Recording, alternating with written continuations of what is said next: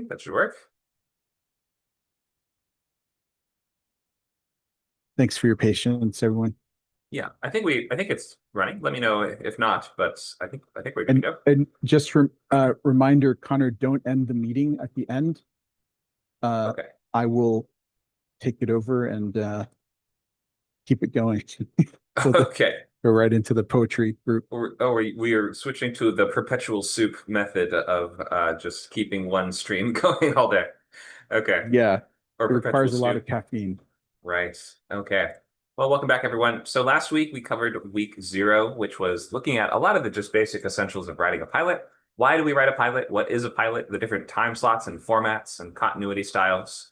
The essentials were that we are writing either half-hour or full hour-long scripts in this course. And by the end, you will have a complete script either at 30 to 35 pages or 60 to 65 pages at the hour long. So there's 6 total meetings after the 0, at least the 0 and 1 usually being free and open to everybody just to try to cast as wide of a net as possible. And you can usually find recordings of these online as well, though at this point I'm not sure where we're even streaming them to, so we might have to ask Nacho where to actually watch these back. Do we have a place to do that? Go ahead. Yes, they're all on YouTube. On YouTube. Some Okay, of the courses are private, so they're only available if you become a member, but they should all be available if you guys are planning to join and sign the Bootcamp pledge. great. Yes, thank you for that. So anyone who does not know, we are Skill Camp. This is a nonprofit that creates these free and low-cost classes to help people reach their life goals. We have both online courses like this and also in-person programs and mixers and meetups that we've been doing lately. We just did one at a bar called The Prince in Koreatown just last week. So keep an eye out for those in-person events that we've been putting on. But in any case, for this course, we are running for 6 weeks. That wraps up that script around September 28th. So last week we covered a lot of those essentials. And I would go back and if you are hoping to finish your script, review the week 0 if you can. Usually it'll have a lot of just like the day 1 frequently asked questions. If you sign the pledge, that is just a simple Word document that we have. You can find a link for this in the chat. You can put your name on there and just indicate that you're interested in signing up for the entirety of the bootcamp. It's not too late to sign up for this one, which is the the TV course. The other ones have already gotten going. So novels is on week 7 and features, I think, is going into week 3. It's not too late to sign up for anything. You can join them at any point because you can sign up and subscribe at any point because there will always be another course afterwards. So they're on a rolling cycle, meaning that when this one concludes, then a new one will start up. So you can always join in the middle, try to get your bearings and just learn what you can until you're ready to sort of maybe start a new script. Hopefully we want people chaining scripts together, like finishing script after script in bootcamp after bootcamp. So there's no need to get stuck too long revising any one thing when you're just trying to learn and just trying to get work done. So I highly recommend just emphasizing finishing scripts rather than trying to make anything amazing. You're not trying to sell anything. You're not trying to get rich off of this. You're not trying to get repped right away. Until you write a lot of pilots, you're not going to be able to write a really good pilot. So you have to kind of look at this as running the laps, going to the gym, and building up these skills until you're ready to write, you get the bad ones out of the way and you're ready to write the good ones. Hope that all makes sense. And thanks for everyone who's joined. I see more folks have come into the Discord chat. We have a few on Zoom as well. Okay, so let's look at our overview for today. We'll start with check-in. That means that we will look at our sign-up sheet and see who our bootcamper group are, who is in our bootcamping group. And then we will ask them, how is your progress? What do you have with your logline? Is it ready for review? Do you need some extra time with that? Do you have some question about the logline? In fact, or in essence, I should say, we're trying to wrap up with loglines today and move ahead into story beats and start with plotting. We don't want to be stuck on loglines forever. So we're trying to get those loglines done. Those just one simple sentence expressions of what is the story about. And then we are going into pilot structure, looking at story beats and act breaks and how they work on TV. And we will have lots of time towards the end for both questions and open lab. And I have an exercise that is also based on brainstorming premises, based on serious show archetypes mashed up with wacky ideas. So taking things like the legal thriller, the mob series, the serial killer show, and then asking, what if it was like a mob series, but with grapes or, wacky stuff like that.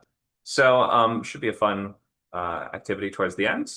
But I would rather spend the time working with you on your premises. If you have something that needs review, or if you are unsure about something, then working it out now is a totally fine option, even if you're in the early stage before you have a really solid log line. So yeah, no matter where you are, you can bring up your questions in that open lab section towards the end. All right, here's the overview of the upcoming weeks. Next week, we're looking at pacing. Week 3 is designing characters. And during the first 3 weeks, we're working through our structure. So using our progression through the pre-writing, it looks like it looks like this. We start with our sketchbook, which is like a document that you put anything and everything into. You're just gathering ideas, basically.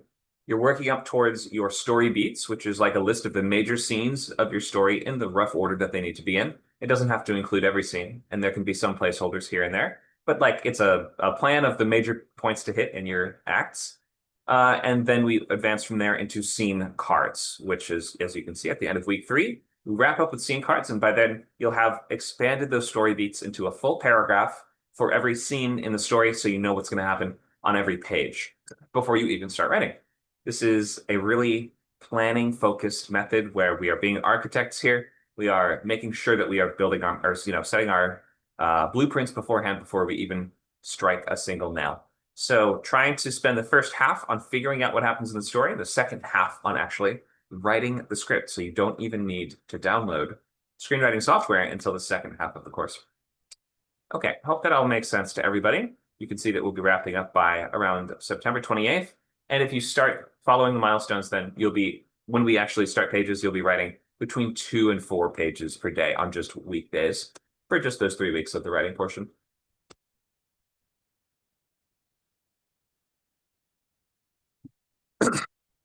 Okay. So where are we here? Sign up for the pledge. Click on those links in the chat. Type your name in, and then you will be a boot camper. You'll get a special boot camper role and get access to boot camper chat channels. And we will start checking in with you at the start of every class to make sure that you're hitting your word count goals, you're hitting your milestones, and you're making that progress. Okay, so let's check with our boot campers now. Let's review the sheets. I see a comment from someone asking us my first session. Is that okay? Yep, totally fine. This is week 1 of our pilot program. Let's review who's writing a pilot and who's signed up so far. Okay, we've got a few names on the board.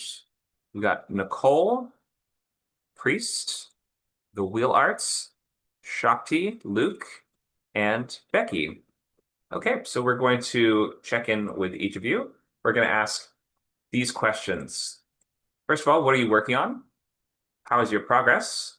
Do you need logline review, or is your logline in good shape? And is there anything that you're reading recently that you want to share? Ideally, you're reading TV pilots every week, and you're ready to speak to those that you've read in the recent, like within the last week, but it's okay if it's a book or if it's a script for a movie or something else. All right, let's check with our first member. Nicole, are you here?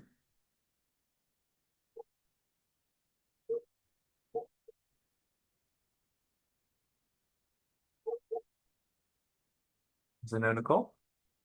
Okay, maybe next time. How about Priest?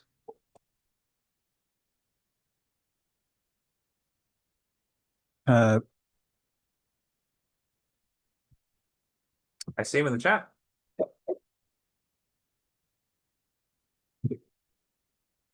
If you're not able to speak loud, you can just type in the text if you want. It says you can't speak right now, but we'll be back in 5. Okay, that's all right. We'll check in with you later. Or if you're not able to use the mic during the session, you can just type in your update for us. We'll try to answer these questions. What are you working on? Progress, logline review if you need it, and then recent reading you've been doing. Thank you for that. Okay, let's keep going. Wheel Arts, are you here?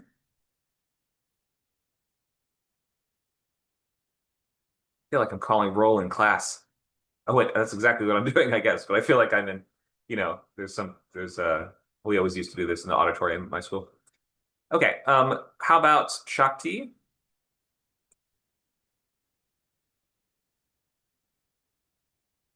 This is where if it was in person, we hear just an echoing cough somewhere in the room.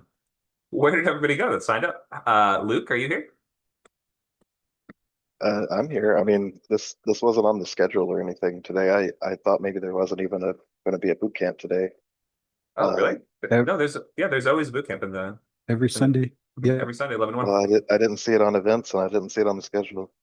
But I am working on multiple projects. My pilot is a dark fantasy noir thriller, psychological thriller called The Long Dying.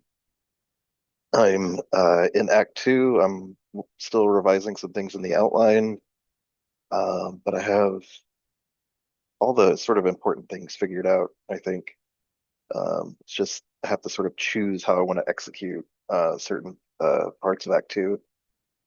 Um, and then I'm going to do sort of a page one revision from some feedback I got for Act One. Recent reading, just the script spotlight scripts, and I read Memoir of a Snail, which I told you about. It's an animated feature. All right, great. Thank you for that. Anything you want to work on in class, or do you think that you just need to put the work and time into figuring out the plotting on your own? I'm sure I could think of something to work on for that project. Okay, up to you. We can do so in the lab portion if you want. Thank you for the update. Sounds like you're in pretty good shape. You're right in the middle of the thick of things. Okay, Becky. Yes, so I think I've told you before I've been wanting to do a uh Disney style TV show, kind of similar vein to the Owl House, Amphibia, and that kind of portal fantasy type, but with the twist of it being focused on like British mythology. So this is, I mean, it's not perfect, but this is um my logline, I guess. Uh, See, it's not been a priority because my priority has been my book, but this has been playing around in my head for a while now. I've been really looking forward to this boot camp because you're doing animated shows. So yeah, do you want me to read it? Yeah, go for it. When 13-year-old Hazel discovers a shifting archipelago of forgotten myths, she must journey across its perilous islands with a grumpy hair god and unlikely friends to find her missing mother before the mysterious cartographer erases the isles forever. I know it doesn't really say a lot, it's really hard to like. So like this would be like the series logline. Um if you imagine it being like um her mum went missing years ago. She moved to a new place and she's got like a compass that doesn't point north, but actually points to this entrance into this world. The hare god is a god creature that got turned into a hare for punishment. Um, and it's kind of a lot of it's a lot of British folklore. Like the Isles would be different, different, sort of travels through different uh themes, uh Different themes meaning different sort of but worlds or like different eras in history or something like that?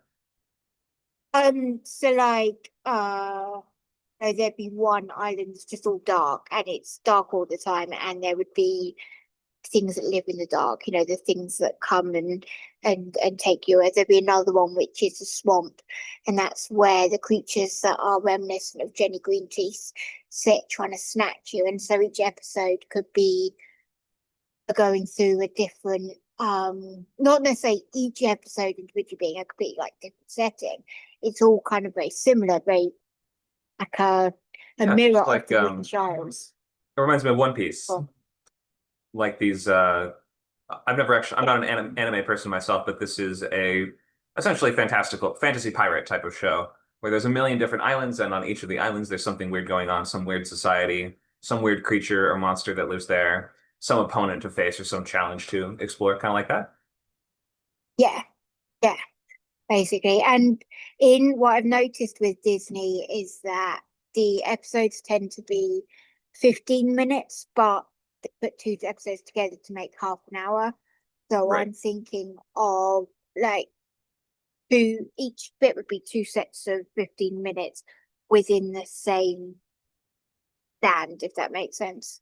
Sure. Okay. So for this one, what I'd recommend is trying to sharpen the hook a little bit in the sense of like even thinking of One Piece being like a sort of similar story.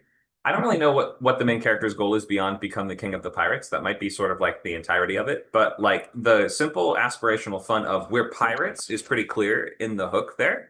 Whereas with yours, it's like a girl's on a journey, but I don't really have a frame of reference for what it's going to look like or what their role is or what like the specific approach is going to be. Like, is she acting kind of like is she being a thief? Is she a wizard? Does she have to learn how to be something? Does she have to learn how to like join a group of adventurers of some kind? Like you can imagine joining a pirate crew has that sort of like structure and command hierarchy built into it. So I might think of you mentioned these unlikely friends. I guess it just sounds a bit more like a description of the genre rather than like a particular take. So then I guess finding out who are those unlikely friends would help us clarify what we're doing in the show and what the show looks like and what the concrete hook actually is. Because there's a lot of shows that are just about kid on magical journey, right? Kid goes on quest.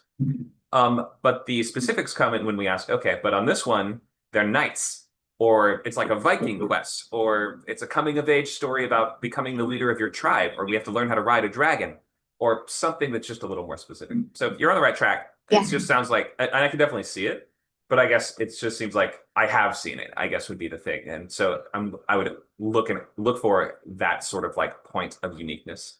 Yeah. I'm definitely not there yet. This is still like an idea. I wanted a concept that has the whole ordinary kid going into an extraordinary world, but with it being something that was a bit different to what Disney normally do, hence the British like setting.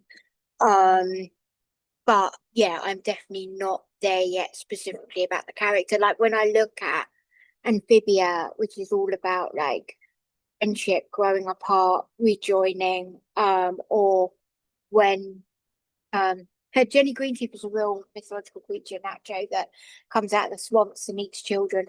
She was called Ginny Greenteeth as well. Or when I think of the Owl House, that was like an odd girl that didn't fit in at home, and when she came to this new world, like it was this whole thing. She wanted to be a wizard, and of course, in our world, there's no such thing as magic. Then she goes into this world where magic does exist, but she's a human. So how could she possibly do magic? And then she finds a magic that's unique to her. So it's that kind of I want to keep that feel. I just don't know what is special about Hazel yet because I've not worked on it much. So yeah, definitely what you're saying. But I do like the idea of her being seemingly an ordinary kid entering an extraordinary world. Sure. And it's the ordinariness that makes her special, if that makes sense. Sure. I could also think, for instance, for when you kind of described the islands, for some reason I thought you maybe kind of even meant that each one was a different like represented a different period of English history. That might be kind of cool if you have like the Victorian island, you have like the medieval island, things like that could maybe be, I don't know, that just leapt to mind. Yeah, that could be interesting. Jack the Ripper. Every Sure. kid knows about Jack the Ripper. Yeah, that's true. Yeah, I would just try to figure out, is the hook the character, is the hook the setting, or some combination of those things, something else. Just need to Yeah. find that uniqueness. Cool. Thank you. Yeah, thank you for sharing. All right, so that's all the boot campers that we had signed up, but I can now look if anybody else has a premise or logline that they just want to get feedback on. Looks like we do have one from Shari in Zoom. Oh, hi. Okay. I shared it in the chat, but I will go over it again. So, Yeah, I can see it. yeah. So I already have the character synopsis on all the different characters. So Allison is the main she's the protagonist, and then we've got Scott and Adam are the two brothers.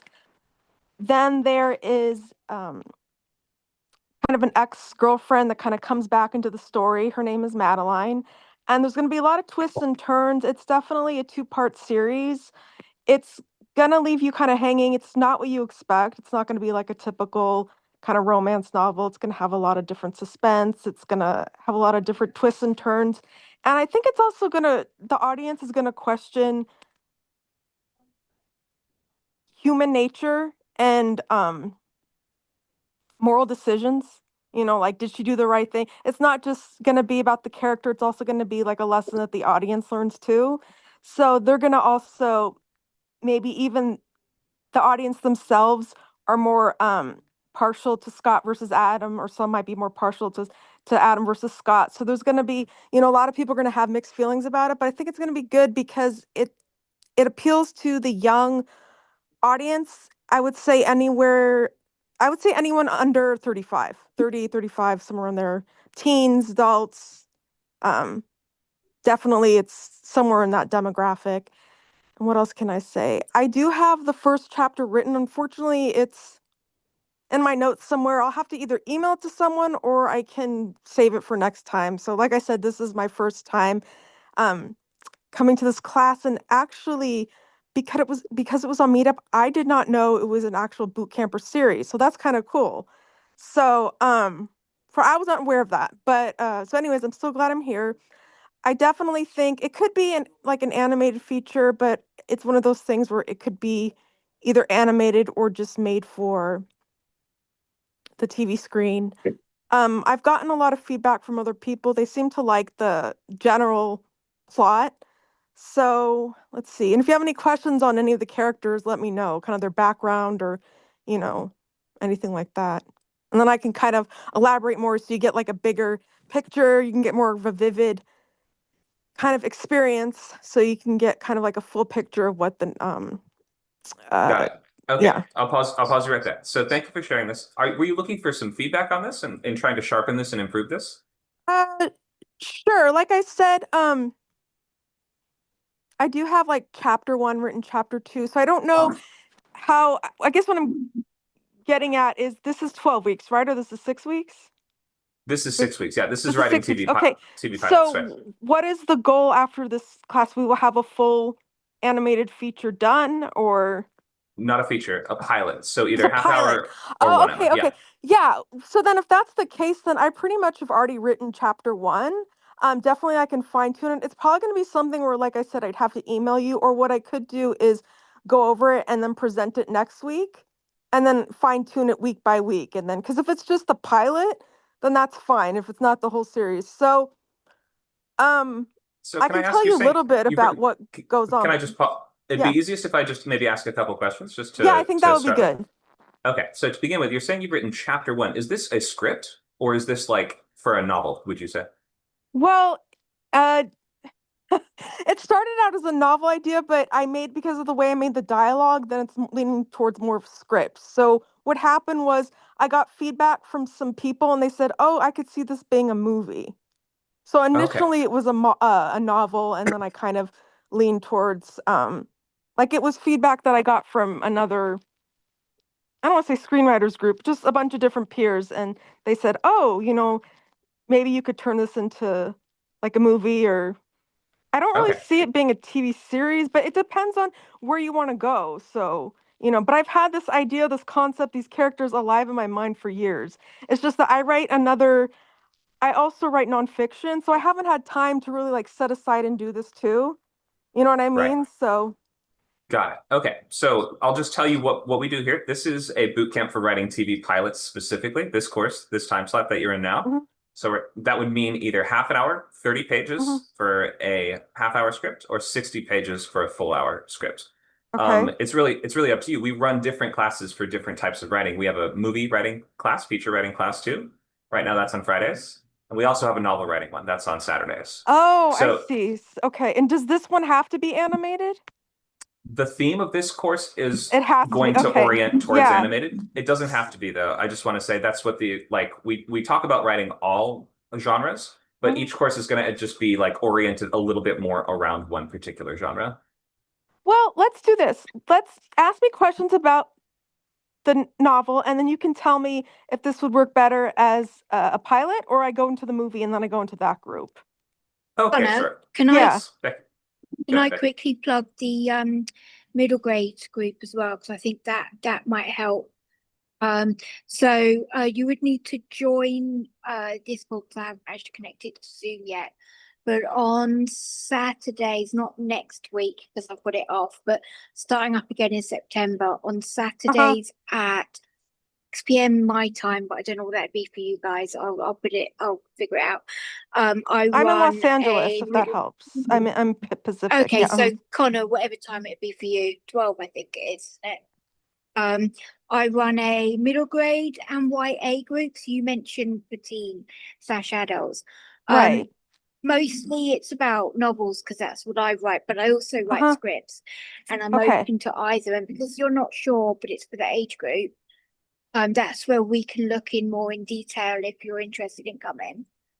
Okay. to So is what it might possible? fit. Yeah. Is it possible I can put my email in the chat and then you can forward me all the information? And then I still want to go to today's meeting just to, get some feedback. yeah, and then yeah, I sure. can join whichever one. Yeah, because I found you guys on Meetup. So I did a search. So this is kind of what came up. So Yeah. Yep, that sounds Yeah, good. great. We can do okay, that. so let me put my email in here. But from what I've shared of you, if you have any questions about the general concept or characters, I'd love to answer.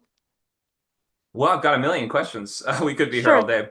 Just for the moment, from what I'm looking at, this is close to a logline. It's a little more like a tagline for a show, I guess, than a logline. This is like an industry-specific term. Loglines have certain structure and certain basically rules to them. So I'll just read it out just so that we have it so everyone can hear. A young woman's life is about to go up in flames when she falls in love with two different men, both hiding a dark family secret. They're also brothers. All right, so really clear, soapy kind of premise. What I would recommend is, first of all, if you haven't read a bunch of scripts and you're trying to write scripts, you have to read a bunch of scripts to really understand the form, especially ones that are sort of in your genre, which would be romantic dramas and things like this. We can recommend scripts for you to check out. Yeah, that would But, be good. I sent the email in the chat. Okay, If great. you We got can it. use Yeah, that, sure. so you can. Yeah, got that would be good.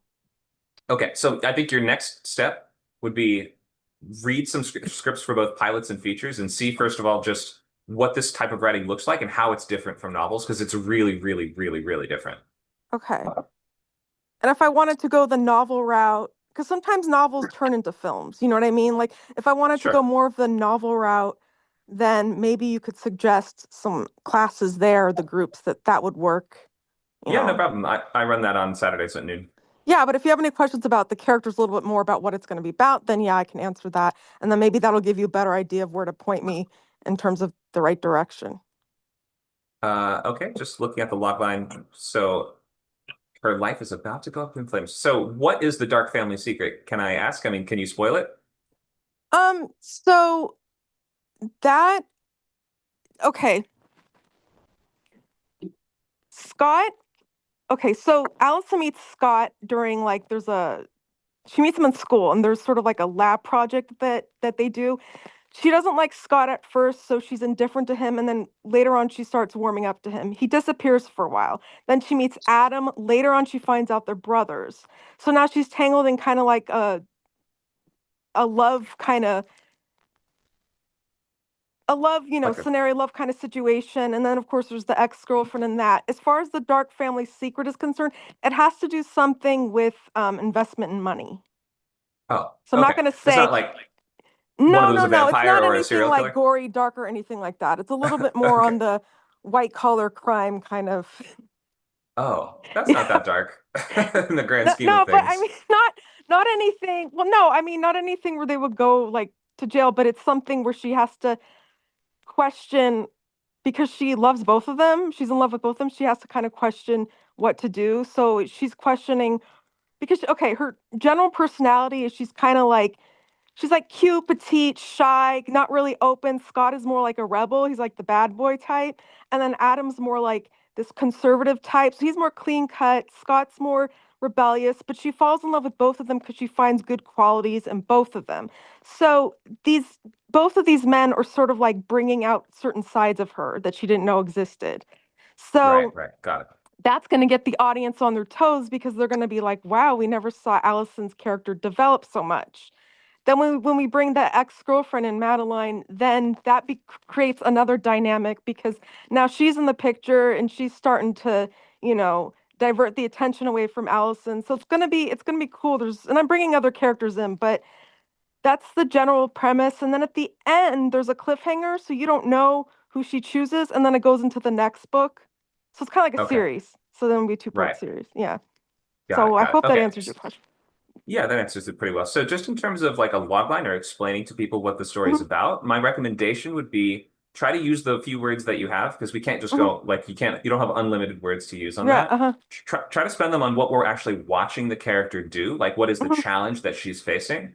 Mhm. It sounds like in your case, it might be that when your character starts one of these relationships, it sort of spirals out of control, and most of the time she's trying to put out fires and like stop the consequences from Right. tearing her life apart. Maybe that's sort of the focus. Mhm. Or it might be the focus is she's trying to keep these relationships a secret. Is that what she's mostly doing? So, or is there some other goal maybe that they're trying to accomplish that Right. this romance is kind of tertiary to? So you might want to just like instead of spending your words like explaining why the situation is dramatic, Mhm. try using them on telling us like what we're watching the main character actively struggle to do I see. and just Okay. choosing something is not like that's kind of making a choice. That's the theme of a lot of romance stories. But we Yeah. have to understand they're making the choice as like after going on some kind of journey where we can watch them actually interacting and doing, tackling obstacles, being active, all of these Right. kind of just protagonist things. And then the choice comes at the end of that. But we're not just watching them sit around and think for the whole story. We're not just watching them Yeah. decide. So to answer your question, the main focus is gonna be on who she chooses, Adam or Scott. Okay, but so that's the choice that she eventually makes. But what are we watching her do most of the time? Like going on dates with them to try to assess which No. one So what we're she likes doing, more? So what we're seeing with I guess okay. So the main like focus, what we're saying is her change of opinion on Scott. She sees him as this rebellious bad boy, kind of arrogant. She doesn't really like him at first. Then she starts to soften up to him. They find out that they both like each other. There's, chemistry. There's, something going on there. And then, he disappears for a while. She's all flustered.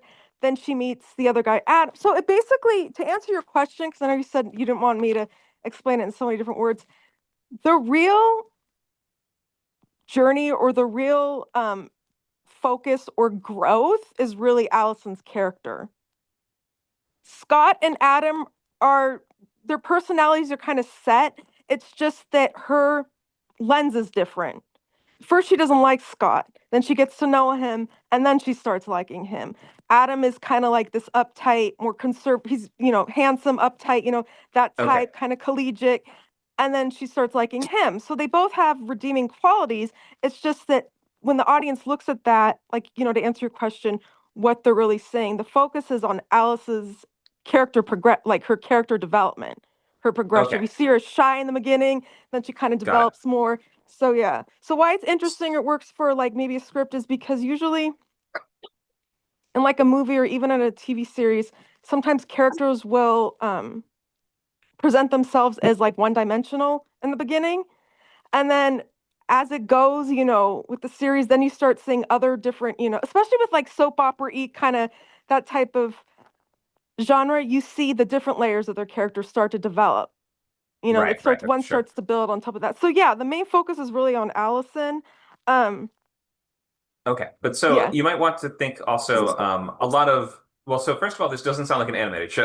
It No, no, sounds like no, no, a no. romance novel, probably, Yeah. just from the description, because you've also described it as being pretty internal and pretty focused on Mhm. relationships, not really Mhm. as focused on external goals. Yeah. It's not like you can see a lot of romantic stories will have some sort of thing that the characters are trying to do. We're two business partners and we end up getting stuck in a ski lift on a date or something. Right. Like we Yeah. actually have more external events. Mhm. But in your case, I think it sounds a little more novelistic and internal because Yeah. it is mostly about how the character feels and what she's thinking and her Mhm. opinions on things like that. It may Mhm. not be best as a visual medium like a script. So Yeah. that's just a thought. I would consider, well, first of all, I would make sure that you just have read all of the above so you know what those different forms of writing look like Mhm. and can kind of assess which one Yeah. sparks with you the best. So, I was thinking maybe I gave you the email address, and I don't remember the other lady that I had just spoken to. Maybe you and her can both email me all the different classes because it's hard. Like I said, I found you on Meetup. It's really hard to know where to go. Yeah, no problem. And We'll help you out. yeah, and I think then that's it, then I'll just sit and Yeah, watch and learn, and great. that's where I'll go. Yeah, Perfect. Thank you so much for sharing. Hope that gives of you some course. pointers just Oh right off yeah, the yeah, bat. that's good. Thank you, sharing. All right. Um, did we cover everyone? Did anyone else have a premise they wanted to workshop for their show? Ideally an animated show, but could be any genre. Um, Go ahead. Larry had something I think wanted to explain in voice. Okay. All right. I've been working on this kind of off and on for a while. So, and I think I have about half of the pilot written. But the logline is Mike Panic and the Peer Pressure, a rock band abducted by an alien concert promoter, travels through the galaxy on a never-ending concert tour.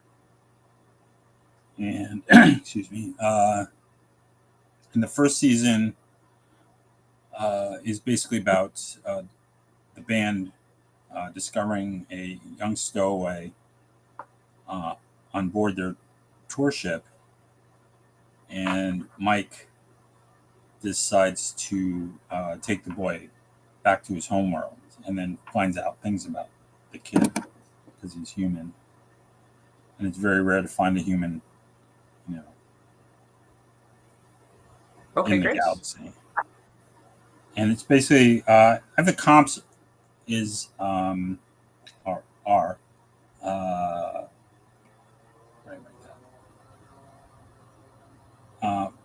Spinal Tap and Final Space, which was an animated series, Right. which was pretty good. And as I said, I've been working on this. The original idea is at least 40 years old. Did you say 40 years old? Yeah. I mean, I thought the original it's very different from my original concept, but as I said, I've been, thinking about it and getting ideas once in a while. Yeah, this one's been cooking for quite a long time, it sounds like. Yeah. So, go ahead. Yeah, I mean, that's it. That's all. Okay, great. Well, thank If you for have any sharing. questions. Yeah, were you looking for some feedback on the idea, or are you Yeah, like well, what stage are you at, I guess would be my question. I have, as I said, I have the about half the pilot written, and I kind of, I guess I got stuck, and I, went to work on something else. Okay, gotcha. So I want to kind of either reestablish my interest in finishing this. And I got this, I got an email from Meetup today, and I said, oh, that's because I thought this was kind of more an overview thing. I didn't realize it was a course, but I used to hang out in script camp in the queer chat. I used to do that, and then that fell apart. I was very disappointed. Yeah, sorry about that. We're still seeing if we can reignite it at some point. We have groups that sometimes the host quits, or sometimes I think life just gets in the way. Yeah, he got busy. I think he was pretty good, and but he was I think a playwright, and one of his plays was being produced. Or something. Oh, Yeah. right, awesome. So let's just think about the idea for a second. So you have let me see if I have this right. It's a guy from Earth is abducted to be in an alien rock band, or a whole band? No, it's the whole band. The whole band. Okay. And the way it works is that the instrumental is like the drummer, the bassist, and the who's the other guy? Oh, the guitarist, and I think there might be a keyboardist. I don't remember. they're clones. They've been cloned. This is like 500 years after their original abduction. So they're clones, and they're taught by their the previous clone how to play the instrument, how to sound like it. But for some reason, they couldn't clone Mike, who's the lead singer. So he's basically kind of kept in suspended animation in between tour stops. So he only comes out when he has to sing. Wow. So Okay. And is that your central character, would you say? Do you Yeah, like your Mike protagonist is- that's driving things? yeah, Mike is the central character. Got it. Okay. And what's he trying to do? Is he trying to get back home or trying to be a successful Well, rock star? I mean, they were kind of successful, I'd say mid range, and then they disappeared from Earth, and then Earth had kind of an apocalyptic alien invasion that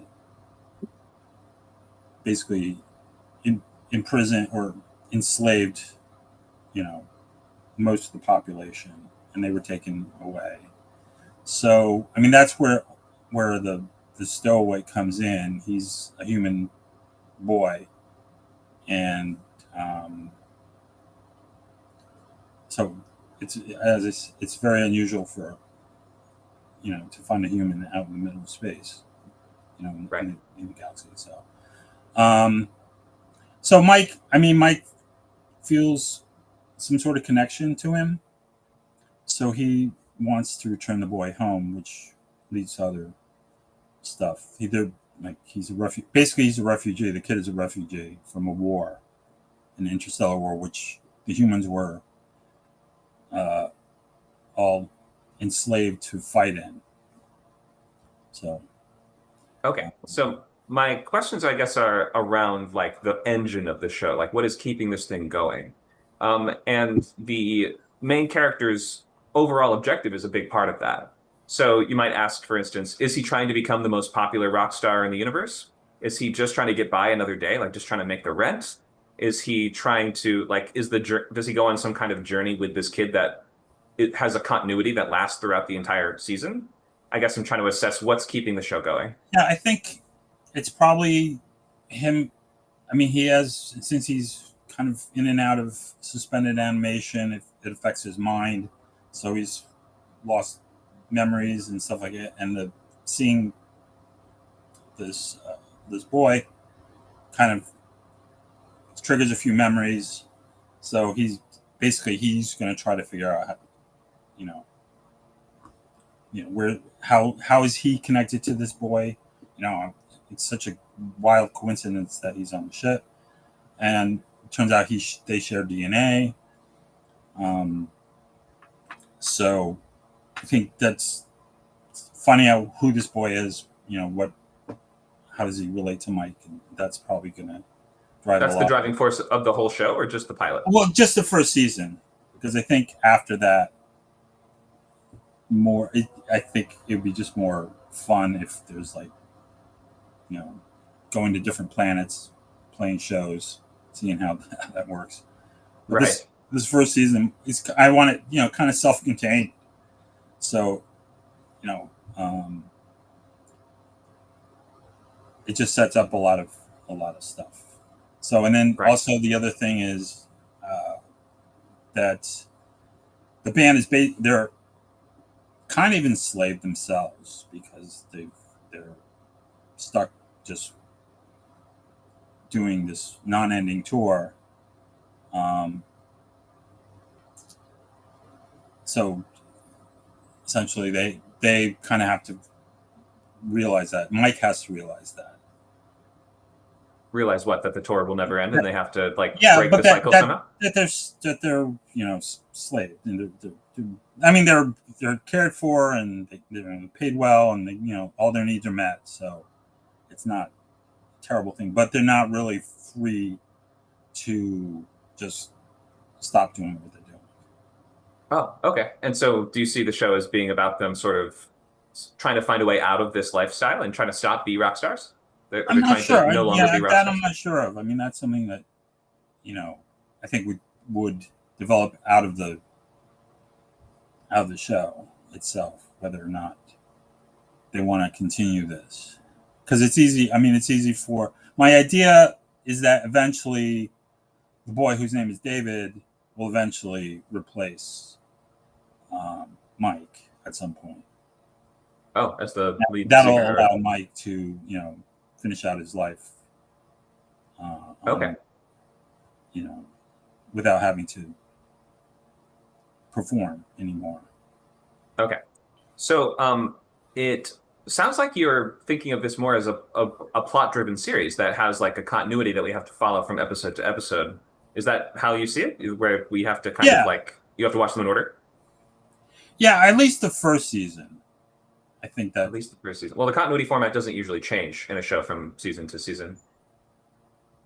Yeah, I mean, well, I think in subsequent seasons there would be more standalone shows that aren't really necessarily part of an overarching storyline. I see. But in any case, you'll only be writing the pilot. There's no point in writing more of beyond just the pilot. So that's why we have to in our pilot, we want to make sure that you're hinting at where the show is going, or like theoretically where it could be going. And the two options are either you have strong continuity, meaning we're usually ending with a teaser or a cliffhanger that says next week this thing's coming, this next challenge is on the way. Or if you're writing in status quo format, which for an animated sci-fi comedy, it sounds like it would probably match the show better overall, like just given what is already out there. Shows like Futurama, they just wrap up everything within one episode. You don't actually have to worry about the continuity at all.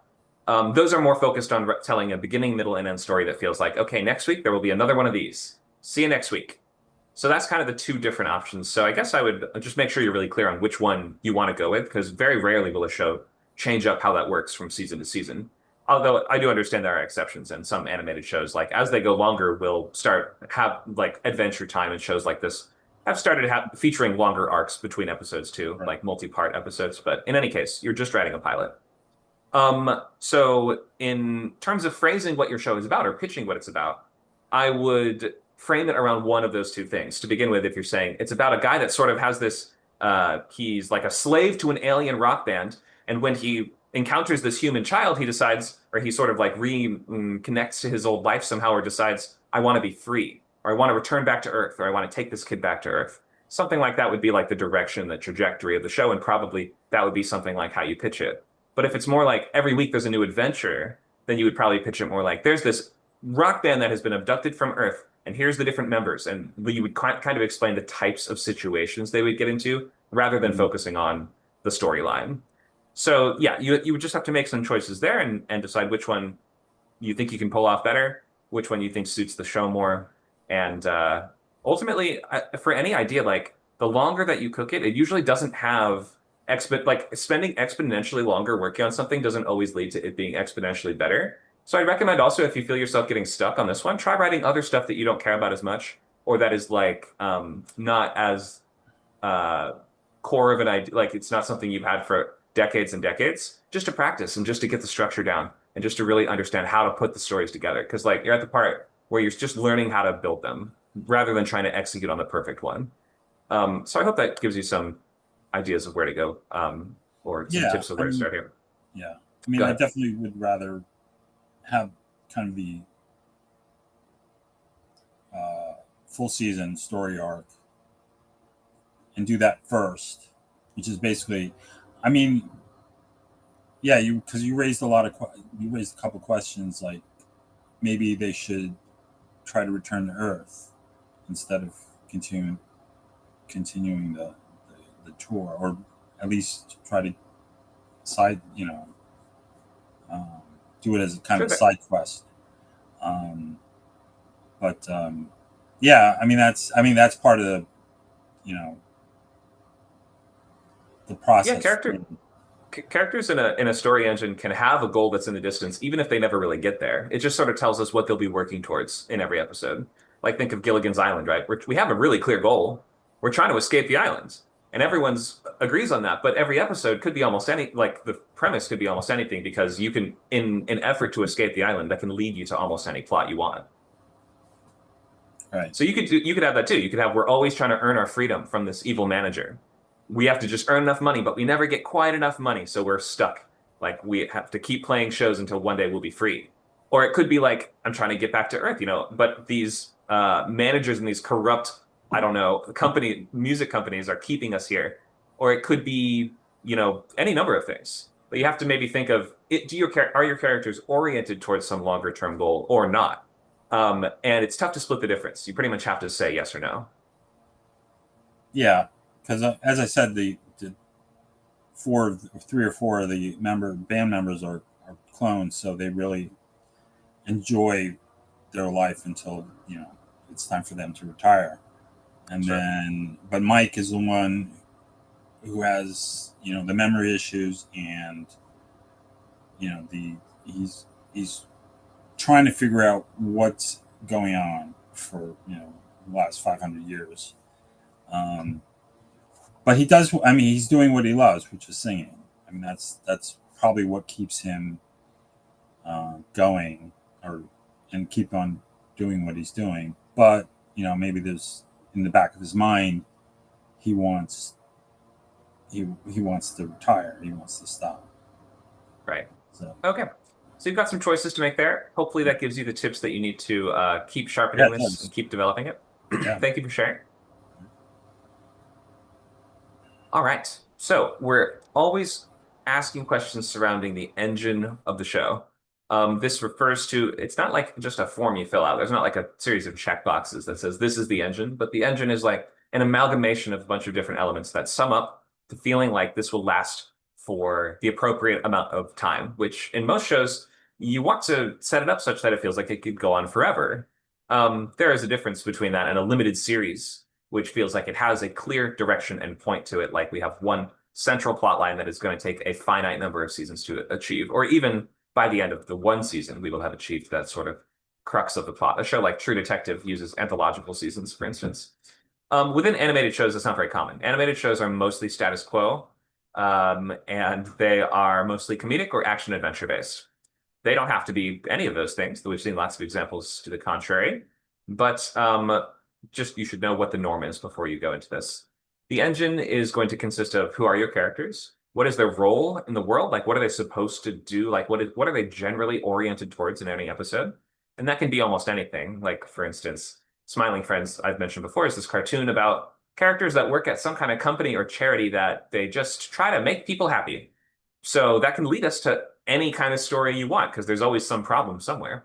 Having your characters in some kind of role where they solve problems is just a kind of an easy shortcut to a workable story engine, especially if you consider like your characters are journalists. Oh, they're basically professional protagonists then. Your job is to go find interesting things happening and, get information about it. Journalists make for great characters. You could also do something like where they have to solve a specific type of problem, like your characters are lifeguards. Okay, we're doing like a Baywatch kind of thing, where every episode we understand there's going to be issues related to their specialty or role of choice. So picking a role for your characters is often a good place to start and helps us clarify what kind of stuff we're going to be watching in the show. Very different if they're going to be ninjas versus they're going to be, I don't know, pirates. We could have pirate ninjas, though. So a logline is going to be just one sentence. There's going to be 2 loglines for a show, a series and a pilot. The series logline tells us what are we doing overall? What is the kind of recurring crux of this narrative? Whereas the pilot logline tells us what are we doing just in this first episode. If you have not yet worked out one of these, you can work on one and share it today, because the goal is sort of to try to finalize it by the end of this class if you can. So towards the end, we will have lots of time for feedback on this. So please, if you want to share that, have that ready to copy and paste into the chat when we share those. The format for this looks basically like when or after inciting incident, an adjective protagonist must conflict before stakes. That's what a pilot logline generally looks like. And that tells us what kicks off the story, who it's about, what they have to do, and the stakes are telling us why it matters, what's going to happen if they fail, or just clarifying the ticking clock or the walls around the story. Here's a couple I wrote up just for animated shows. Here's one status quo and one premise. Notice the differences here. Here's a status quo show. Remember, it's more about the situation and the types of events that will happen in the show rather than a specific series of events that can only happen one time, one way.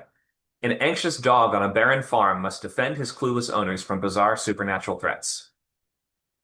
That's the whole show. That every episode is a different supernatural threat of some kind. Could be a mummy, could be a ghost, could be an alien. I guess that's not exactly supernatural. Could be a genie, could be a giant hamster, could be an evil chicken with a gun. Like it could be literally anything, but it all fits within that umbrella of a type of situation. That's a status quo logline. A series logline for a premise show. When a steampunk metropolis erupts into civil war, a reckless teenage thief must confront her beloved younger sister, fighting for the enemy in order to save their fractured home. That show is Arcane. That's an hour-long premise-based show that's about a series of events that you have to watch in order that can only happen one time, one way. This is a massive distinction, a huge, huge, huge difference in how these stories are told, talked about, remembered, plotted, everything. This is like a fork in the road at the very beginning of writing a pilot that you have to make this choice. Is this going to be a type of situation, or is this going to be only chapter one of a much longer storyline? Does anyone have a question about the difference between these two continuity formats?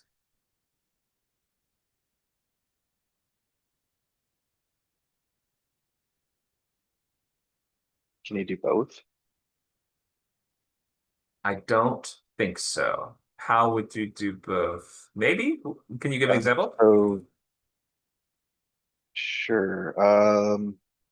You have so Star Trek DS9 is largely I guess a premise. Like we're watching hold on, maybe I'm confused. The difference between premise and status quo is the reset button, right? Yeah, I would say so. A status quo show hits a reset button at the end of every single episode. So Deep Space Nine famously does not hit the reset button, whereas every other Star Trek series tends to hit the reset button. But maybe you could have individual episodes that are sort of unrelated to the series plot. So you do like an A plot and a B plot, and Right. the A plot is self-contained, but the B plot is sort of like advancing the story of Oh yeah, the series. X-Files does this. Yeah, you can definitely do this. The two hybrid sort of in between approaches here are occasional continuity or occasional standalones. You can do either one. Occasional continuity would be a show that normally is status quo based, but every once in a while has a thread that does advance. That's like the Smoky Man storyline from the X-Files, that like we have these villains that like it seems like are maybe behind some of these events that are disconnected, and that we're kind of like assembling a conspiracy in the background of dealing with many individual isolated cases. Yeah, that's occasional continuity. Occasional standalones are the opposite of that, where we are a show that is normally in premise format, in that we are watching a longer storyline, but there's like an episode where it might be like a bottle episode is a pretty famous version of this, right? Or like a trope, a style of episode where it's like the budget is kind of running out for this season, so we have to do one where the characters are all just stuck in a room together. And that might be one that doesn't necessarily fit all that vitally into the rest of the continuity structure, but really stands on its own as kind of like a one-off. So yeah, we do see hybrid examples of both. Yeah, that's what I was going to ask as well, because a lot of the shows I'm basing my stuff in are pretty hybrid. For example, one that you guys might have watched. Oh, what's the one with Owen? With what? Mystery Shack. Gravity Falls. Oh, right.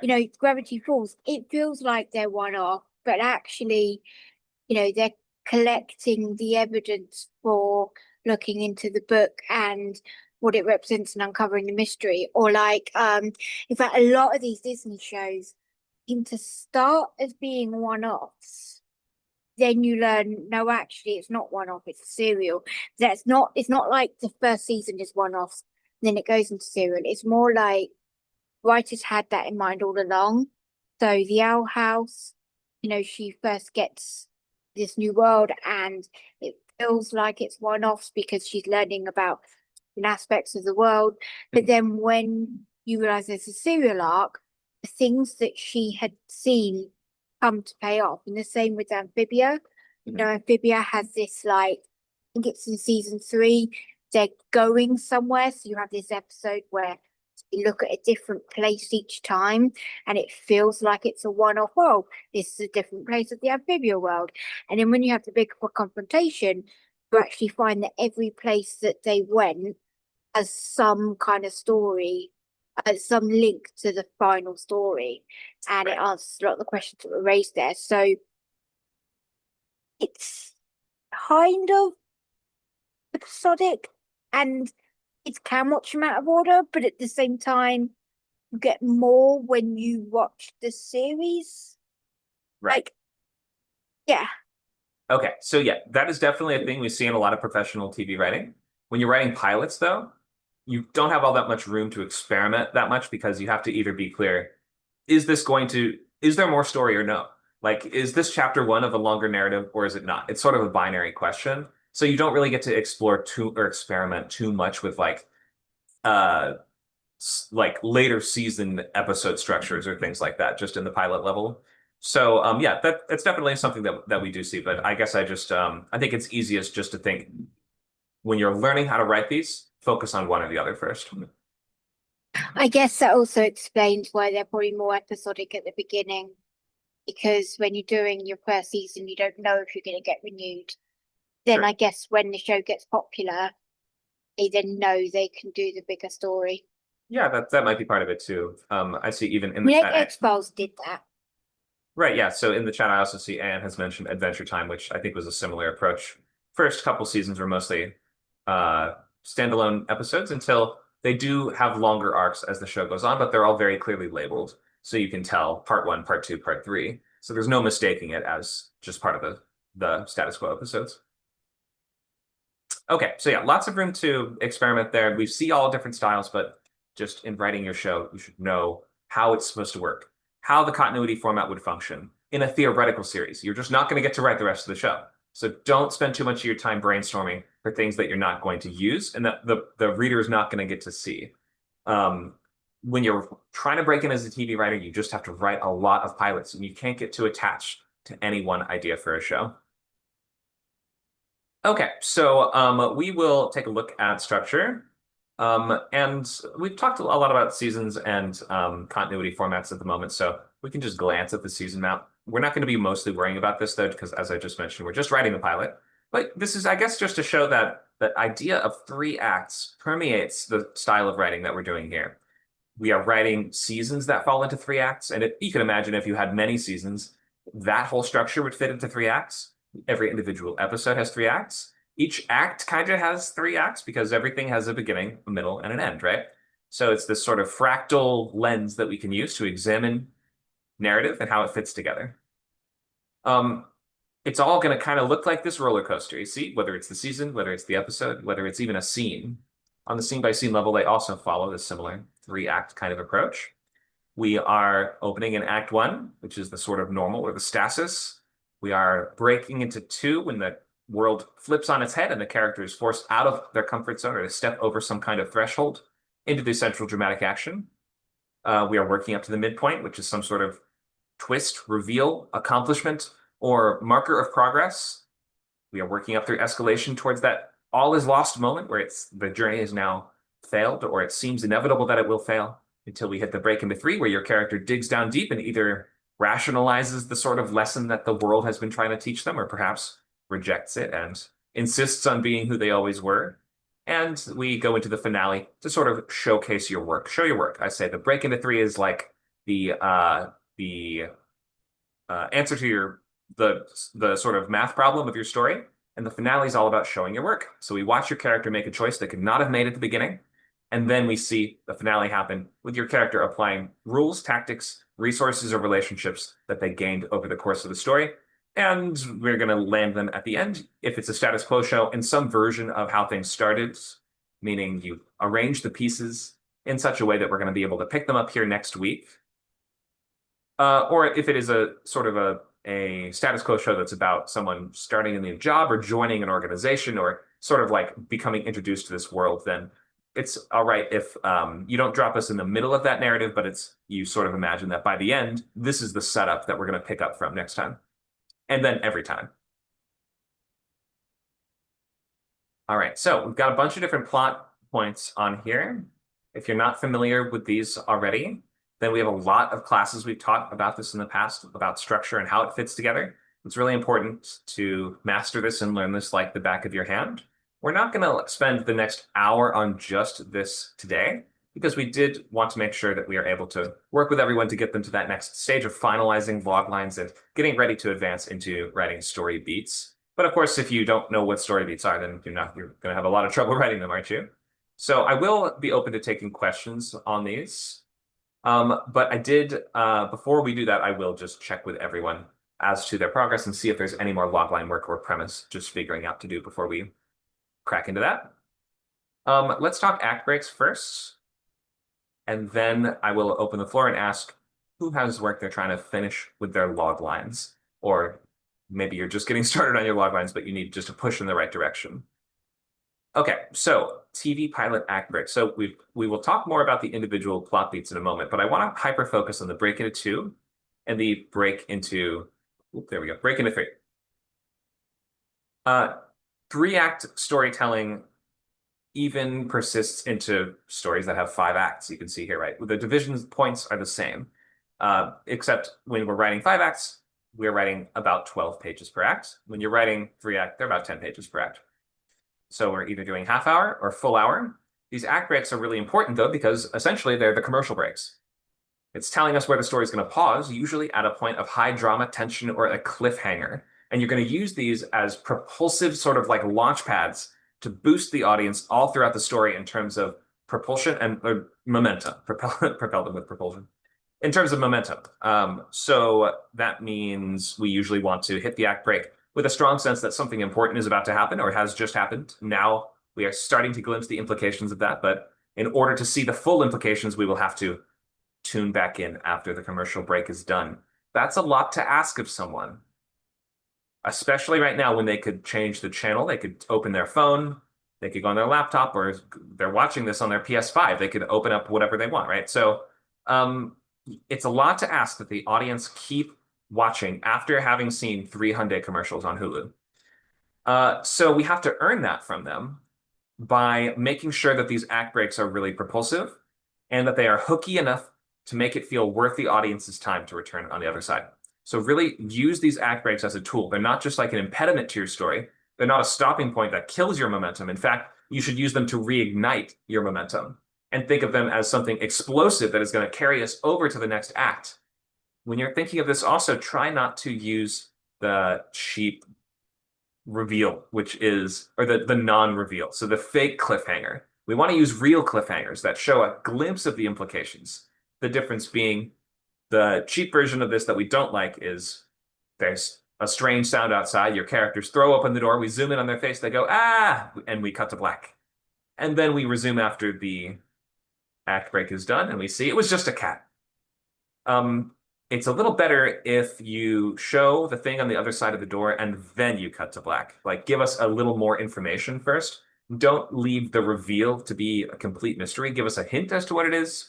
Or you might say, character throws open the door, they scream. What's on the other side? Then we show it's just a box. It has their name written on it and a red bow on top or something. I don't know. You're looking for something striking and memorable that makes us question, wait, why did they have that reaction? I have to watch to find out. So try to reveal a little more rather than holding back at your act breaks. What else do we want to say about act breaks? They're a great place to raise a dramatic question. Like, can the protagonist pull this off before a blank happens? Like, you have the heroes, they're making good progress, but then we slowly, the camera pans down underground. We see the bad guys are down there with all their guns, and they're like, all right, now. And they hit the button on the device. We see the explosion go off, and your protagonists are now trapped in the building, whatever it is, right? It's an escalation. The villains move forward with their plans, or we raise a question like, well, how could they get out of this one? That's like the classic kind of cliffhanger sensibility. Your main character might uncover some kind of reveal as well. We get some kind of clue or some sort of direction in the story that's going to move us towards a goal. In any case, we are managing this sense of progress. So much of storytelling relates to making the audience stay engaged, keeping them engaged, holding their attention. And the main way to do that is by showcasing clear markers of progress. An audience will start to feel like nothing's really changing or nothing's happening if they don't have clear metrics of progress, meaning your characters either have murky goals, it's unclear what they're really trying to do, or how we measure how close they are to accomplishing that. And that can be sometimes a problem in really soapy story engines where it's like, well, it's just about all the different relationships in the kingdom. Well, your characters usually should be pursuing something a little more concrete than just whatever relationships happen to occur. Even if like you can orient their goal around, I'm trying to get a relationship, but you should ask why. Am I trying to get a relationship to please my disapproving parents? Am I trying to get a relationship in order to get a dowry, in order to get the right political connections? Am I trying to get a relationship because my whole life I've always thought I would be, married by the time I was 35, and now that I'm not, I'm panicking. Like your character has some sort of metric for success. It's important to have metrics and benchmarks that we can assess how close your character actually is towards achieving their goals. We talked a bit about this in the lab during the weekend. But if you don't have anything like this, it can be very tough. Like you can imagine, it's sort of difficult to quantify how well your characters are doing at their role or their job unless we have those metrics. Think of Monsters, Inc., right? How do we determine who's the best monster at Monsters, Inc.? All they do is yell at children after they jump out of closets. How do we assess who's doing the best at that? Anybody seen Monsters, Inc.? Yeah, you measure the electricity generated by the child's scream, and the higher the number is, the more, yeah, I don't know. It's a visual sort of progress marker that we were talking about the other day. Yeah. So you're talking about how the company measures it and how the viewer measures who's the best monster. Well, we have big ranking leaderboards, don't we? Or don't they have like, if I remember correctly, yeah, they have like top scarer. So the company clearly has that competitive edge to it where they're trying to measure, well, who is filling the most screen canisters, I believe. I guess we might imagine that if a lame monster goes out, the kid's not going to scream as much, I suppose. They'll just be like, it's Mike Wazowski. They won't necessarily, scream their lungs out. It's the true blood-curdling ones that seem to provide the most power for them, huh? Easy way of measuring progress, right? In an animated world with an abstract central conflict, who's the best at scaring people? How do you measure that? Well, we have a really easy way to quantify it through job performance. How does the job measure it? Well, who fills the most screen canisters that have a meter on them that builds up as the screen gets louder and goes on? Then the meter fills up on the screen and we can see if that was one complete canister filled up. An easy way to assessing progress. When you're writing to your act breaks, you have to have these measurements of progress in order to sort of establish how close your characters are getting to something. And that can be tough if it feels a little bit abstracted, but try to find these ways of keeping track, whether it's, if you're like, my character is trying to feel good about themselves. What does that look like? Well, are they trying to fit into a specific dress? Because we could easily see them try it on multiple times, like, oh, getting closer. Or what if they're just trying to lose weight? We can see a scale, watch it tick down and watch them mark progress on a chart. We can watch your character that's trying to, I don't know, they're trying to make themselves grow larger over time, right? We can see them, or a character growing up, we can watch them marking on the door as they, they advance through the years. We can watch the crayon measurements on the door frame, right? There's all kinds of ways to visually showcase progress towards characters' goals. And the act breaks are a great place to do that because we want to be saying your characters are making progress, but with complications along the way that are adding additional obstacles, challenges, and compounding the ones that have already been raised. Meaning we have defeated one villain, but now the big bad guy who's behind all of this is going to send his extra big monster after us next. So the act breaks are a good place to do that, to say, okay, here's what's coming down the pipe. We want to make sure that you're here, the audience is here to see the next thing because it's going to be crazy. We always have to be making promises and then strategically fulfilling on them in order to maintain that sense of progress and momentum throughout a story. That's a lot of what structure is doing. It's setting promises for the audience and tracking progress towards payoffs. Payoffs being when we watch your characters taking concrete steps towards accomplishing something, eventually they will get there and they can either succeed or they fail, like especially in status quo based continuities, characters fail all the time. In Aqua Teen Hunger Force, which is one of my favorite cartoons, I don't really know if the characters ever exactly succeed at their goals. They kind of go off the rails. But at least they have a goal that they are working towards that is quantifiable and has some way of measuring it. Storylines can get pretty crazy, though. Okay, let's ask, does anyone want to finalize the logline before we move on?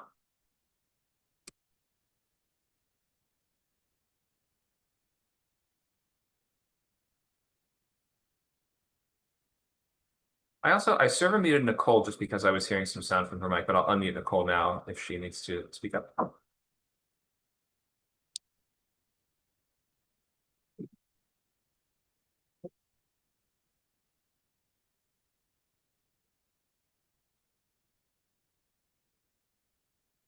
Okay, if there's no more log lines to review, we will move ahead to our exercise for today. So we're gonna start by mashing up some premises. This will be fun. Give me a bunch of premises in the chat, the text chat, please, for serious archetypes of show. My example are legal thriller, mob series, serial killer show like Dexter, or like I'm thinking stuff like The Wire. Like I want to hear some serious archetypes of show, like subgenres or styles of show. Let's just list them out in the chat. A bunch of things. Don't think about it. Prison drama. Thank you. Let's do more. Just fill up the chats. Coming of age, okay? I don't know if that's like a TV show archetype though.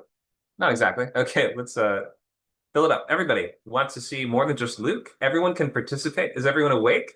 Guys, this is a boot camp. It's an interactive course. It's not just a podcast to listen to. Fill up the chat with suggestions for different serious archetypes of show.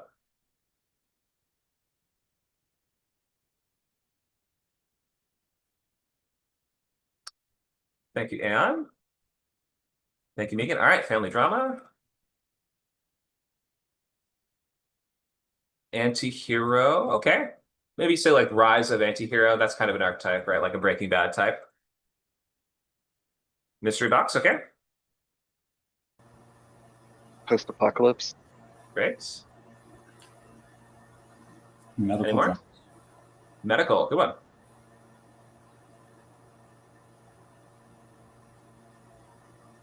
All right. I just wrote the pit. That's what I was thinking. Medical drama. Medical drama. There we go. All right. Any more? It's a good number for now. Historical thriller. That's not exactly a common archetype of show. I do love that. I wish there were more historical thrillers. Good Lord. Okay, we got some good archetypes to work with here. Now let's fill up the other side with wacky premises in terms of characters and settings. So I've got a couple examples already on the board. In terms of characters, grapes, cavemen, supervillains, microbes, flowers. Let's see some more ideas for weird or wacky characters that could populate this show. Vegetables. Where have I seen that before? Robots and zoo animals. Thank you, guys. Let's see some more. Keep going. Keep filling up the chat. Don't think about it. Just write.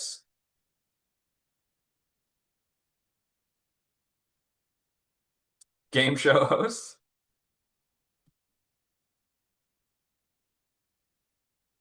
Bacteria. Headless lawyers. I'll just say headless people, I guess. Question mark. Headless lawyers sounds like two different types of character. Bacteria or toys. Anything else? PC parts. NPCs. Oh, I like that. Video game characters. Rubber ducks. Now you're thinking. All right, let's do settings. I have the moon, underground, inside an arcade game. What else we got? Weird, unusual, out of the box, crazy settings. Obviously, for a cartoon, these are not that unusual or out of the box, but for a serious show, they would be. A serious live action drama. Let's see some settings. What have we got? Microbiome around a bathtub drain. Okay, bathtub drain. Biome. That's a weird one. What else you got?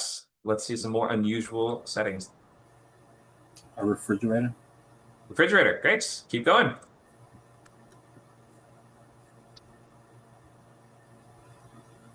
Did multiple people say refrigerator? That's crazy. Feminist bookstore. Okay. What else? A pagan compound. Thank you. That's a good one.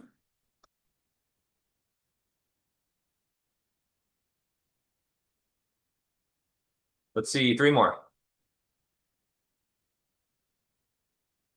Alternate universe, okay.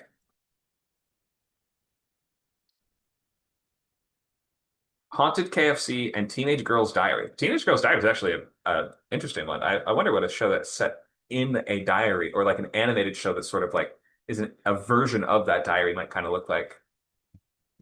Teenager's Diary, and what was the one that Luke wrote? Haunted KFC. Okay. Oh, I like board game too. Haunted KFC board game.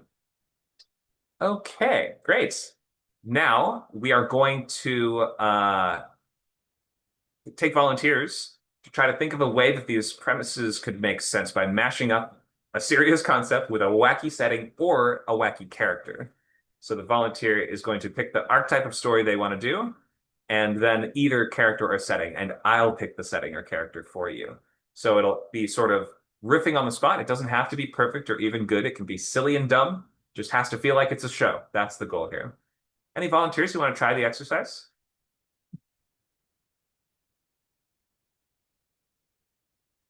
I can be your canary in the coal mine, I guess.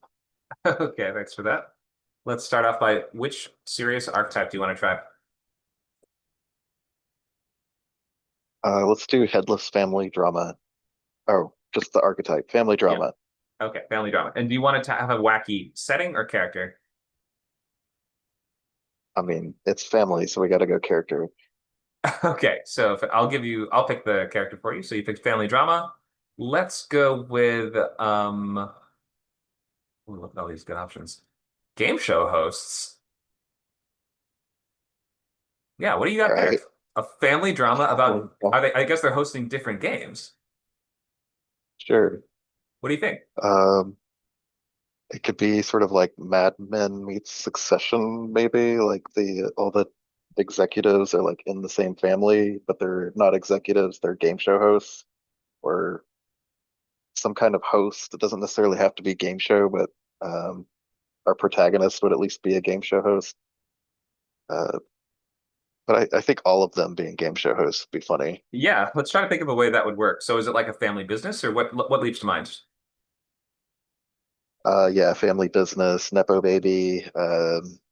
Maybe In dad this owns the network. universe, yeah, maybe in this universe, there's a famous sort of like Lucy and Desi Arnaz kind of couple that produced all these, myriad shows or whatever. And one of those is this dynasty of game shows hosted by different family members Right. of the same lineage or whatever, the same, I don't know, maybe it's sort of like Brady Bunch or something, all the brothers and sisters. And are they each, I would assume, competing for ratings to see who's the top dog? Oh, absolutely. Yeah. Because they're competing for some kind of, secret inheritance or something. I don't know, like the pilot episode, the patriarch dies and he has this mystery box, that could be another genre we get there in. Inside the box is who knows what, but you have to, you know, become the top dog. I don't know, you have to achieve some kind of clear marker. Maybe they have to. We got to be number one in the ratings again. The Family Network. It's struggling. Game shows aren't doing as well as they used to do. Yeah, maybe they each have like competing networks, or I don't know. They have to. They're competing for the number one spot on the network. Like that's the marker. Yeah. But we could have like all these other shows that aren't game shows, like above them in the rankings that we have to deal with to sort of set this idea that this is going to be a long, ongoing competition, and there's going to be all kinds of hijinks and backstabbing, and I'm thinking like Arrested Development, but more like cruel and Game of Thronesy. I don't know if that makes sense. Arrested Development with the the kind of Batsu game host mentality that we see in Japanese TV. Some Japanese shows almost have this vibe where it's like it's a bunch of friends or like the co-hosts each come up with different games for each other that they have to do. That's like Gaki no Tsukai is like a famous Japanese show that's kind of like this. The thing that comes to mind also is you're going to have to decide how realistic is the world, right? Because you could frame this as a succession type, like you mentioned, or you could also think of it as one of them has it's like an Adult Swim type, or one of them has like a death game one of them or maybe you start as, instead of they all have crazy games, maybe they start with more down to earth games, but in order to win the ratings war, they need to make crazier and crazier premises to their shows. That's a good engine. Yeah, that means every week, who knows what new show premise we're going to experience. Right. And it would be nice if you could find a way that they have to compete on each other's shows. How would that work? Maybe like a tournament? Maybe like an America's Got Talent kind of thing, like a judge panel. I'm not sure. I have Could to make think that about that. if we sort of frame the whole show as like a ratings battle, right? And as part of the ratings battle, it's like a WWE style event where all the other show hosts have to be in the different games. And so it's not just a measure of, whose show is going to get the most ratings. It's also who can actually make it through all those different games. Maybe that's just a stunt that they're incorporating, but would also be a good excuse to get your characters actually interacting and being forced to actually arrange themselves in different allegiances as the show moves forward. For sure. Lots of ideas that in different directions we could take this. Just the idea of like Japanese game shows is so funny. I wish we could see that. Yeah, I've seen some crazy sequences from Gaki no Tsukai, which are essentially just somebody makes a game for everyone else to play. It pisses them off so much that they all come up with ideas for horrible games for that person to play, and then they will design games that are just intended to sort of torment each other. That's all funny stuff, I like think. the cycle of violence, just Yes, escalation. it is. War never changes, Okay, thank you for brainstorming on that. I think there is something funny there.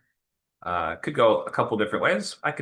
Something about me wanted to see it as more of a crazy anime than as a realistic show about different game show hosts. But then again, maybe you have the HBO I'd like to version. see it as a really like absurdist, bright, flashy colors, kind of timeless, I don't know, magical realism kind of, uh, I don't know what comps I could throw out, like the Unicorn Store or something, just complete sort of 1 foot in reality, but 1 foot in complete like absurdist fantasy. Yeah, I could see that. Yeah, I have not heard of a unicorn store, but I could think of some I'm shows not that have surprised. similar vibes. I thought I was going to hate it, but it was really good. It's one of my guilty pleasures. I don't know if it's even a guilty pleasure. I like genuinely like that movie. Yeah, why be guilty? I don't have any guilty pleasures at all. I don't know why people even use that term. I don't feel bad about liking different stuff. Or do I? Maybe I do. Okay, let's reopen to our next volunteer. Aeon, do you want to give a shot? Could I do like post-apocalyptic? Okay, post-apocalyptic. Let's think of a funny setting or character. Let's let you pick actually. Do you want a weird setting or a weird character? Probably weird setting. Okay, post-apocalyptic. Our options are the moon, underground, an arcade game, bathtub, drain biome. So some of these we can rule a couple of these out, I think, because it's like post-apocalyptic scenario would not matter to the biome of a bathtub drain or to the residents of an arcade game probably, or a refrigerator. Feminist bookstore, that's kind of good. Feminist bookstore post-apocalypse, I do kind of like that. Let's see if there's anything else that I like more. Haunted diary, board game. No, let's go with that. Feminist bookstore post-apocalypse. What have you got? Okay, that kind of like immediately I'm thinking, what's that show with like I think they're stalker girls, like kind of stuck on an island, Yellow Jackets. Like Okay. I'm thinking kind of like that vibe. Um, I'm thinking maybe like Carmen, we're hearing some sounds through your mic. Would you mind muting your mic for the moment? Maybe she switched devices. I'll just server me here for the moment. Sorry about that, Anna. Go ahead. here you go. I'm imagining maybe they're in the middle of like a book club and they see some chaos going on outside and they decide to pull themselves in, and it's kind of like a weird Lord of the Flies, but with crazy feminists. Okay, so that's kind of cool. So is the bookstore like our home base? Yeah. That could work.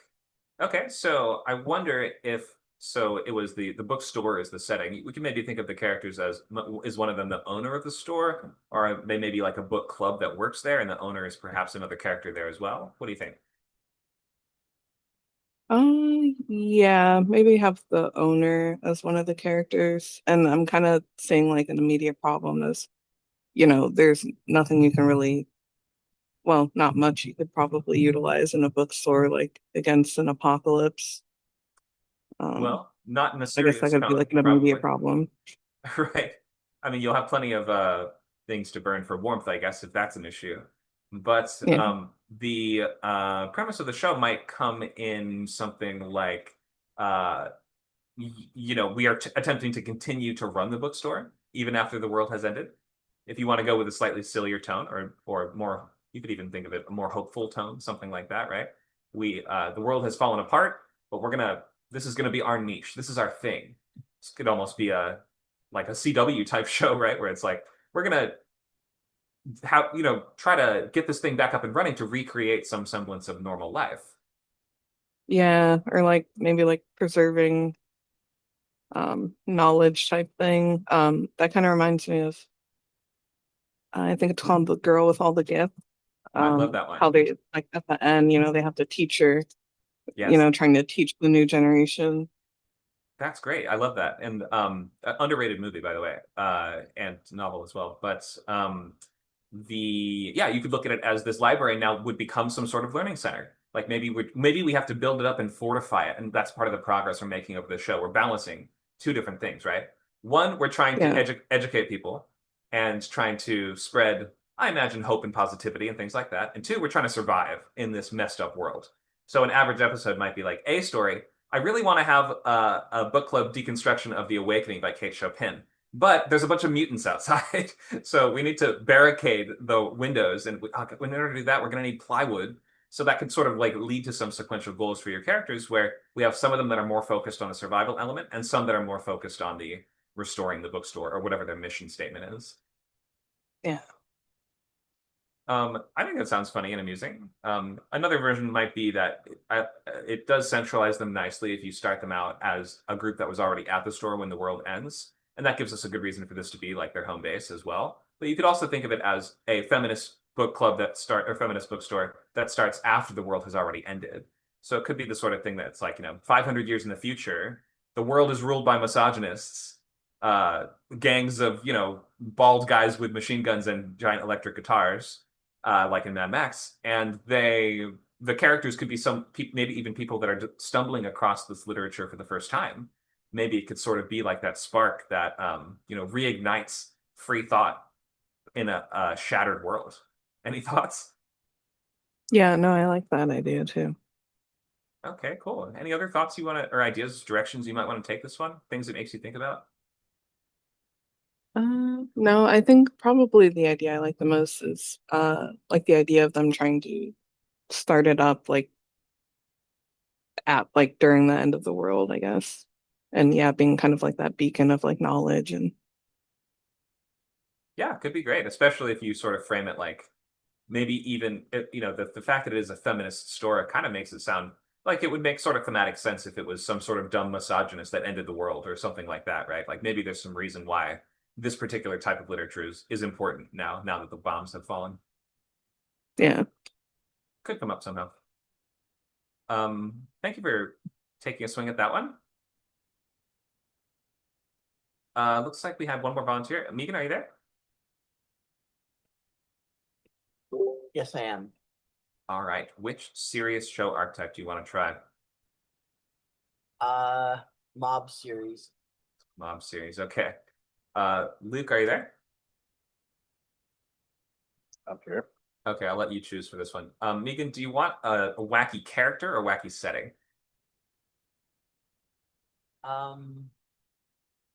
Either is good. Okay, Luke, what do you mob series with any of the above?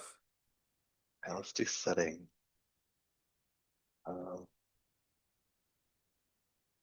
Mob series.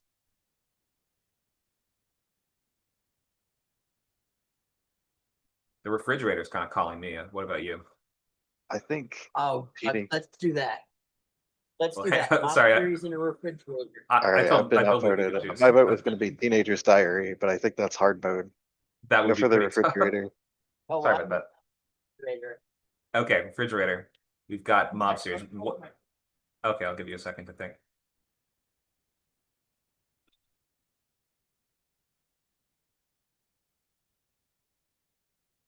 Sorry, I just want to close my front door so I can actually hear you guys. All good. I like the idea of refrigerator. I don't know which one you chose, but The mob series. mob series with refrigerator. That's right. Is that the? Yes. Okay. This is great. This is a tale of lunch meat gone bad. There's some real rotten And, personalities in this one, I bet. Absolutely, absolutely. And there is a new sheriff in town. Mustard. Colonel Mustard. But yes, but he's got to he's gotta clean up the town. He's got a plan.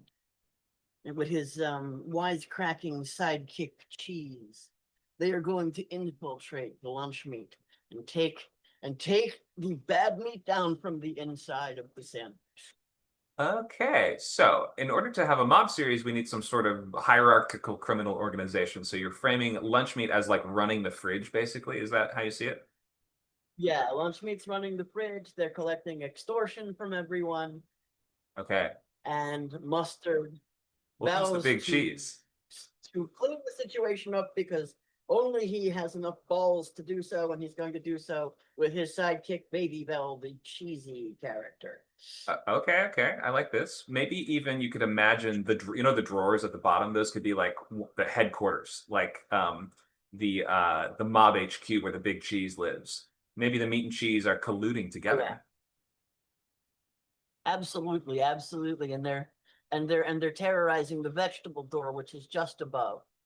Meanwhile, the condiments think that they are untouchable on the top shelf, Right. and they will live forever. Those are like the politicians in their high towers. They think they're untouchable up there. The 2%, the And they heavy will cream. live must goes against the grain of the other condiments. He feels that they are nothing without the vegetables and the good lunch meats who have not gone bad. All right, this is pretty good. So I guess, and you're kind of connecting this idea of going bad to like turning evil. So maybe you say when the food expires, then it sort of becomes morally corrupt in a way. Yes. That's Okay. it. It's lunch meat gone bad. Right, because if the food was decent, then it would If be it was eaten. post-apocalyptic, we could have gone with zombie lunch meat gone bad, but we've gone to mob, so Right. Okay, so how do we see the setting actually? zombie pimento loaf being a terrifying thing, really. Yeah, lots Sorry. of good zombie potential. Let's stick with mob for the moment, though, just because that was our initial theme. All right, I apologize. My brain flips and flops. All good. So who was your lead character you had in mind? You were thinking sort of like you were almost pitching it like a Western, like we have to clean up this mob-controlled town. Most mob stories are from mobsters' POV, but you're flipping it almost, it's a little more like The Untouchables, where it's sort of about like taking down the mob rather than rags to riches as a mobster yourself, right? Yes, that's what I was thinking. Okay, so who was your Where it lead went. character? That's where it went in my head anyway, apparently. And who was the character you had in mind for your protagonist? Oh, you mean well, we've got Mustard and Cheese as the protagonist. The antagonists would have to be, I don't know, some kind of expensive lunch meat. Prosciutto takes longer to go bad, but when it goes bad hard. Okay, prosciutto, yeah. That is like the Godfather. On it. Right. Yeah. Okay. Very good. And, So he runs salami and a bunch of hot dogs. okay. They do his bidding. The hot dogs are like they're the sort of dogs from Animal Farm, right? Right. I've had these hot dogs since before they went bad, and and now they're mine, and now they've gone bad, and we've got them totally trained to go after. Sorry. Yeah, for like the idea of cleaning up the fridge or cleaning out the fridge does work well as like the theme for the show is like, I got to clean up this town. I got to clean out this fridge, right? We got to take out the trash sort of thing. So that does connect pretty well. This could be a children's show or this could be an adult swim show. But it's not like when cheese goes bad. When cheese goes bad, you cut a little piece off. You save the rest of the cheese. It's okay. Sometimes with meat, you can't save them. You just have to, put them away. You need Throw the whole they thing need, out. they need to, I'm just teasing. Yeah, sometimes you got to throw it's it's corrupt to the core sometimes. So this is all pretty good. I would, in terms of setting up an actual engine for a series, I would ask if this is about the sort of like continued conflict between the lunch meat mob and your mustard character for multiple years, or is that just kind of like just the pilot and we're always dealing with a new sort of like food crime related problem per episode? That would be up to you how you wanted to manage that.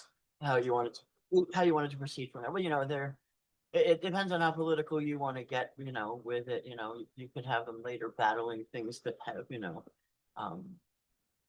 cancerous causing ingredients. And My God. Well, the nice thing is you have any food in this fridge. right. So the nice thing is that food is always cycling in and out of the fridge, right? So you do have this idea that you can introduce new characters basically whenever you want. The problem is that if you set up this idea of, well, this isn't necessarily a problem if this is a silly cartoon, but like if they expire eventually, how is the show lasting for years? Are your main character, and if your main character being a condiment does sort of fix that problem, because it's like condiments actually last quite a while, don't they? Yeah, and cheeses can be kept for years too if you keep them in the right environment. Yeah, exactly. So you might want to design your main cast to be stuff that is going to really stick One of my around. favorite cheese, 2 years old minimum, like to get it to the right. So Right, exactly. So yeah, you might want to design, just choose your main cast members as like, I don't know, is the ice pack or like the certain characters that will never expire might just be a good like starting point there, or Mr. Freeze, the ice pack is Mr. Freeze, right? Mr. Freeze. Always trying to Yeah, maybe push a freeze thing. the villain, if the villains hire him, yeah, he could be a formidable opponent for one episode, couldn't he? The second season villain from the freezer. Oh yeah, you'll go into the big house. That maybe that's like going to jail. Maybe that's like the jail season. Is like the ice box. Yeah, we're putting you on ice. We put the lunch meat on ice, but it doesn't go bad. Exactly. Yeah. So it's like jail. So your deterioration is frozen for a while. You get to think about what you've done. That's pretty funny. This could be a Veggie Tales. This is kind of good. Yeah, this is pretty funny. Sometimes you come up with a great premise if you just take serious thing and goofy thing and imagine how they could fit together. Thank you for brainstorming on this one. Obviously, no one was probably going to write this, but it is a fun exercise. Well done.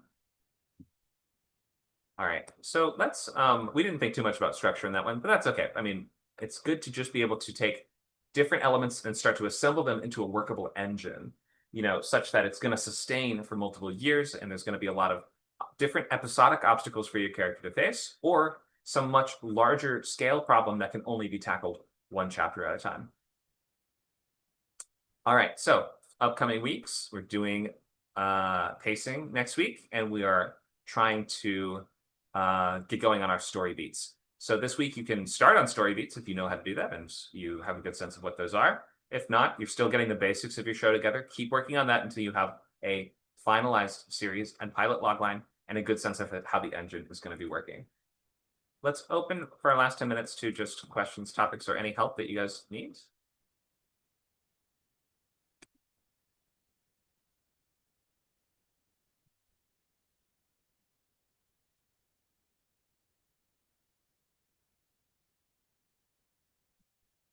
If not, then we can wrap up. We do want to remind you, please sign up on our sign-up sheet if you want to be in the rest of the boot camp. Go ahead, Nacho. Yeah, it just also, Connor, don't end the Zoom meeting because we're going to use it for the other events today. Thank you for reminding me. I definitely. So anyone who's in Zoom, you can hang out. There is a poetry writers group starting next. You're welcome to hang out or, take off if you're not into poetry. We will have table reads later, and then fantasy and short story group. All in the same call? All in the same rolling session? All in the same Zoom meeting. Yeah. Okay. So just, you can hang out or, join and late or early, whatever. Won't the recording be like 9 million hours long? No, we'll stop the recording, but we'll keep the meeting going. Oh, okay. Understood. The meeting room, just the room. Yeah. Right. Anybody else want to speak up? Share anything? Ask anything?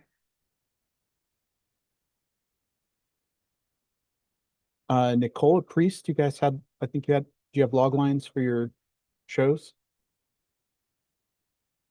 or ideas? You want to just tell us about it? I don't because I missed last week's, so I just wanted to work on mine this coming week. Okay, all good. We'll be glad to review that next week or in an upcoming lab session if you want. Thank you. Hello, can you guys hear me? Yes, I hear you. Go ahead. Yeah, I think I've attended the last week session. I've already gave my logline in, and hope you guys remember that. I definitely don't. You'll have to remind me. Sorry, what was the logline? All right. It goes like when a hopeless, lonely teen gains a mysterious power to seduce any girl with just a simple touch, while also cursing him to die if he ever gets to ejaculate. Now, Right. he must actually resist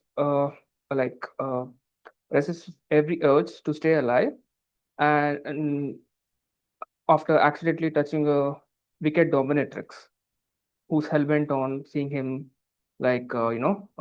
climax. She's obsessed, like obsessively in love with him, stalking him, kind of thing, right?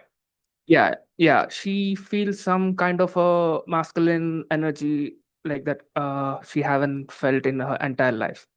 So she's obsessed with this guy, and yeah.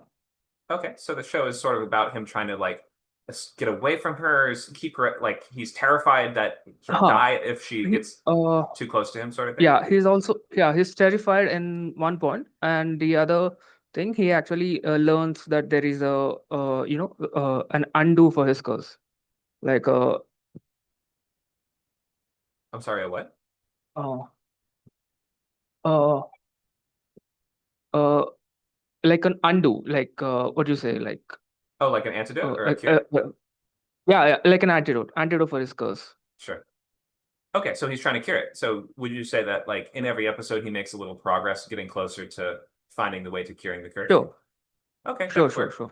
Yeah, so for the engine of a show, we should make sure that either every episode just is completely self-contained and we don't need to worry about progress that much, or if there is that longer term storyline, we would want to know what is that progress? What does that look like?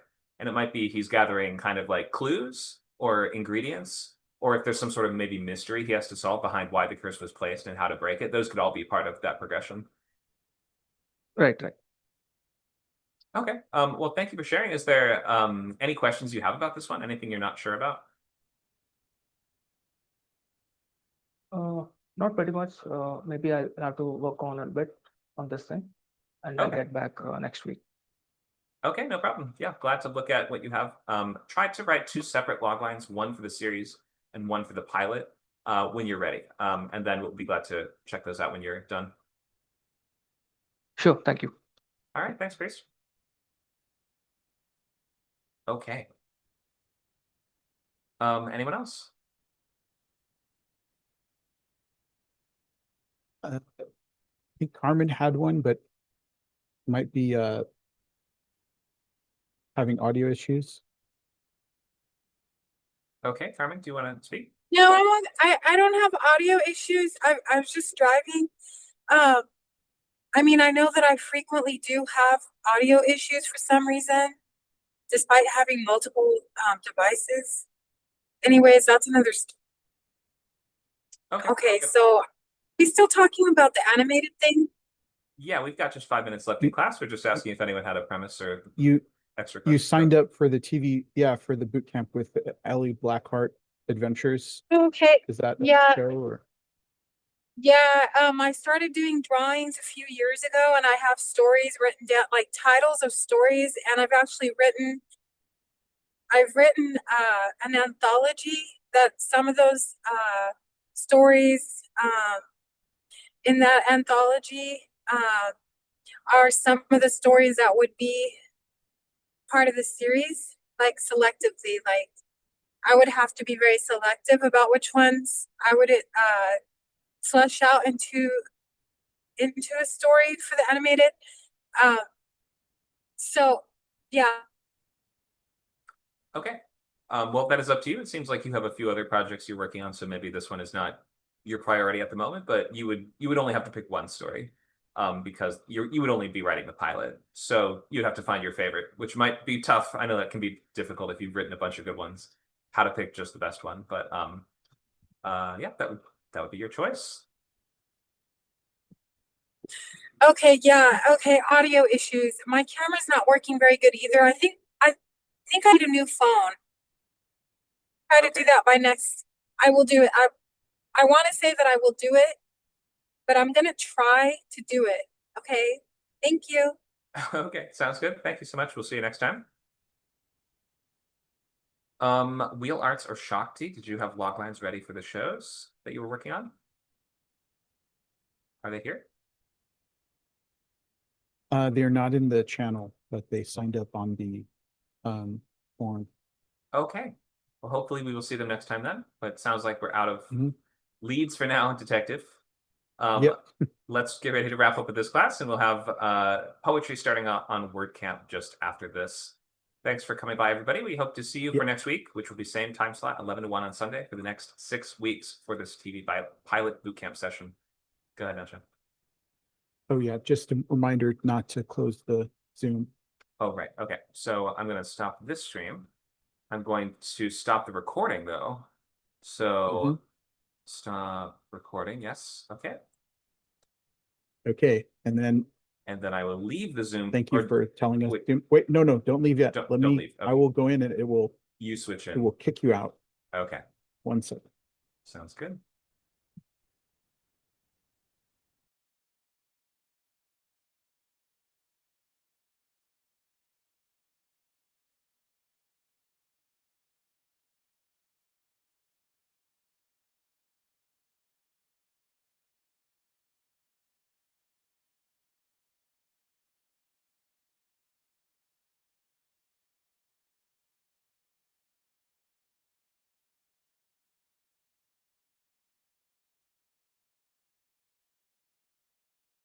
Program. Do you still see me?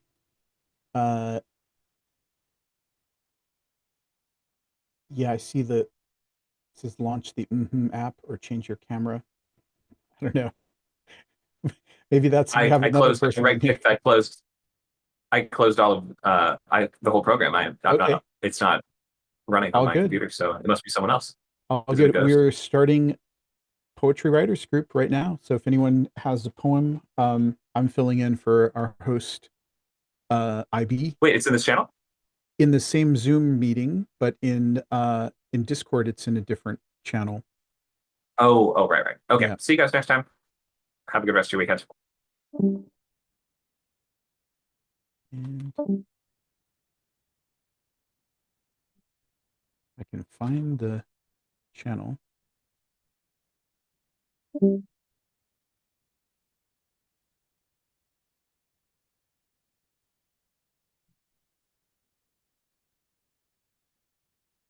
Hey, welcome everyone. We'll be starting up in just a minute with Poetry Writers Group. I'm filling in for our normal host, IB. How's it going, Nacho? Good. Yeah, so let me just open this up and I'll hopefully this will be convenient for everyone on Zoom as well. Okay. So yeah, if you've got something, if you've got a poem, throw it in the chat. Looks like we have a couple from Mario from 5 a.m. today. Oh, I think this is an exercise that Mario wanted to do.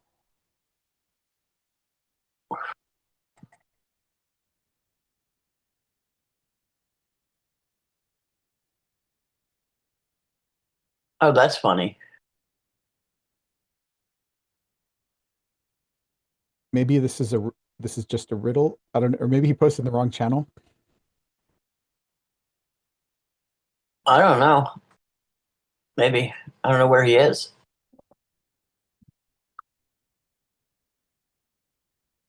I have a bomb if you want. Cool.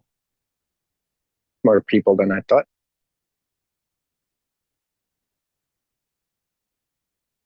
We I mean, usually right get a there. pretty good we usually get a pretty good number of people to show up for this.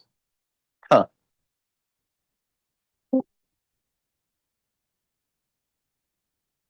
you want me to read? Let's give folks a couple minutes to filter in. Okay. Hey Nacho, Hello. can you hear me? Yes. Can you just give a little short summary of what Connor said? I couldn't hear him. All of a sudden my phone just freezed up. I think I need a new phone.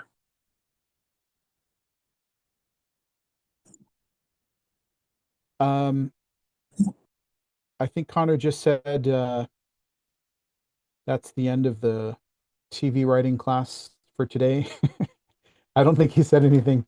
Oh, Just yeah, bring your, if you need more time. We're meeting weekly, the TV class. So if you need, or bring it to the live. so like this is okay, so that was the animated series class. Okay. Yes. Yeah, there's so many classes.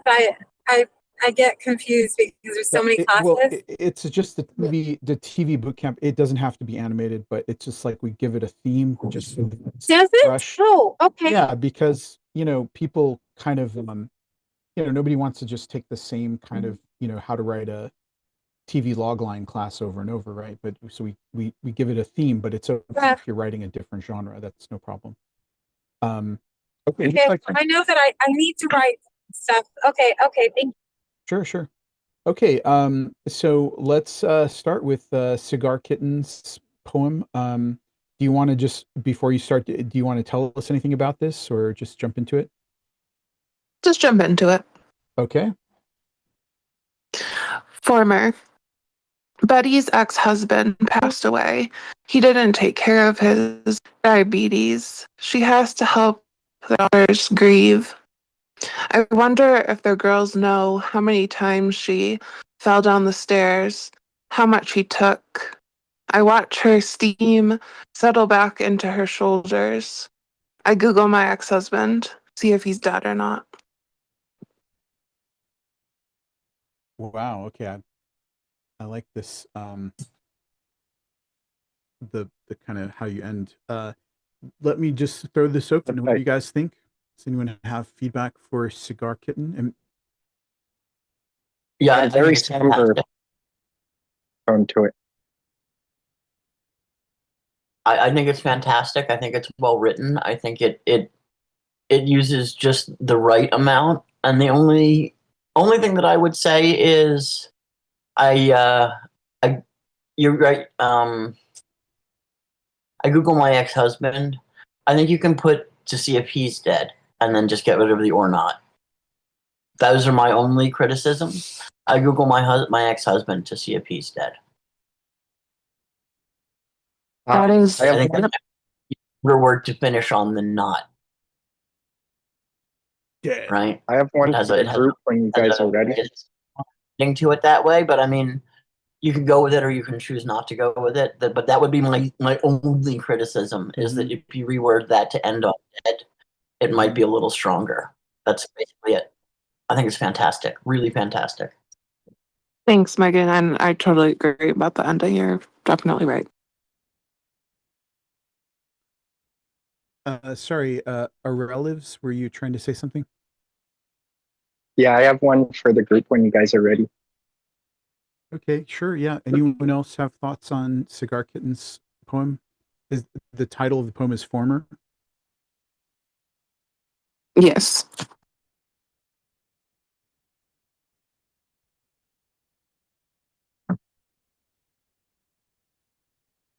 Okay, am I I like reading the- now or We're still discussing Former. my bad? Yeah, I like the rhythm of this a lot, and I don't know if it's almost like a little bit irreverent, like he didn't take care of his diabetes. I mean, I'm not sure if that's just the way that the words broke or if those are the intentional line breaks, but it's a really interesting choice. I like how it's sort of calling out those words versus just, you know, if it was just all sort of one line, like visually, it's really interesting. And yeah, I also agree with the note from Megan about ending on the word dead is pretty strong. Cool. Anything you wanted to share about your process writing this?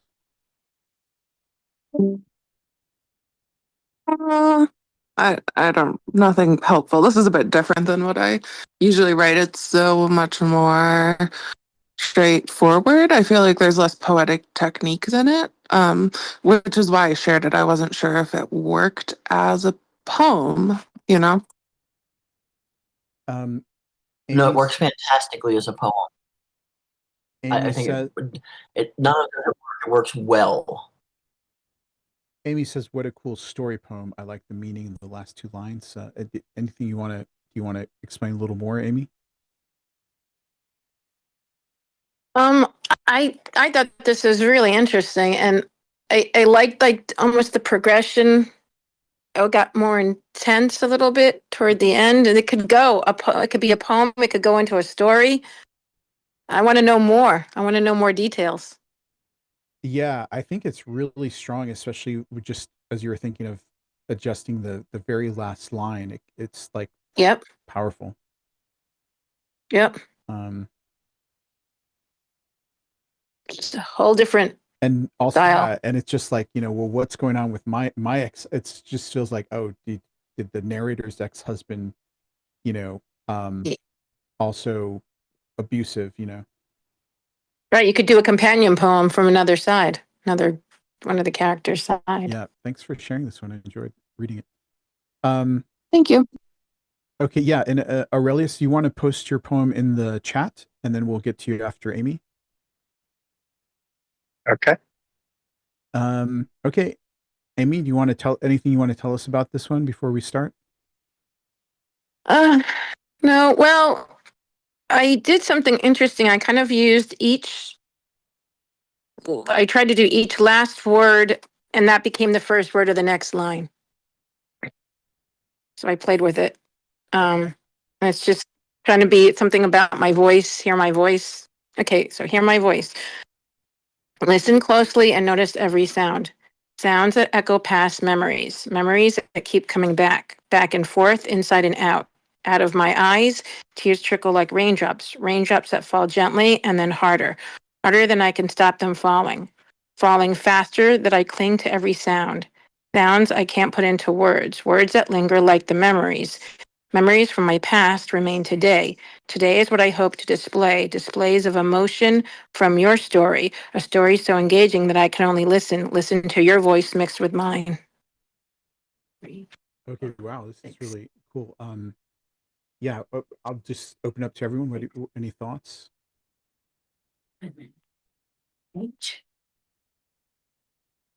I've noticed it seems like it has an iambic undertone and a free verse body. Yeah, I wanted to try free verse. That's good. I usually rhyme. As I do food. I was actually thinking of something else, like a song in my head, and this came. I was like, okay, let me just start playing with this, and I couldn't stop. And I was like, when do I stop this or now? Where should I turn it? Where should I go next? And then I just said, okay, let me just stop it here and see what you think. I kind of wonder if you might. I don't know if maybe you played around with this when you're writing this, but you could sort of like delete the last word and have people sort of read it on the next line, like out of my eyes, tears trickle like raindrops that fall gently and then harder that, like it's sort of, it almost could just keep flowing. I mean, it may not work for some of those lines, but I don't know is that something you Okay, wait, I'm looking at it again. Say that slowly. Okay, out of my eyes, and then I stop it there. So out of my eyes, tears trickle like, and then the next line, raindrops that fall gently, okay, and harder than I can stop them falling faster. Okay. You know what I'm saying? So it's the same thing, but it just sort of, it might, because it And almost then, sort of- and then, okay. yeah. Oh, I don't know if interesting. that matches with the, you know, the pattern of the syllables you're going for or whatever. And some of those. I didn't even, I didn't count nothing. It's just around.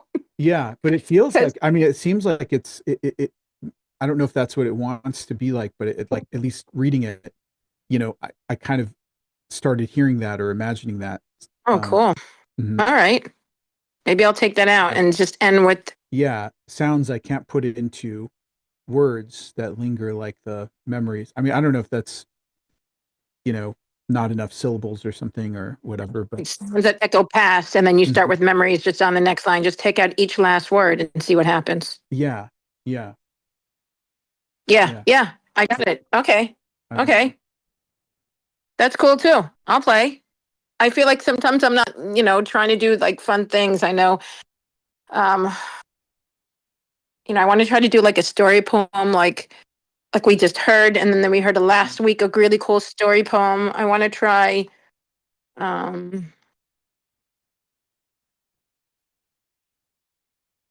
Mario always has something interesting, so sometimes I feel like I want to try some of his style. And that's good. Okay, I got something to work on. Thank you so much. Yeah, anyone else have Interesting thoughts device. I on Hear My like- Voice? Sorry. Thank you, Megan. I hear you too. Thank you. Yeah, I'm enjoying it. I like the choice of device style. It has a slightly sort of stream of consciousness vibe to it without being purely stream of consciousness. Okay, this is one for IB. I can't wait to read it to him. I don't know if I'm going to be able to be online with you guys next weekend because I'm traveling, definitely traveling to the airport that day.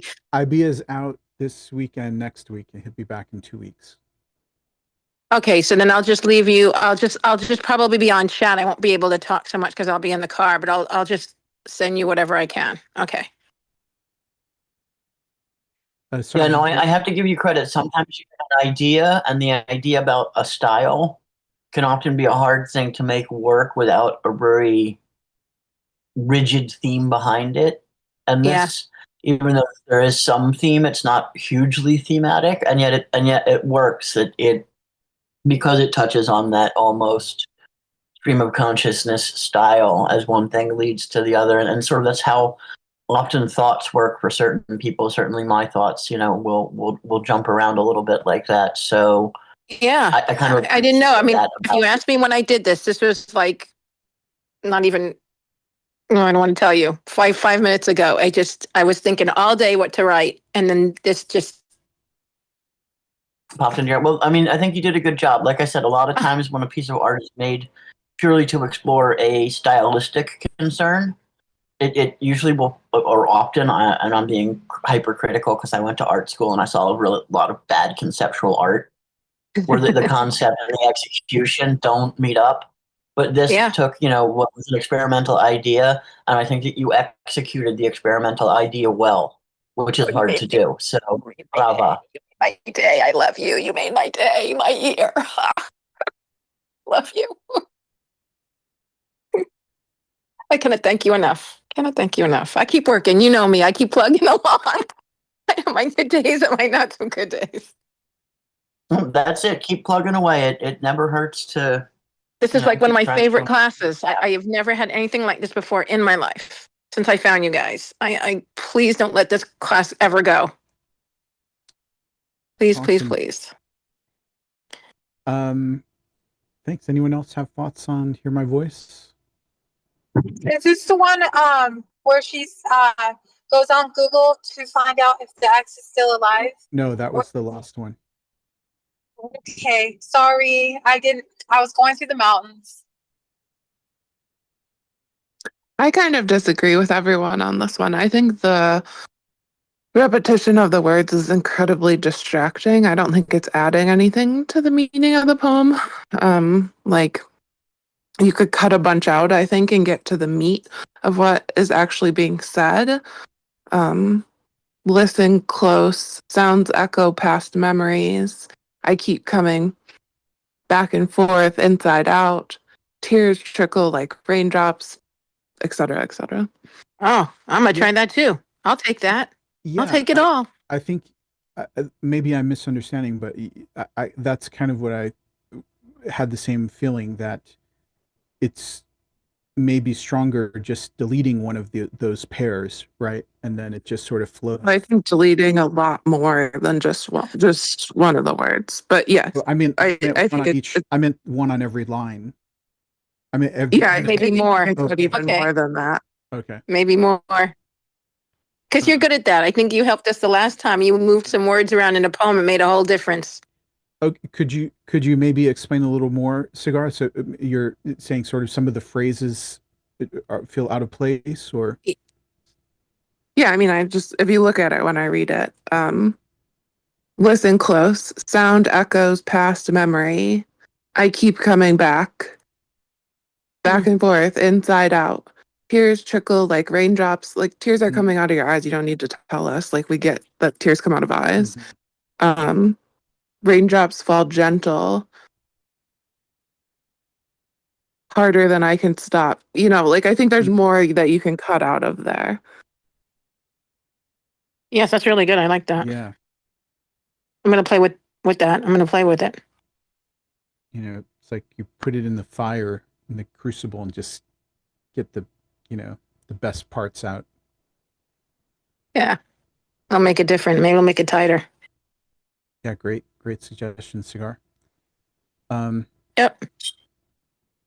Anyone else thoughts on Hear My Voice? I like the title. Okay, Aurelius, do you want to tell us a little bit about this poem? And I was going to read it first and then tell you guys after. Sure. In valley, in shadow, the specter of the death of the west rises. Living scroll of Sybil, the legion marches on. Vibrant soul, foil, recoil in the fall. Republic to be killed. Augustus rises. Rubicon to be crossed. Stars align, sword held high. Not benign rapture. Capture his heart, Kaiser. March legion, death legion. To region, Telos. Aut Kaiser, aut nihil. The people cry salute. Resolute action. Okay, wow, yeah. So you want to kind of explain a little the like your writing process and where the rhythm comes So the from? meter, so the meter is dactylic hexameter, specifically quantitative dactylic hexameter. It's the same meter that Homer and Virgil used. So what I do is often when I write, I prioritize the meter. So I actually tap it out. I tap out the dactylic beat and then write the words into the rhythm. So what this ends up doing, so another thing I apply is I apply semantic compression. So I actually compress words down. It all has to fit the meter. And I'm also writing, because I'm not necessarily writing for myself, I'm writing for my vision of the future. Your vision of the future, is this sort of a metaphor for not Rome, but modern government, or? Yes, specifically the fall of the Republic and the rise of the Empire.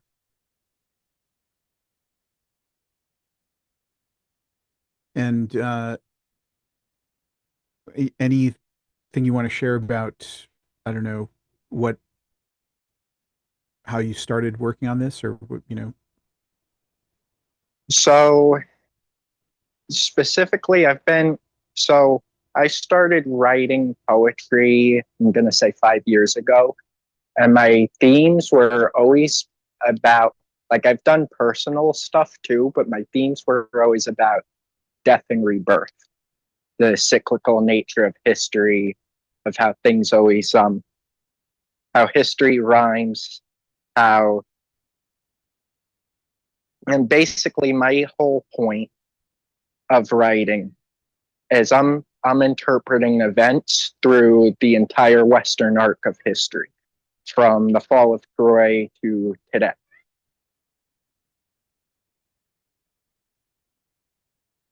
Okay, anyone have feedback or thoughts on, does this have a title? Sybil 1. Sybil 1.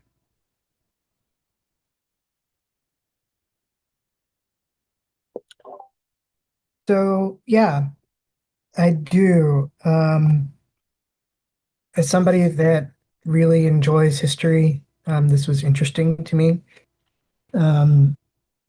I am not super fond of this meter. I'm not the biggest Homer guy. But I kind of read it in a similar manner that wanted to read Shakespeare. So a little slower. Personally, I just didn't really see that rhythm. Just because it's not a natural rhythm. It's not something that is typical anymore. But it is cool that you used it. So yeah, I really liked the imagery, the Rubicon and all of that. Even that little word there that you used, that's whatever that is. Like I think Delos, that it's was, Greek yeah, for the end, yeah, roughly. yeah. Like that was nice. Little nice touch. But yeah, I enjoyed it. I think that the only thing I would the only big critique was I think the rhythm, uh, like it's not like super clear. Like I'm not like I don't think anybody's gonna really know like, oh, it's this such and such meter that Homer used, or it's this such and such rhythm at the onset. You kind of have to explain that. So I think just by looking at it, I think it reads a little differently as opposed to how you read it. Um, but I think that's just because it's just not very common. Well, keep in mind also, I bent English into Latin word logic. So I can see where you're coming from in that regard. What does telos mean? It's so telos is the end, but it's more of a metaphysical ending. It's got it's weightier than just saying the end. It's actually kind of hard to explain in English because compared to my Latin, Greek is still relatively new. But I figured by integrating Greek with Latin and English, it'll help me mature all three of them as far as languages go.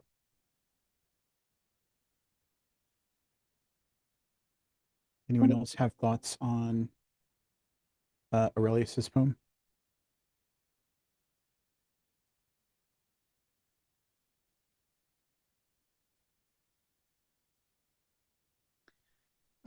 Yeah, I mean, it does feel to me sort of if I were reading this, I wouldn't read it in the sort of um, the way that you read it out loud, almost like like a military marching song, it sounded like. But just, imagine if I were to come across this and, just reading it in my head, the it does kind of feel like an old epic poem, and some of the imagery is really interesting. I was a little thrown by the term vibrant soul foil. I almost thought, was this not vibrant soil foul or something? But maybe do you want to share a little bit about what the soul foil is? So it's got a couple of interpretations. So a vibrant soul, like full of life, full of energy, and the foil being the inverse of it. So part of it is the scroll. War is double. War is war is double coded. So on one hand, war has righteous ends, but it also takes a toll on the people who fight in it.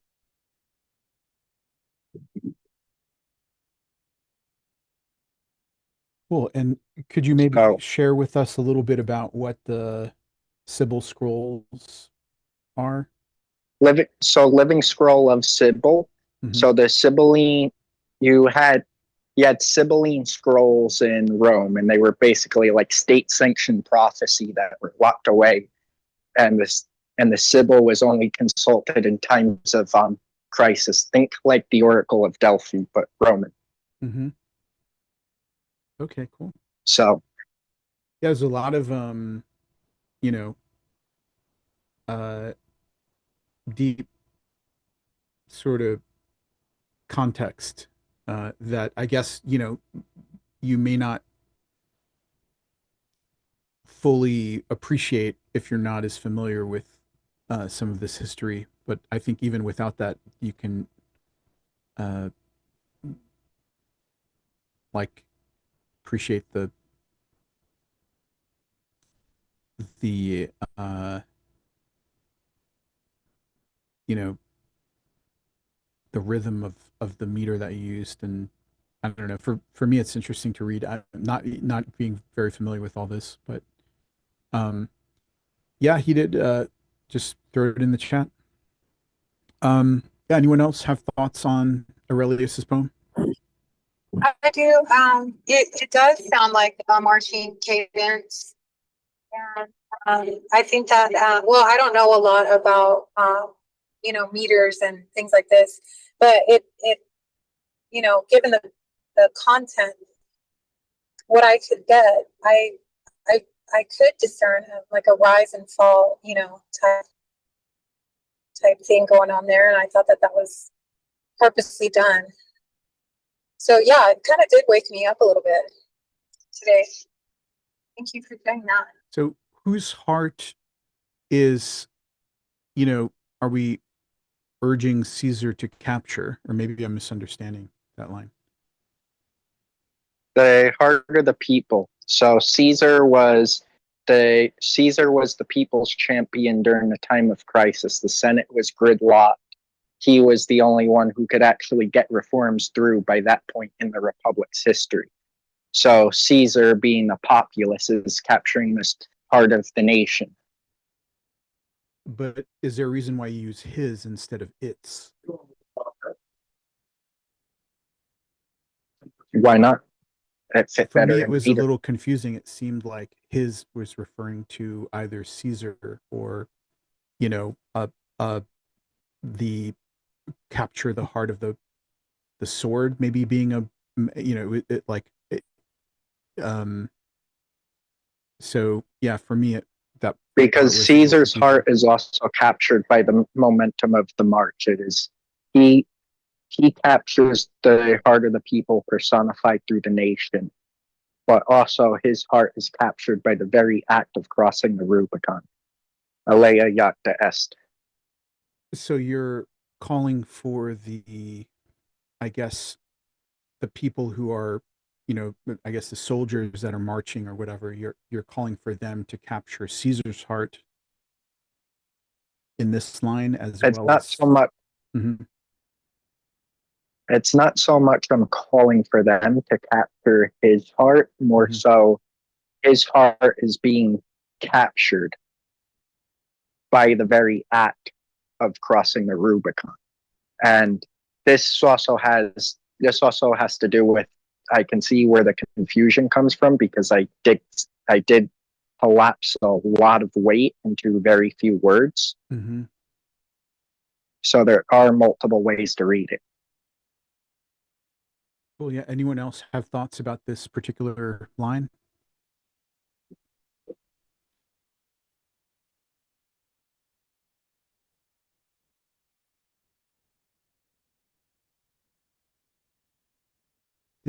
Was that clear for everyone else, that whose heart was being captured?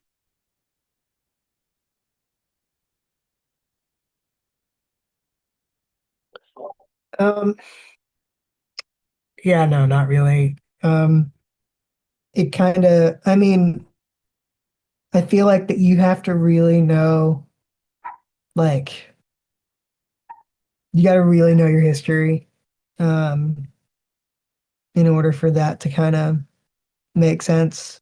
And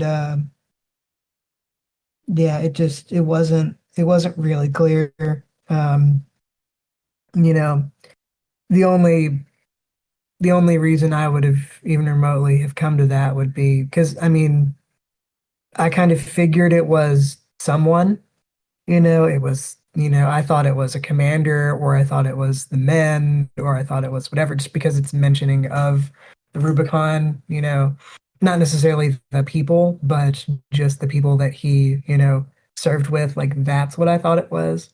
Um, I mean, yeah, I mean, I think it's just one of those where it's like you either know your history or you don't when it comes to the people, like as in the people at large, not the people that he's serving with.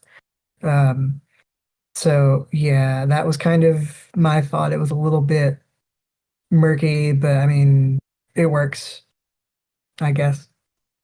Yeah, I guess for the part about the vibrant soul foil, for me, I guess I can sort of imagine maybe the vibrant soul is, the Legion or the Scroll of Sybil, and the foil.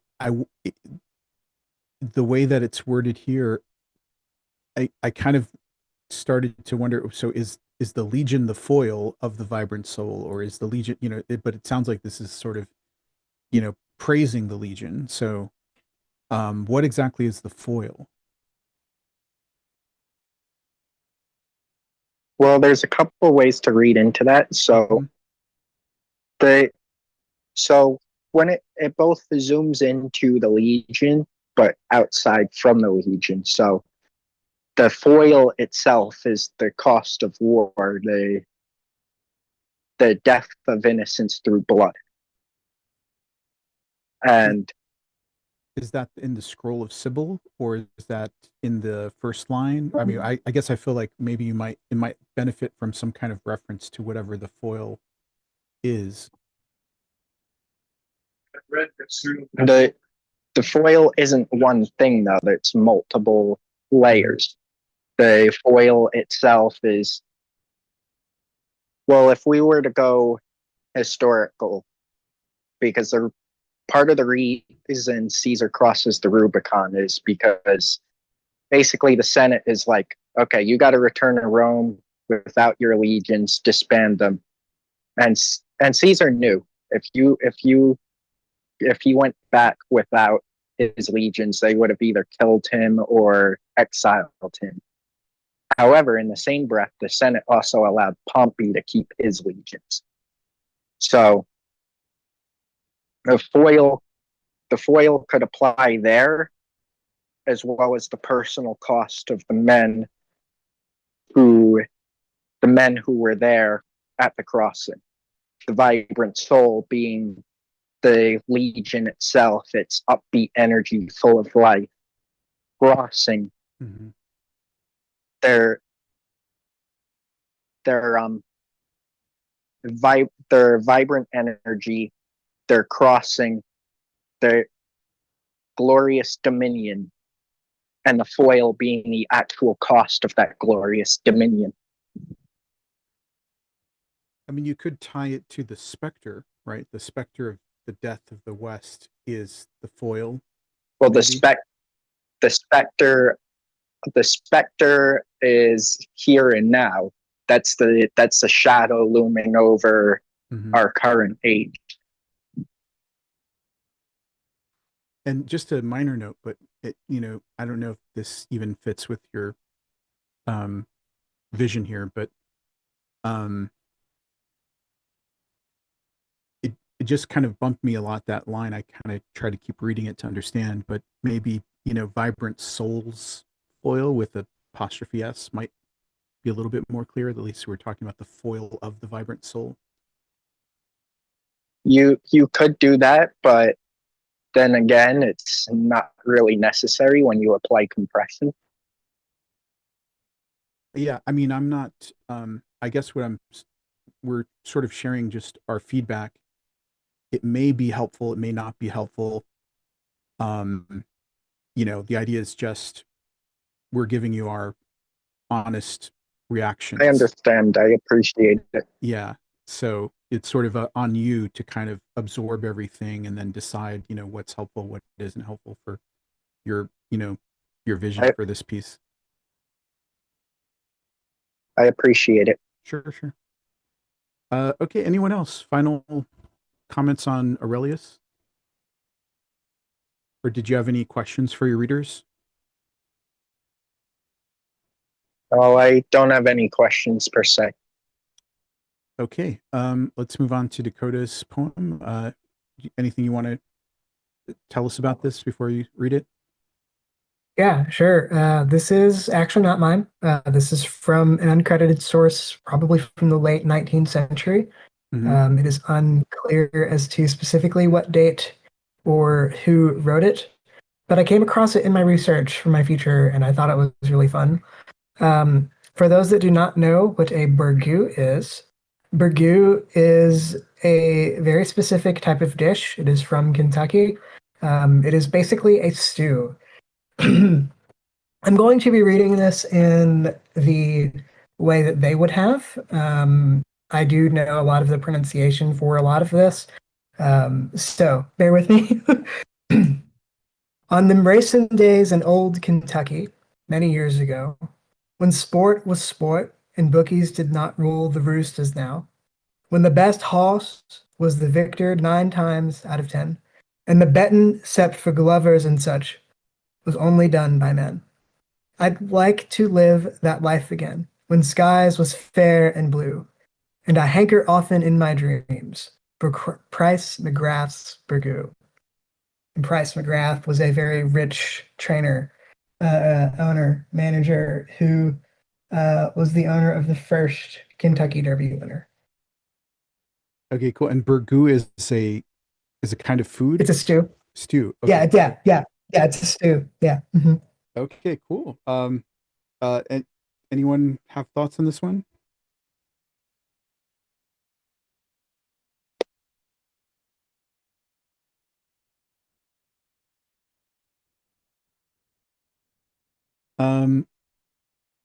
Sure, go for it. I think I saw somebody unmuted. I feel like the way that it's written works well for the subject matter. You know, it kind of rhymes and stuff. I feel like it fits together well, if that made any sense. I'd love to see this as maybe some voiceover at the opening of your script. It's this really cool dialogue. Race days, Yeah, I really love it. Except for the glovers and sitch. It's only done by meeting. Yeah, I love it. This is great. That's so cool. I mean, that feels like a great, you know, introduction to this world. Yeah. You know, and you got to get Morgan Freeman to do the voiceover. Got to come up with $100 million to pay him. He'll be there for 2 seconds, but it's worth it. Oh, yeah. Yeah, I like this a lot. Yeah, it's cool. And I have no idea what Price McGrath's burgoo. I mean, now that you explained it, you know, but even if I didn't, it sounds cool. And it's just like a really odd way to end this. You know, it's like, right? This is like, feels like a real character, whoever's, you know, voice this is. Yeah. This was a real person that said this. This is not, you know. Well, can you introduce Price McGrath's burgoo in the actual movie or the actual script? Yeah. Great. Yeah. That's you got to pay it off. Oh yeah. Yeah, I actually know how to make burgoo. It's very easy. And yeah, the book that I'm reading actually gives the recipe.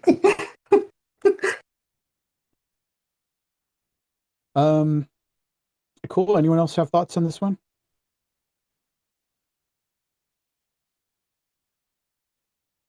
Next week, you got to bring some burgoo. It's hard to make. Like you think, oh, it's just a stew, but no, there's a lot that goes into it. It's labor intensive. It can be. Okay, well, Izara has a poem. Do you want to tell us a little bit about this one?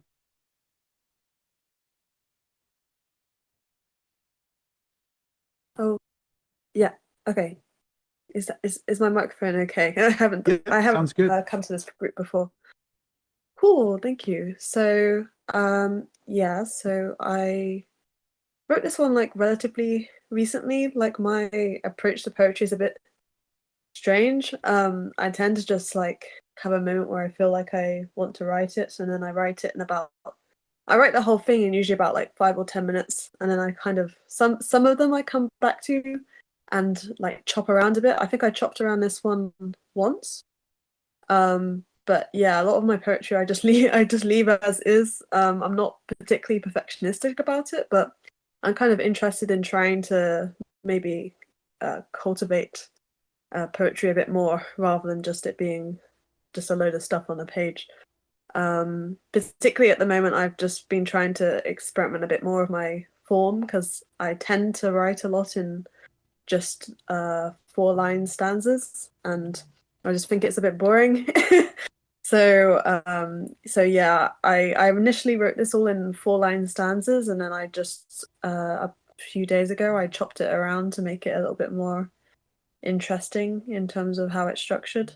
But yeah, I came up with this one. I think I was about to go to a job interview, and I had to like dress like obviously like hella smart because it's a job interview.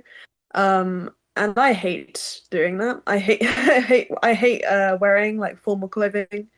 And so I had like a 20 minutes or so until I had to leave and like go to the interview.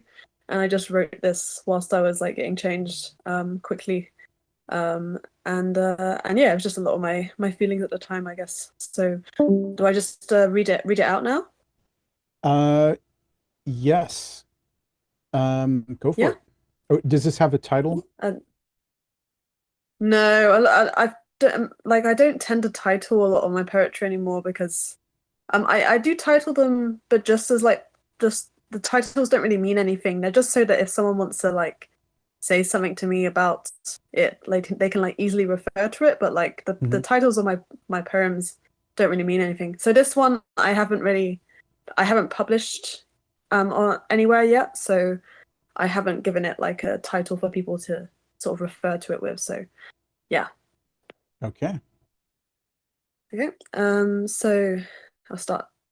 So my coats are never clean. My shirt cuffs frayed from all the door handles they've ever caught on.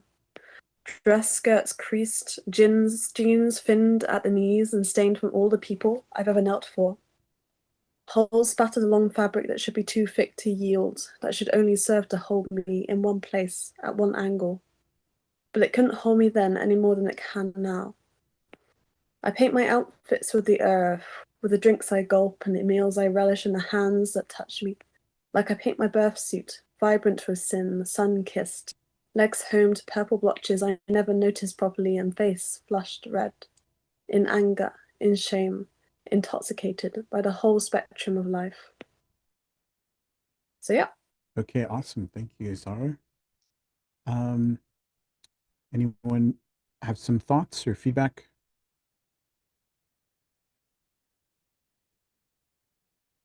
I get Oh,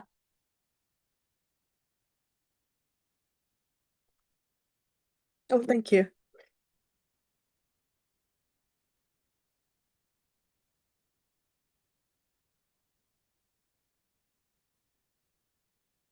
think particularly I'm because I'm looking to experiment more with form and like how I punctuate, like using punctuation in more of a meaningful way. Um, if anyone has any advice on that, that would be lovely.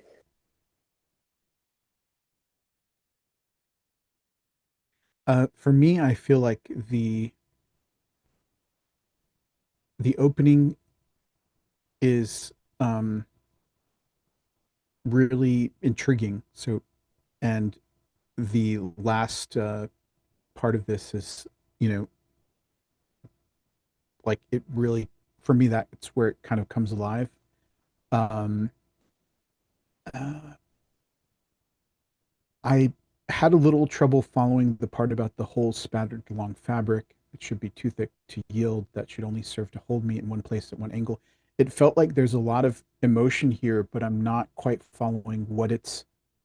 Is this connected to, you know, kneeling for people, or is this?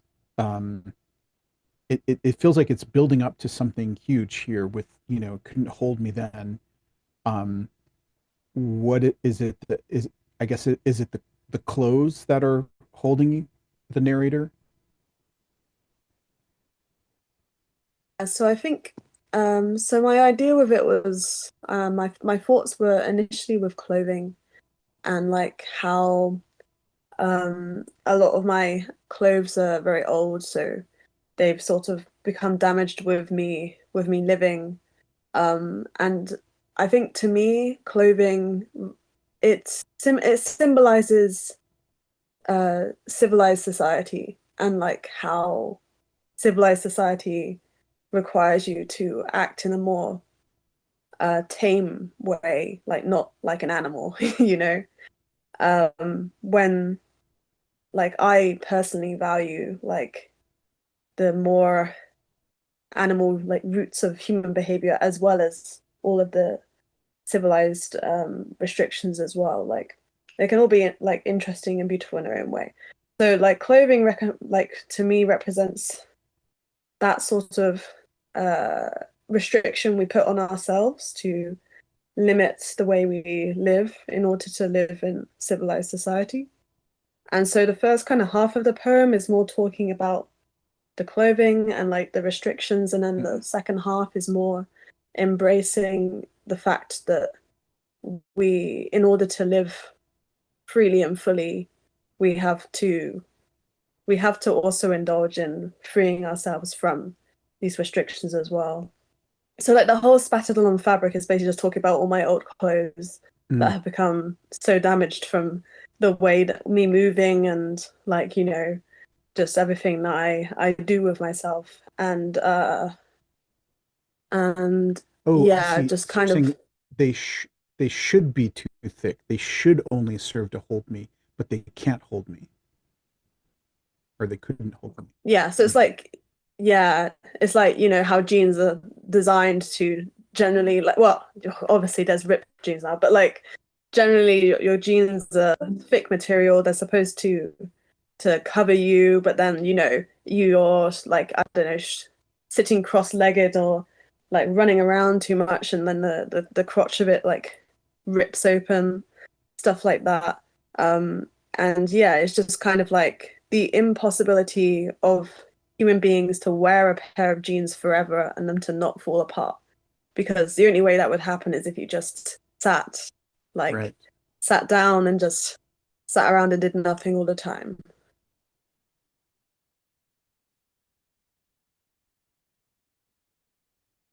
Um, I don't know if that makes more sense, but I was a bit stuck on that one, the particular like stanza you were talking about, because the first two sort of follow like a similar form, and then I was kind of confused whether I wanted the third one to be a bit more similar, but I feel like it is a bit of, you're right in that it is a bit of a build up. And so yeah, I don't know if I want to change anything about it or if it works in its current form. anyone else have some thoughts on this one?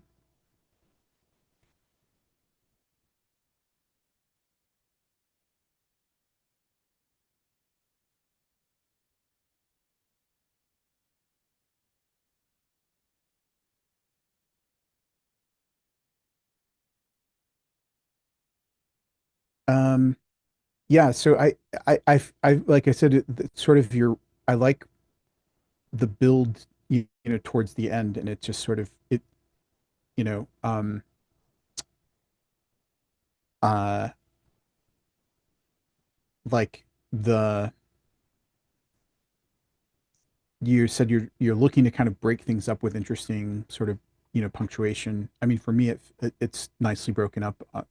Like it just feels sort of like it's building to this breathless, cadence, right? I paint my outfits with the earth, with the drinks I gulp, with the meals I relish, with the hands that touch me. Like I paint my birth suit, and I guess, it's sort of like now I'm no longer wearing clothes, right? And um, uh, yeah, I mean, I guess part of it's because each line is getting shorter and shorter, that you feel this kind of, escalating pace or escalating intensity, right? But the in anger, in shame, intoxicated, I guess. Um, I mean, maybe I'm misreading it, but I guess in this way you're saying kind of like, it's good to feel anger and feel shame and intoxicated. Is that right? Like it's, like, Yeah. you know, Yeah. maybe it might benefit from a little bit more contrast with the opening. It's not just that it's, should be serving to hold me in one place, but something about that the lack of freedom to express these emotions or something like that. I mean, I don't know, just some kind of little hint might help to, make this feel like a stronger contrast. I don't know, Okay. I'm certainly no expert. I'm just sort of, filling in for IB. So I'm not, just going with, but yeah, I don't know if anyone else has thoughts about that. Can you hear me? Yeah. Yeah. Okay, great. There's some mountains. Okay, so yeah, I'm definitely not an expert. I felt a lot of emotion from this, and so much so that it overrides what you actually wrote. And obviously, it's what you wrote that's giving the emotion, but the emotion actually is just more powerful than I don't know. I think you should leave it. I mean, it's very raw, and even though there are things like Nacho was saying that are kind of hard to visualize or understand about what you wrote, it's still very, very powerful. Okay, thank you. I'll have a think about it because yeah, it would be nice to I can understand with the contrast because yeah, I haven't really put as much into how clothing can be restricting and such. So I can kind of see it would I guess it would work better maybe like at the start, like the start talking about the restrictiveness and such, but I don't know, because I kind of like I do enjoy the opening. So I'll have a think about it and see where I can sort of slot some contrast in to sort of show how clothing can be restrictive, yeah. And Cigar had some notes. I wonder if the end is too telling. Do you want to share a little bit more about that, Cigar?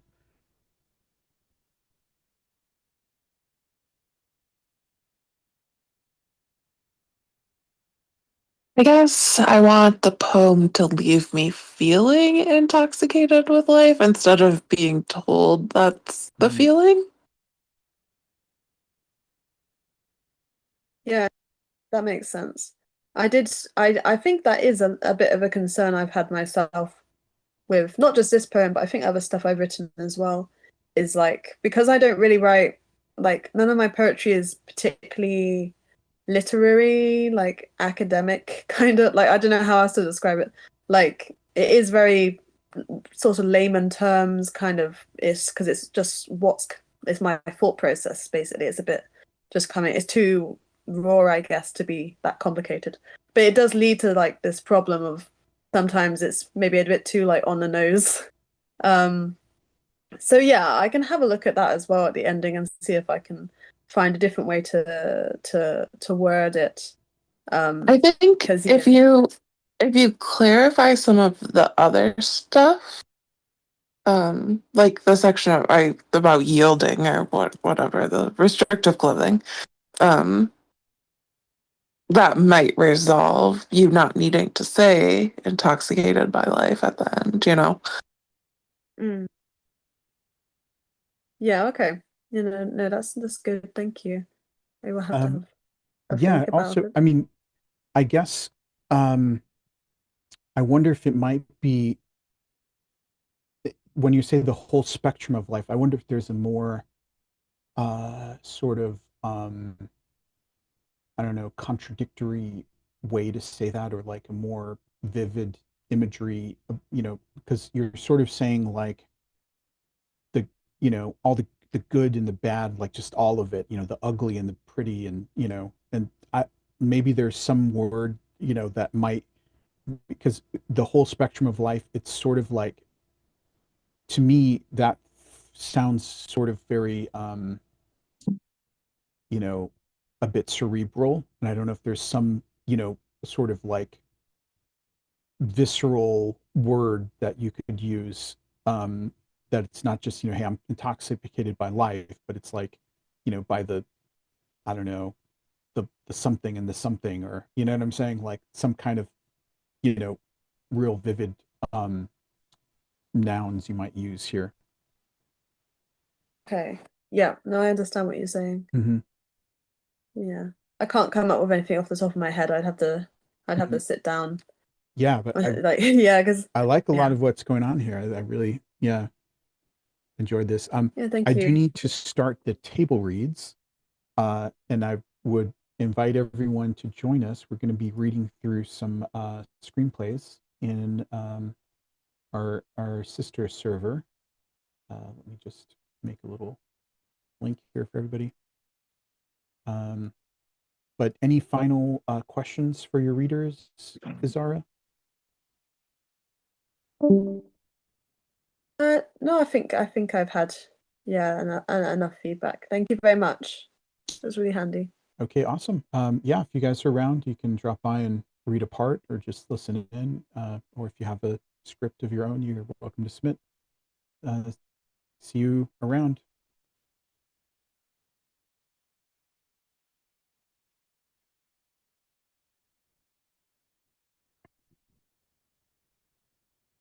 All right, Dakota, it's going to be just the two of us. All right, that's fine. You can do a lot of voices. Oh, right. Welcome. Got some members joining us. We're just getting started with table reads. If you have a script of your own, there is there is time. You still can submit your own script. Let me share the link here in the Zoom chat.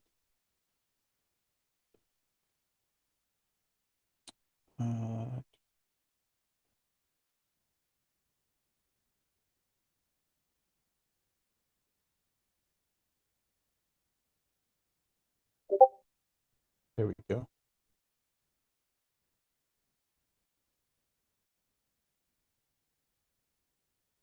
Okay. All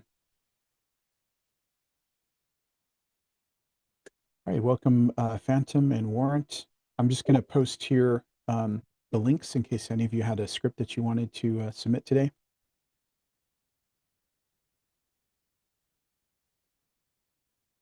I had considered, but I'm not sure it's not formatted enough that it would be only 5.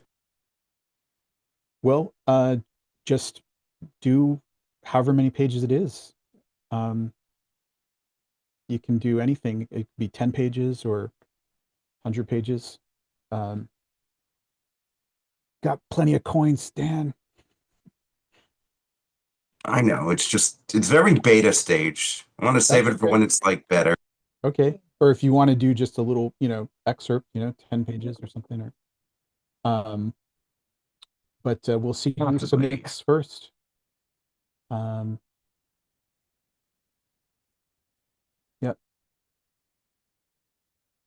Uh,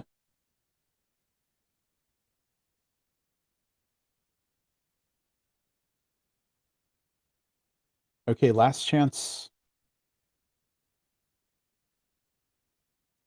to submit your scripts.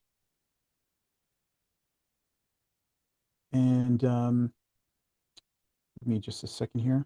I'm gonna start with our first script for today.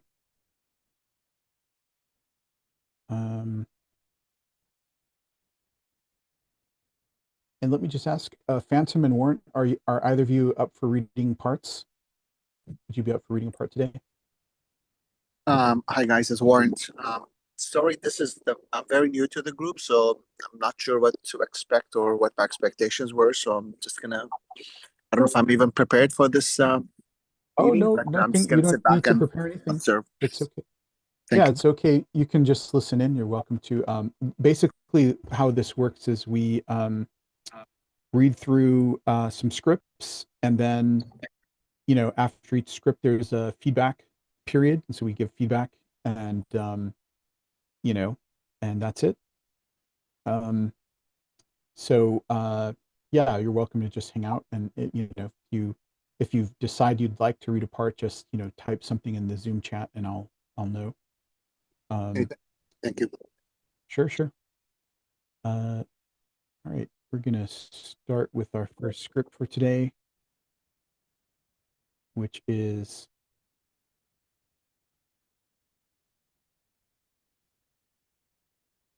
Aristides. Did I pronounce it right?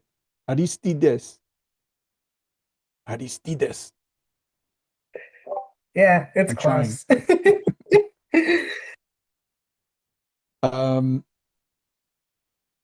Okay, this is a sports. Well, this is, let's say it's the historical sports drama feature.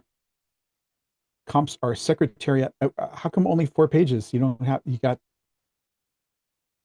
you want to give us a little more of it? Okay. Because because it's exploratory at the Okay. moment, and I'm trying to get a feel. All good. No worries. After he is told to lose the Kentucky Derby, after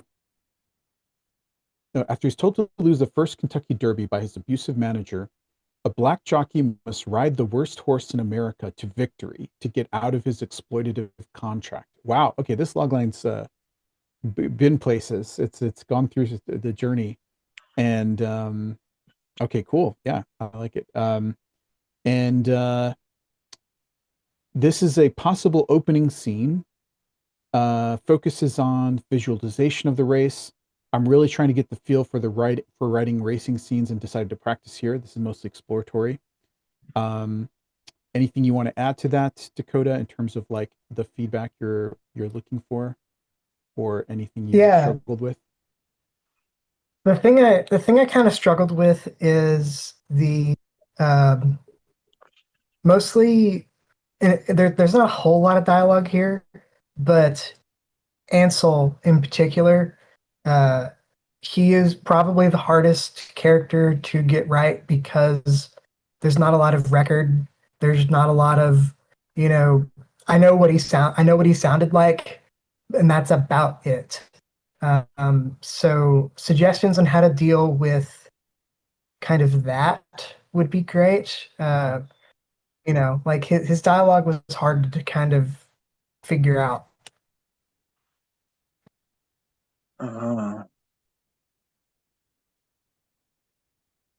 Okay, and I'm going to post the script in the Zoom chat, and I'm also going to be streaming it just in case anyone's on their phone.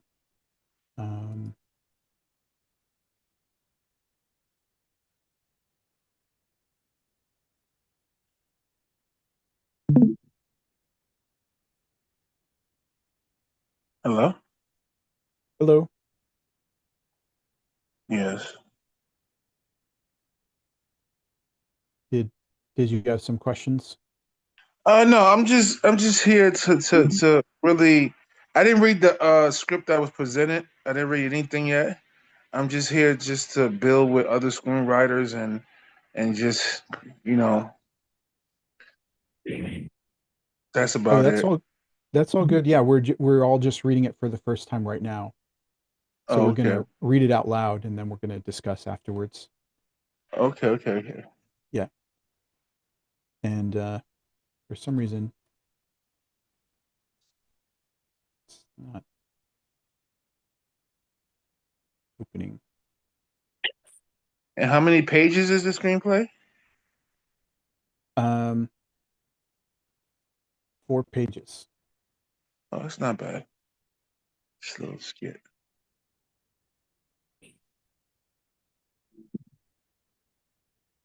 Okay, I think my Adobe is like updating or something. Hold on one second, guys. Sorry about this.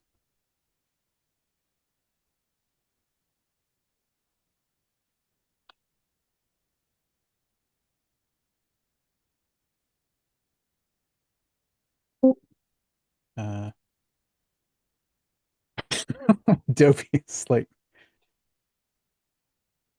it's like not letting me close it. Hold on. Oh, wow. Let me see if I can.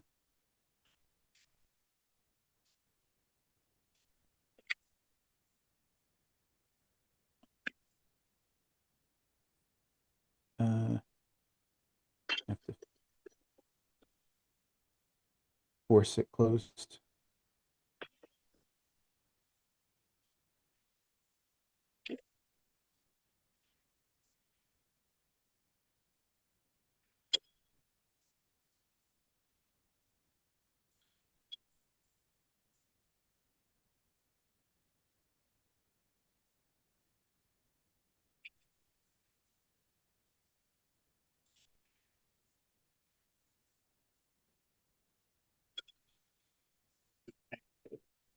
Sorry, give me a second, guys. I gotta. My computer is freezing up here. Hold on.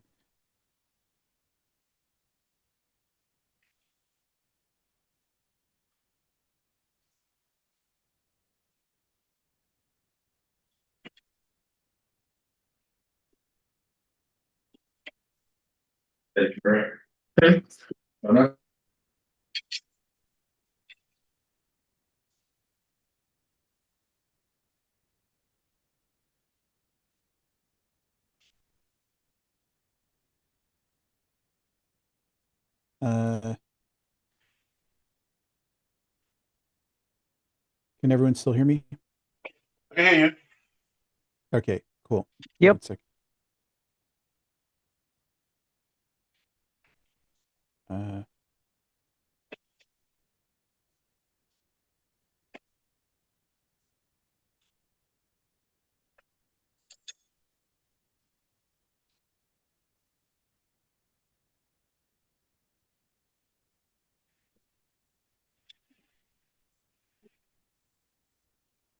Sorry, just fixing this Adobe update. One sec.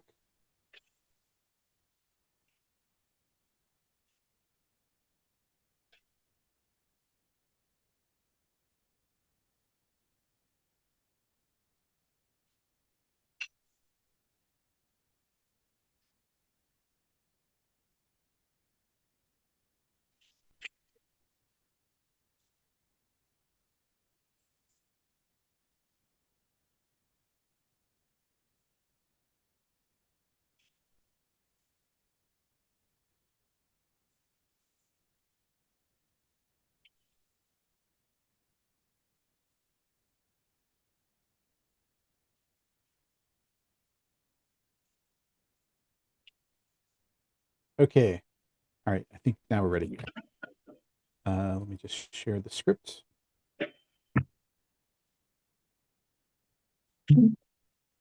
And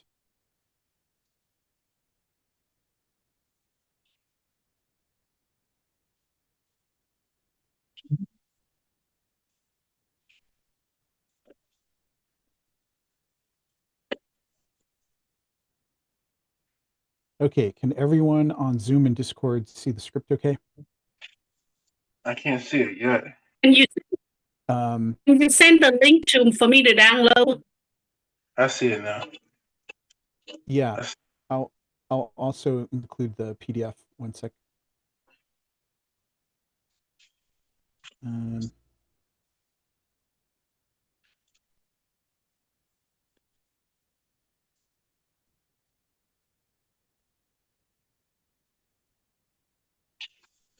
okay, yeah, give me 1 second, Merrickson. I'll make it a little bigger.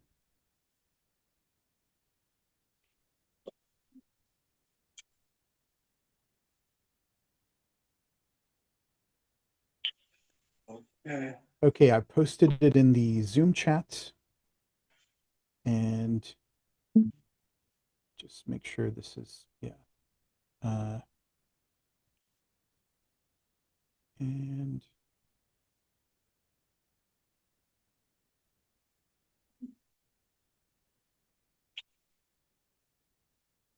also in the Thank you. I got it. chat.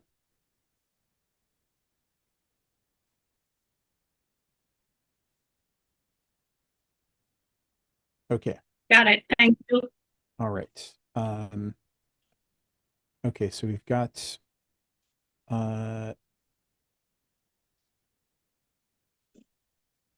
so is Oliver, McGrath, are those two different parts? Or? So yeah. I grouped them together because I didn't know how many people would show up.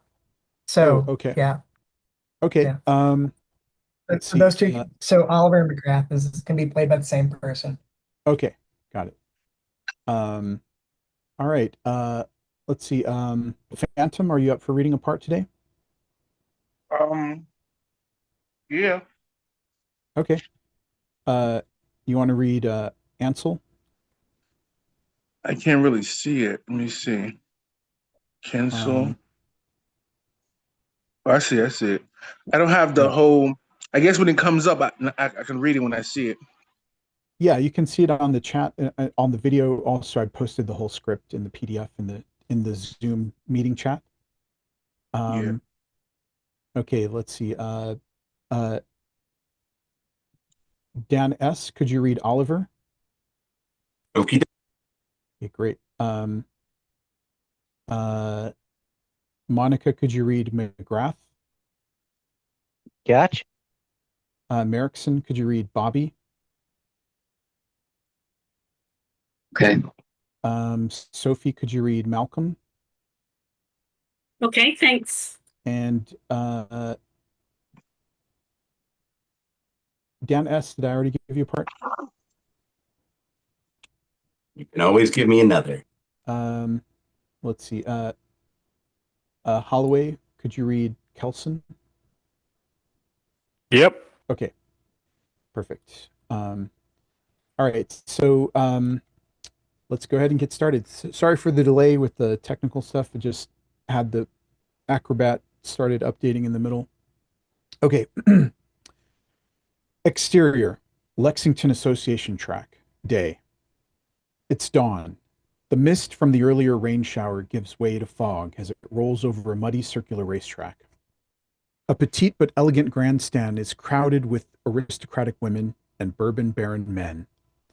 The Tudor mansion-style jockey clubhouse with bourbon-colored shutters and a copper spire looms over the starting line. A sterling silver stopwatch ticks in the gloved hand of John Kelson, 34, white, a slender figure in a slick suit but faded tweed flat cap, walks the length of the grandstand. 1 minute, 35 seconds. Kelson keeps his eye on the final turn. An eerie, tense silence. You can hold your breath. Super, May 12th, 1875, Lexington Association track, Keeneland. The thunder of horse hooves. 2 round the turn. It's a battle for first in a fierce match race between Tom Bowling, a massive colt, strains to keep his lead. His jockey, Bobby Swims, 21, white, grips the reins hard, urges with the whip. Jean Valjean, a smaller, agile horse, pounds the dirt with force. He nearly clips his hooves. His jockey, Alan Smart, 18, black, urges to pick up speed. Tom Bowling widens his lead by 10, 12, 15 lengths. Tom Bowling stretches across the finish line. Jean Valjean is 3 seconds behind. Kelson stops the watch. Uh, 1 minute, 41 and 3/4 seconds. The crowd is electric. It's an eruption of cheers, applause, and victory hugs. Kelson nearly drops his watch. A world record. 2 men emerge from the rambunctious crowd. The first is a tall, portly white man with fat fingers and a cigar in his mouth, P.H. McGrath, 54. The second, a reserved old black man, Ansel Williamson, 64. He is not well spoken, as if he speaks with cotton in his mouth. Ansel leans over to Kelson, notes the watch.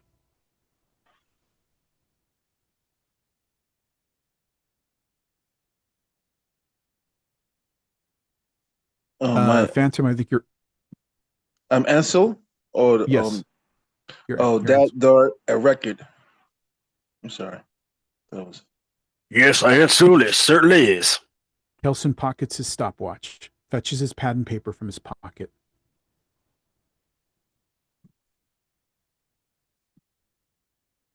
Care to comment?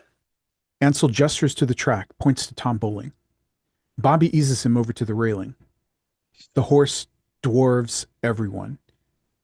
Bobby beams. He's covered in dirt, mud, and who knows what else. You ran good, Ansel. Yes, shall Ansel the... pets Tom Bowling's flank. Tom Bowling shakes a little. He's breathing heavy, but angsty. Yes, shall there the boss of all the horses in this world. Kelson writes vigorously. All the horses in the world? 1 minute, 41 and 3/4. Kelson looks around, notices. McGrath approached the officials' table, leans down, whispers something we don't hear to the officials.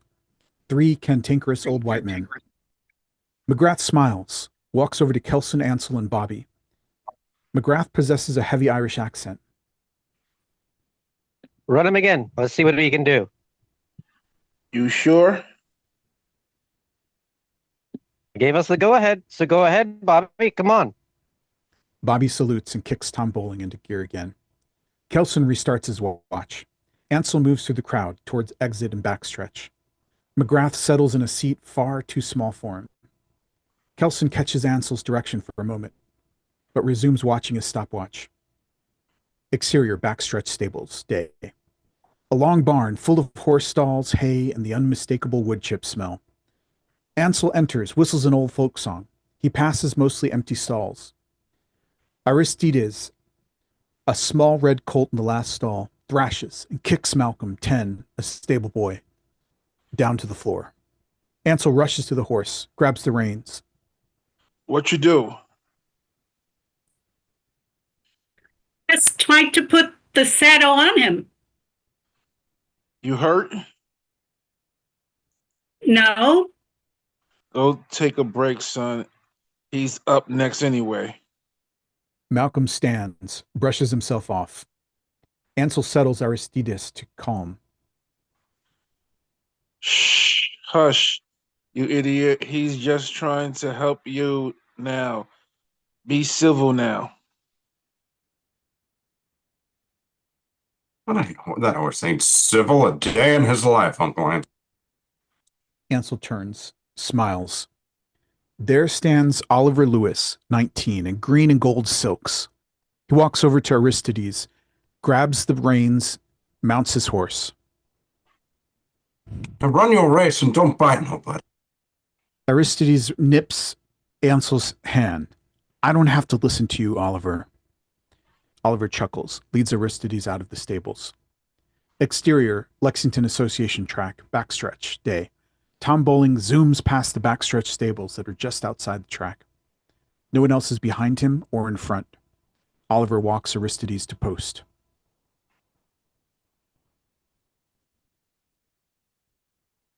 Looks like somebody's trying. Oh, look who someone's trying to be in the history books already. Okay, great job, voice actors. Thank you so much for reading. So now let's go into feedback. And Dakota, do you want to remind us what kind of feedback you're looking for? Yeah, so this is super early draft, rough stuff. It's mostly exploratory, so please, for the love of God, keep that in mind. It's mostly just to figure out like how to do racing scenes. This is kind of hard to visualize. I wasn't sure if people would get what a length was and things like that. So yeah, just comments on how to do that a little better would be great. I know certain things, so it's okay. It's okay. I know what I gotta fix. It's all right. You don't need to comment on little bitty things. Okay, great. So yeah, looking for more, bigger notes, and especially on the dramatization of the racing. Yeah, exactly. Yeah, I know like little bitty stuff like that. That's cool. Okay. And maybe the interesting, formatting, font typography and stuff. Yeah, sure, whatever. Whatever works. Okay, so yeah, let's open up the floor. Who has feedback? Please type an X in the chat. If you're on Zoom, you can type an X in the Zoom chat. And we will, the reason we do this is because we're looking for feedback. We're trying to improve our scripts. So please give some feedback.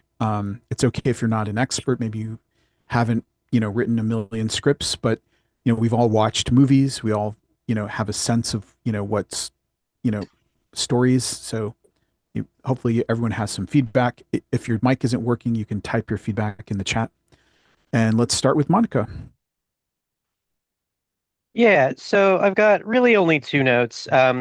I guess three. Note number one is just in terms of the racing action. I don't know much about horse racing, but this was good and well. I figured it out. I was able to understand what was going on, and I think that, and this is something I've been talking about in my script spotlights this month. With these kind of sports movies, it's okay to be a little jargony and a little insidery as long as it's readable to the audience, because part of the experience is being invited into this insider world that you're actually an outsider too, right? We just read a script about pool sharking, and they had all kinds of lingo that I didn't understand at all going in. But after reading the script, I was like, oh, railbirds. These are the people that bet on pool by the rail. Therefore, they are railbirds. So I figured out what a length was. It's the length of the horse, loud and clear, right? So I think all of that is working, and you don't need to worry about that at all. So my two real notes are, number one, on this weird formatting on Tom Bowling widens his lead by 10, 12, 15 links. I actually think this looks great. I love the way it looks on the page. My problem is its use here, because its use here is being used. It's being used to sort of depict the idea of this horse coming out in front and running way out far in front of everyone else. Whereas the fact that it's capitalized and spaced and elongated through the page by taking up 3 lines makes it feel to me like this is something that takes a long time. This is something slow and plodding, like, 2 horses nose to nose. This one takes the lead, then that one takes the lead. That's what I feel like this formatting would be good for. So take that for whatever it's worth. I think this looks great, but it's for slow stuff, not for fast stuff, if that makes sense. And the other big note I have is on Ansel's dialogue. I understand that writing in dialects can be fun and cool. I have 2 notes on that. One is a John Wayne quote that I have. I'm not a big John Wayne person, but a John Wayne quote that I have found funny. He once told a screenwriter, write that script in English. I'll read it like John Wayne, meaning don't give my character an accent that I don't have. I know who I am. I'll read it my way. I just thought that was a fun little quote, and it's something that has informed my own writing, and like being a little bit less trying to spell things oddly and things like that. And the other note is really just that kind of pigeon speak for a Black character. It's very like, it may be accurate in a certain sense for some people in the long ago, but it echoes a like Uncle Tom's Cabin, like Huckleberry Finn, like white writers trying to figure out what Black dialogue sounds like what Black dialect sounds like. And I think that it reads a little disrespectfully in the 2020s. And I just, I don't think that that's what's in your heart. I just think that it's something that I see in like old material and like pre-civil rights material, and I don't think it's a good look. So that's a note there. Take that for whatever, I'm not a Black person. I'm not going to try and speak to that experience. It's just something that I noticed that made me feel a little odd. So anyway, those are my notes. I think this is really interestingly written and I'm enjoying it. So I'll look forward to seeing more. Awesome. Thanks, Monica. Lindsay had some feedback, and just want to encourage everyone else, please share your thoughts. Throw an X in the chat if you want to give your verbal feedback, or just type your feedback in the chat. Lindsay, floor is yours. Thanks. So my feedback was mostly related to slug lines. I sometimes had difficulty following all of the action and where we were at a given time. It was a lot of action in a row. And I think, Dakota, you were there for when we were discussing I, Tanya, and I remember like every time, even if we were still in the ice skating rink, if we changed locations, like if we were in the stands or if we were at the equivalent of the officials table, it was a different location. And I know you don't want to necessarily disrupt the flow, but it might be worth playing around with that or looking. I haven't looked at the Secretariat script. I'm guessing you have. But I'm curious what they do with that. Like if when you go to the officials table, it might be easier to read, for example, if that's its own slug line. Okay, awesome. Thanks, Lindsay. Anyone else? Feedback or suggestions for Dakota?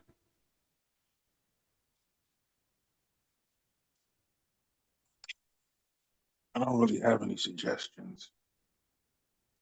Okay. No worries. Okay, I'll share my thoughts, and hopefully, if anyone else is putting together their, collecting their thoughts, there'll be some more time to share your feedback. Yeah, for me, yeah, I really enjoyed this. I think probably my biggest note is that with the racing, I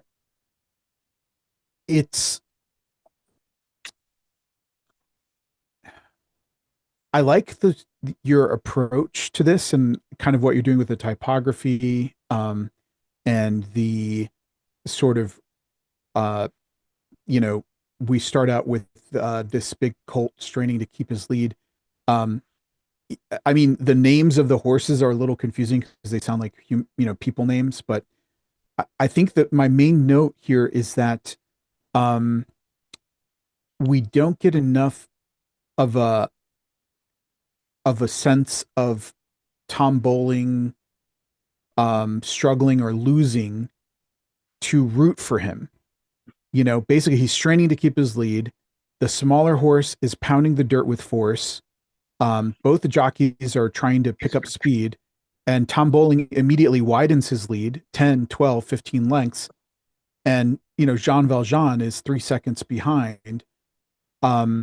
So there's there's not really any tension. There's not enough tension or, suspense. Is Tom Bowling, is going to lose? Or, this is kind of what we're looking for in this, like a racing sequence. Is just, I mean, you want to root for one of the horses, or, feel like, okay, who is it? I mean, I think in this case, if Tom Bowling is starting ahead, we kind of would be rooting for Jean Valjean, right? I mean, it could be the case that you want us to root for Jean Valjean, and, but it's not enough for us to actually even just like feel bad for this horse and jockey, because it's just so quick and bam, it's done, and I feel like the significance of this world record, I mean, of course, in the real actual race, maybe it wasn't even, there was, it wasn't close by, and you're setting up, what is the world record, I guess, because that's what, the protagonist is going to beat later, maybe, but it just, we need some kind of little tension, or even if in reality it wasn't really a close race, but just give us some back and forth or something. It just immediately sort of the tension is diffused because Tom Bowling has a massive lead, unless we are meant to kind of be rooting for the horse that loses. Um, and I think Monica had an interesting note about the widening the lead. I mean, I kind of like this. You're widening the font, and it means like we're widening the lead. There aren't really any rules about this. I mean, you just kind of play around and see what works. But I think the fact is that here he's winning by such a big margin. It's it might be stronger if we were rooting for Jean Valjean, right? Otherwise, it's just like, it feels like making a big deal about this win that doesn't feel earned. It doesn't feel like Tom Bowling and Bobby Swims had to work for this at all. Maybe that could be, interesting. Also, just like right before the watch stops or something, I don't know.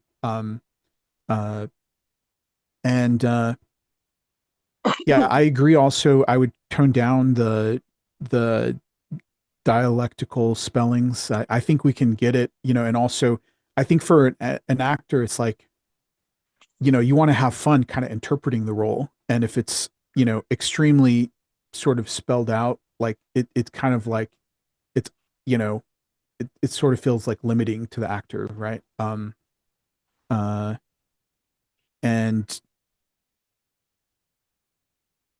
I do like, the character of Ansel's just sort of like, is that their record? Is that a record? Like, he's kind of matter of fact, but he's just,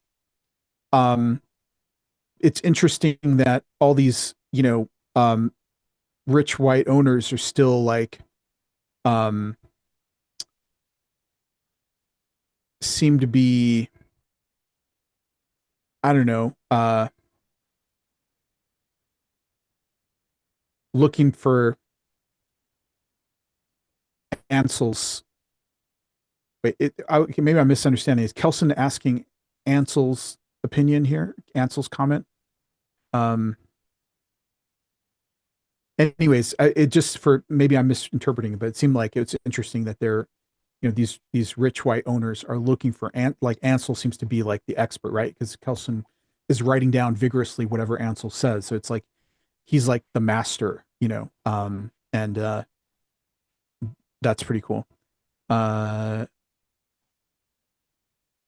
have a question. Sure.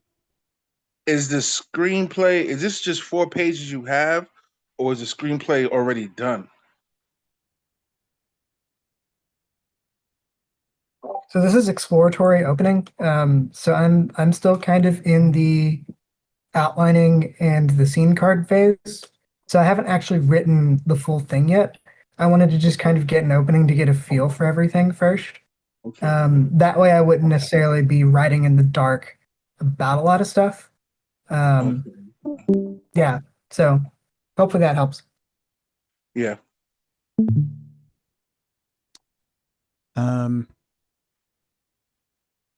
Yeah, I don't, there's a lot of interesting stuff here, and it's hard to give more just on these few pages, but I like where you're coming from, and also I really like that poem that you shared in the poetry. I don't know if there's a way to work it in, but I thought that was pretty cool. And I don't know. I feel like there's a lot of sort of familiarity with this world that's coming through.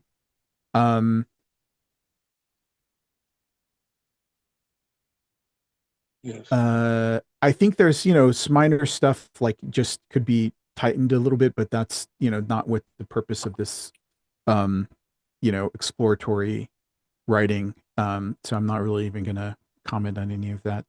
But overall, it's,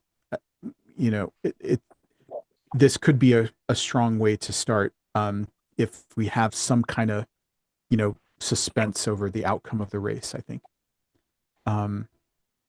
Or you could go the other way and just, that's the whole point. It's just a blowout, and this other horse is, the other jockey is just depressed or something, I don't know.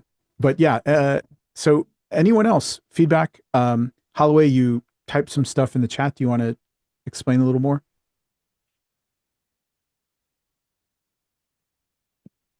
It's basically just like I said, I think it definitely comes through very thrilling in terms of descriptions of the racing. So I think you've got that now for sure. And I like the extra spacing thing. I thought that was very effective. A way to kind of visualize that even on the page. The only thing is I wasn't sure if and maybe I'm just wrong on like who the characters are at this point, but just on the description I assumed Oliver was the main character, and so if that's wrong, then obviously ignore this next part. But if it is, he's the main character or a more prominent character, then maybe if he's, it just seems like there should be a way for him to be up there in the first few pages, which this is still the first few pages, but just normally you'd have it kind of be like the main character really front and center. So I would think a way to work him in earlier. But like I said, I'm not sure if I'm just misreading who the characters are at this point because it's so okay early. But yeah, overall, good job. Yeah, thanks. Yeah, that's a great point. I think I'm sort of misinterpreted. I was thinking, maybe Malcolm was the main character, like he was younger, but the fact that, Aristides would be too old. So yeah, I think if Oliver is the main character, or maybe just think of a way of a interesting, unusual choice he might make, or some just real interesting way to, to introduce him to kind of like flag, like, okay, this is a interesting character. Keep an eye on this guy, Yeah. Anyone else feedback or suggestions on Aristides?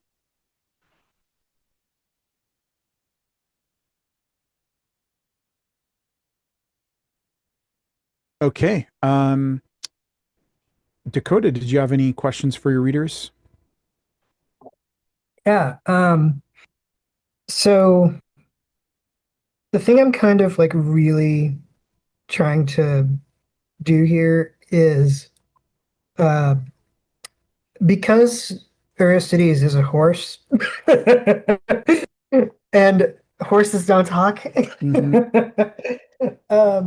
does it make sense to kind of have like the italicized bits kind of be his interior thoughts?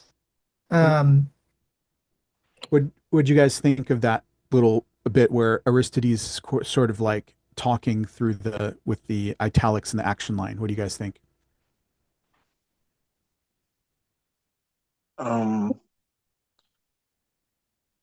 This is on the last page. Yeah. Oh, I'm okay with it.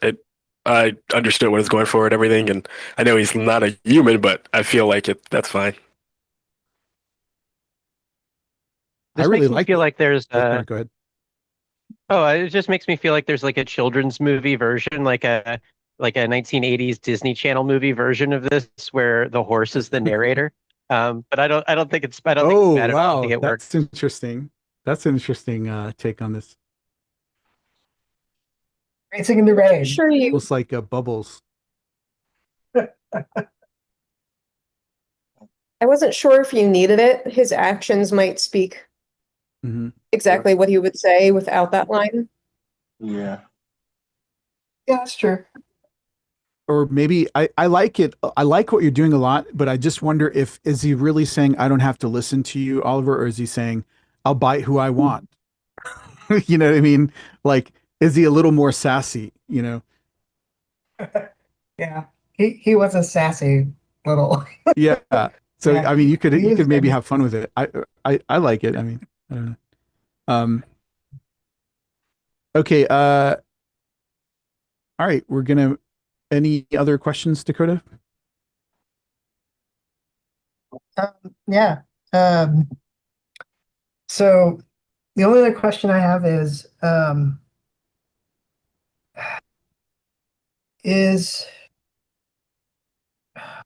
know what? I forgot it.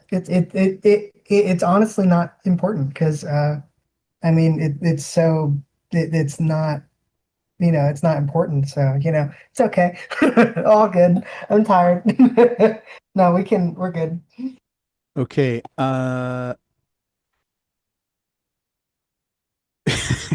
All right, give me 1 second because I have a pet emergency. I'll be right back. 1 second. And then we're going to move on to the next script for today. Pet Emergency is another great title for a 1980s Disney Channel script. Oh my gosh, yes. You're right about that. Sounds like a Doc McStuffins spinoff. It sounds like Oh, now we're cooking with gas. Yeah, like a toddler show where a little kid goes around and helps people with their pet problems. Like, oh, all you have to do is take your dog for a walk every day. We have a pet emergency. You're not giving it enough petals.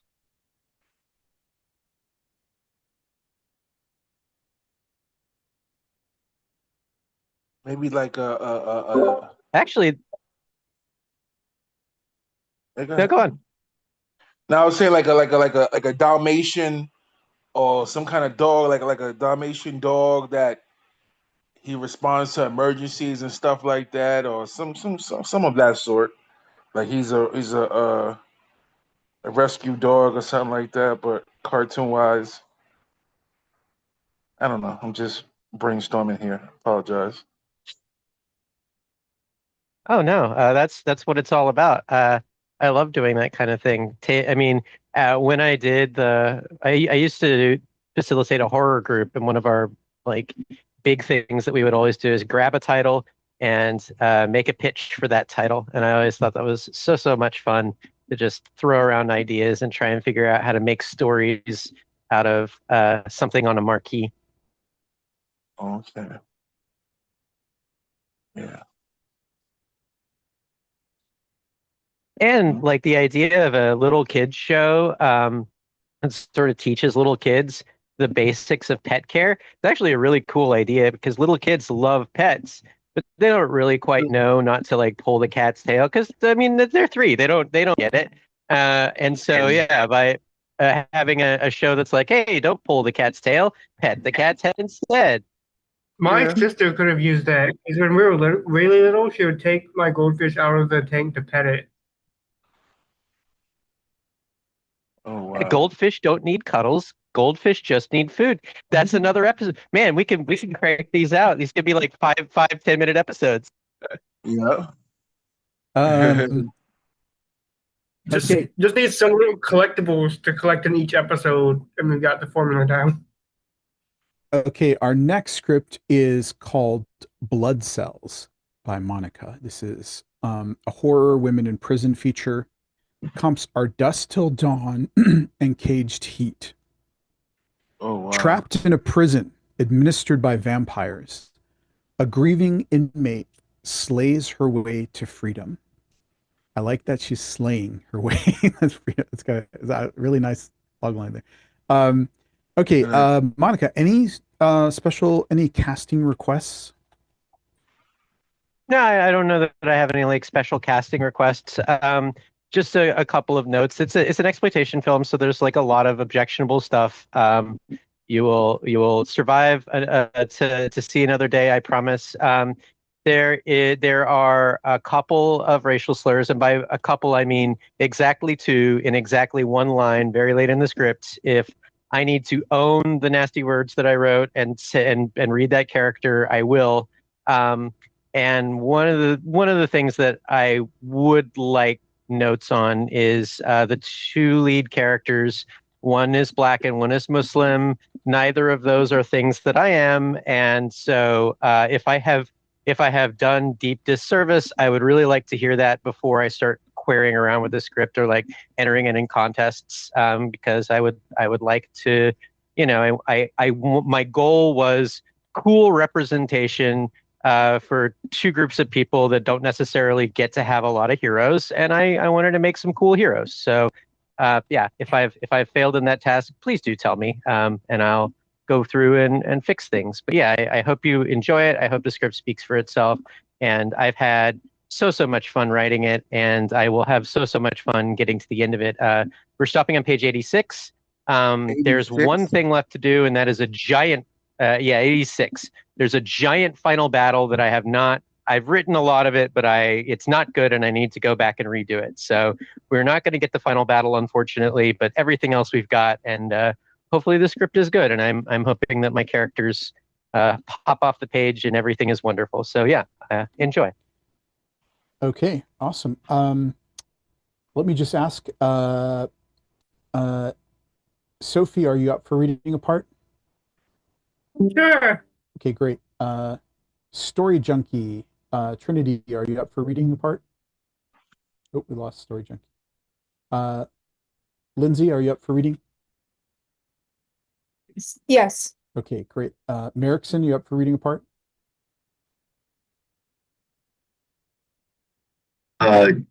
Yeah. Awesome. Okay. Dan S. and Dakota, you guys up for reading? Yes, I am. Mutant Llama, up for reading a part? Yes. Okay, and Vivian, are you okay to read a part?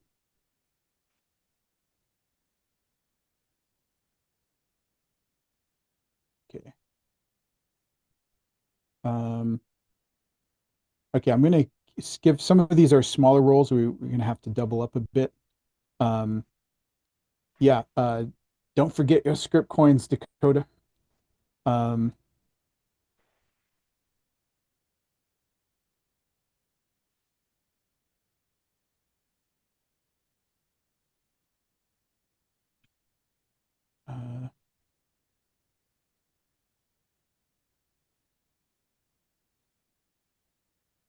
What's the part again? I haven't given the parts yet. I just wanted to see if you're available. And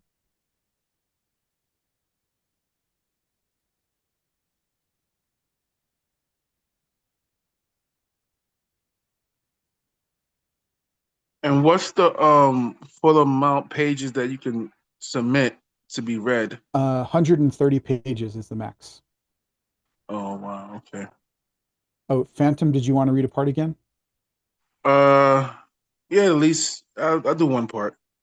Okay, we'll take a break around them. What's a good place to stop halfway through, Monica? Ooh, I'll find us a spot. Give me a sec. I'll look through the script and find us a spot. Somewhere around page 40 something. All right, Susan just arrived. Are you up for reading a part, Susan? It's okay if you're not here for the whole time. Ready. Okay, we'll just take that as a no. Yeah, we'll break right at the top of 43, which is exactly halfway through anyway.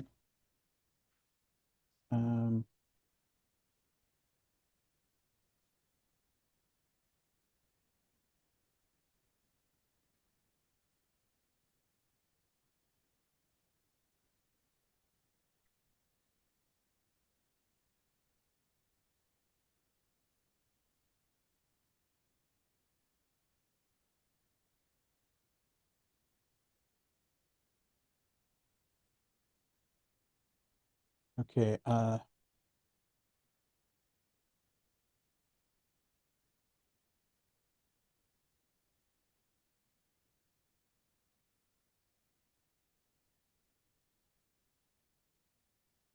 okay, I think this works. You know, as we're going, we may have to adjust a little bit if somebody's talking to themselves or something, but I just posted the cast list. So Phantom, you're going to be playing the part of Freddy. And yeah, we'll jump into it. So in terms of feedback, Monica, anything you want to let us know, or maybe anything you struggled with? Oh, I'm worried that my protagonist's motivation doesn't feel right.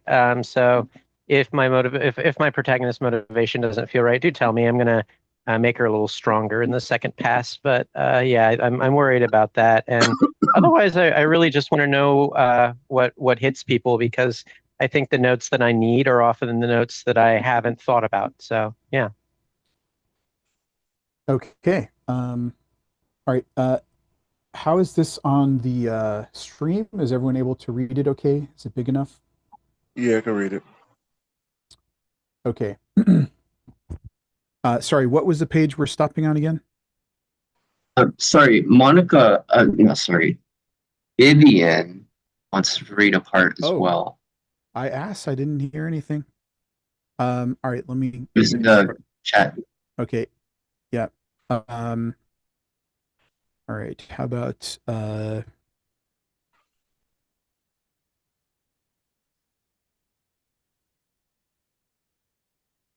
you want to take Althea? Sure, I could do that. Okay. I'm reading Athea though. Oh, I gave you 3 other parts, Sophie. Oh, go ahead. Okay. Yeah. As you're saying, because I only Yeah. the first one. Okay, sorry. Go ahead. Monica, do you have a comment? No. I just noticed that. So I thought that Sophie might be getting Simone, who is not in the entirety of the script, but Film Trip is in the entirety of the script, so it's all good. Okay. Okay, perfect. Thank you. All right. Yeah. And you know, where's the other? we may need to adjust the casting, or sometimes people leave or somebody new comes, or we'll be okay. We'll just adjust as we need to. And obviously, if something happens, you really urgently need to go, it's no problem. Just type something on chat. And sorry, what was the page where we're stopping again? 43. Oh, 43 is our break point. Okay, got it. Okay. All right. Interior, Mirkala Prison, cell block, night. The lighting here is beyond strange. Dim, colorful LEDs, like the world's most depressing rave. Otherwise, same beige hallways, same human cages. Same as any carceral facility. A hand slips through its cell bars holding a metal screw, inserted in the door lock, rattling, twisting. The cell creeps open, and a trauma-worn woman peeks out. Neff, 40s, dressed in prison scrubs, ready for anything. She pops 4 sticks of gum into her mouth and chews. Corridor. Neff moves fast, on a mission. She whips out a toothbrush shank, filed to a chisel point, stoops to the floor, unwinds screws in an air vent. Inside, a hatchet, a wooden spike, and a journal. Leather-bound, weather-worn, from another century. Neff drops the shank, slips the spike into the journal spine, springs to her feet, and runs for it. Interior, Mirkala Prison, library, night, infinite books, a meticulous disarray of stacks and shelves. The room is dusty, wood-paneled, older than the prison. Neff explodes through the door, hopping and weaving her way through the stacks, stopping abruptly when she reaches a particular shelf. Her finger runs over book spines until she finds 15-minute garden gal. She slides the book out, takes a moment to breathe. Shadows move in the background. Neff spits out the gum wad, sticks it to the journal, glues the journal to the shelf above, and replaces the book. A woman's voice, rich and regal, pierces silence. Beware. Beware, ye wandering lamb. Neff steps into the open, spinning the hatchet for style points. Fight for the living, engraved on the blade.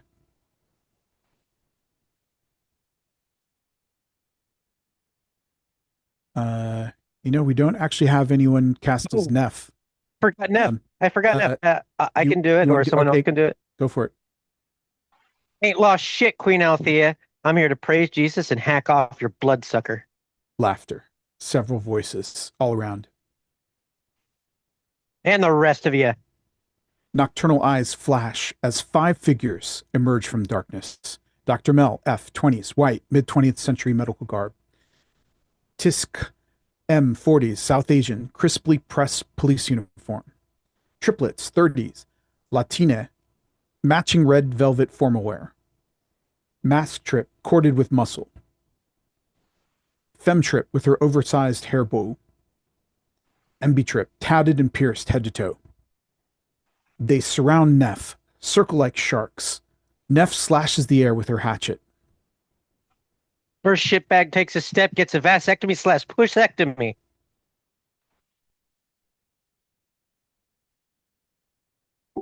Keep it down now, pet. Others need their beauty sleep. I'll hack off your fuck finger. Bare feet, stepping lightly beneath a satin dress hem. Queen Althea steps into the light. She looks 30, but we know she's much older. Pale skin, big glasses, wavy hair adorned with feathers. No need for all the fuss. Stress hormones contribute to unfortunate aftertastes. Althea takes one step too many. Neff chops into Althea's thigh with the hatchet. Althea cries out. The wound sizzles and steams as black blood creeps out, thick and viscous like tree sap. Althea steps back as Tishk and the triplets step forward. She swings, but Tishk catches her wrist. Triplets dogpile Neff, pinning her down. Neff squirms and struggles for all that she's worth. Futile. Let me go, you shit suckers. This is how you treat me after what I've done? Althea giggles.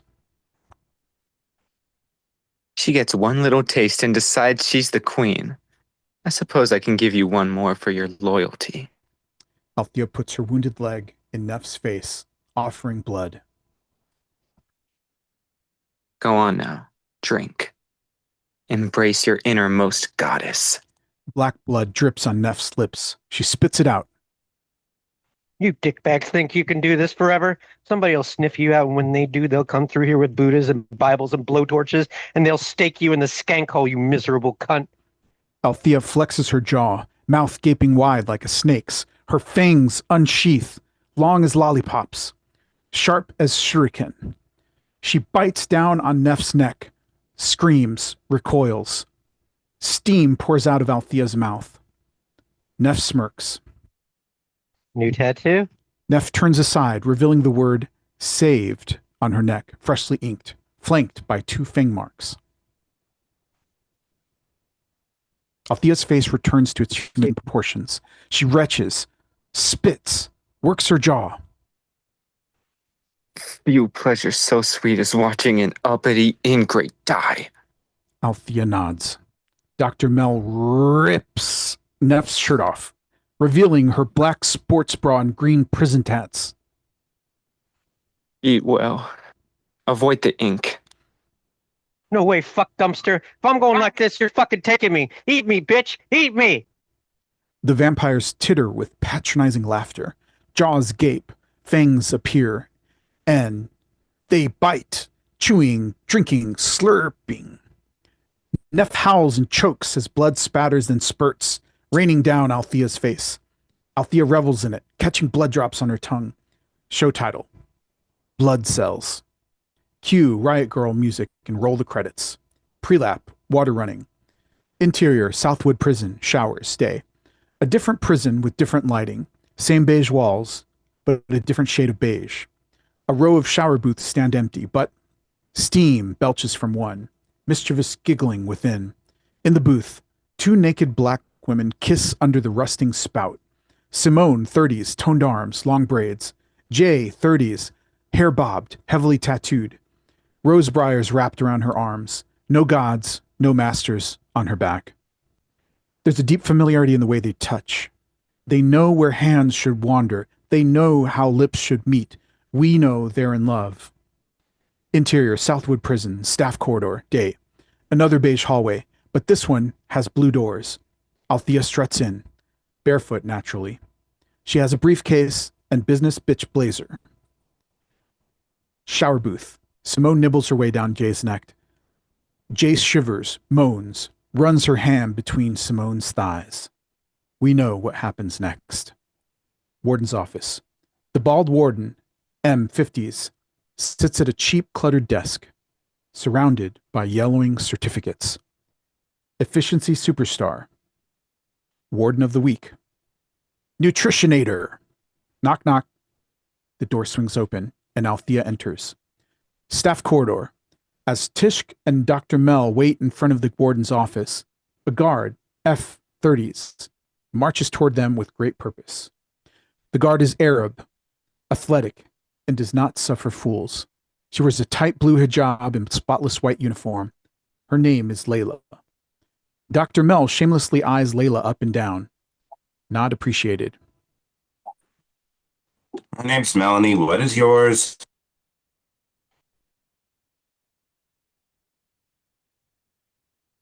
Name's Melanie. What is yours? Dakota is Layla. Oh, Dakota left. Dakota left. Yeah.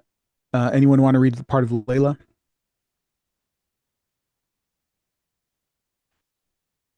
Hey, Melanie. Okay, thanks. I'm ahead of you. Warden's on meeting, sweetie. I have a 10 a.m. It's 10:06. Strong arms. What's your routine? Layla senses the threat. Her stance changes. This only makes Dr. Mel more interested.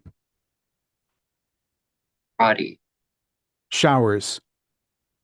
Old Ida, 70s, enters. Towel over her shoulder. Jay moans off screen. Old Ida frowns.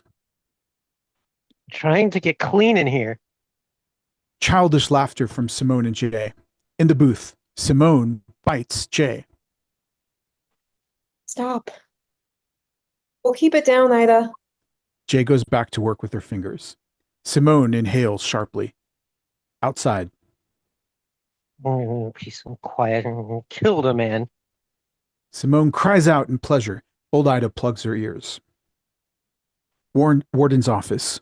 Althea unlatches her briefcase, flashing its contents. Money, of course. Mob movie quantities of money. She slides it to Bald Warden. His mouth waters. Tomorrow? Yeah. Over my meanest little minx. Usual time. We discussed this. The sun. Can't run a transfer in the middle of the night, but act normal to look normal, you know? Showers. Jay and Simone are out of the booth, standing together at a mirror in blue inmate uniforms, preening one another's hair. Staff corridor. Althea flings open the office door and steps out, shouldering past Layla. Her entourage follows.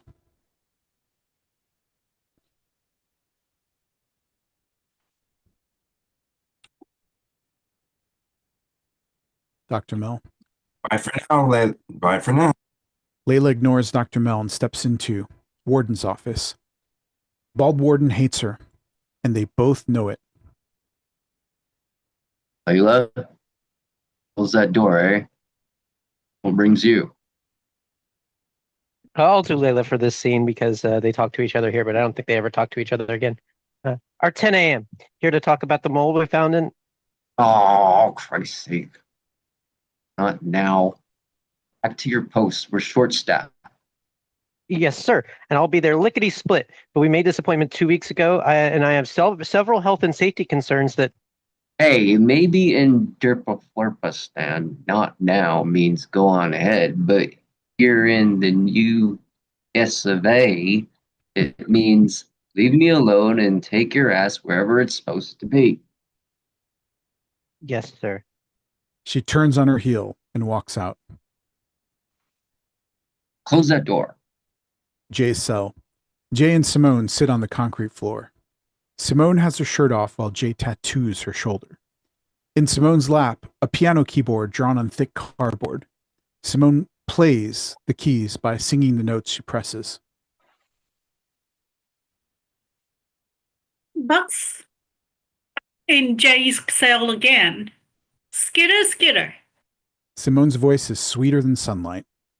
Jay beams as she dips her handmade needle in handmade ink and jabs another dot into Simone's tattoo. A treble clef. Thought you were writing me a song. Sometimes I gotta write what I see, and right now, that's skitter, skitter. Ain't too late to change this tat to a fucking bug. Simone fishes a folded page out of her pocket, opens it. Sheet music, hand-drawn, of course, titled Jay's song. I got it. Not quite perfect yet. Title and patience. Patience. Oh, time and patience. Patience and time.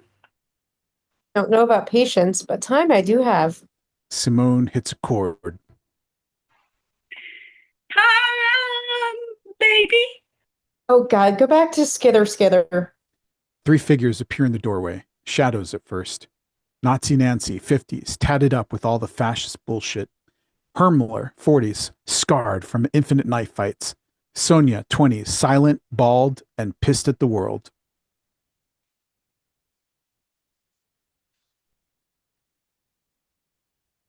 And Knock, knock, come rags. Knock, knock. Insurance bills due. We're here to collect. That shut up, Viv Eyelash. You got no jurisdiction here. Eyelash says she's fresh out of fucks to give for the life about Dykes. You ain't been doing your chores for her. I did 4 years of chores, and I'm fresh out of fucks for prison politics. We're doing our time in peace. Salam alaikum. No, now fuck off. This ain't a peaceful tone, jungle slut. You want peace? You pay for. Jay jabs a couple more dots in Simone's tattoo, thinking. How much you want? Simone jerks away from Jay. Hell no. This dollar, what is it? The dollar store. Dollar store. For Love Waffle gets bagel, Cheerio, cereal. Oh, be goddamn, this monkey went Columbus and discovered principle. Hermler laughs. Great joke, boss. Oh, fuck that. Jay and Simone are on their feet, ready for it. Better forget them principles. Unless you want to bleed for them. Sonia lifts her shirt tail, flashing a knife.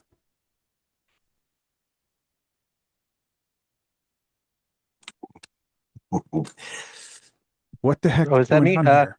I think corridor. Jay's cell. Layla stomps up like a thunderbolt. Somehow intimidating, even with the heck. We're hanging out, diversifying my friend circle. Quit clowning, Nancy. Go diversify somewhere else. The Nazis make a snail's pace down the hall. You too.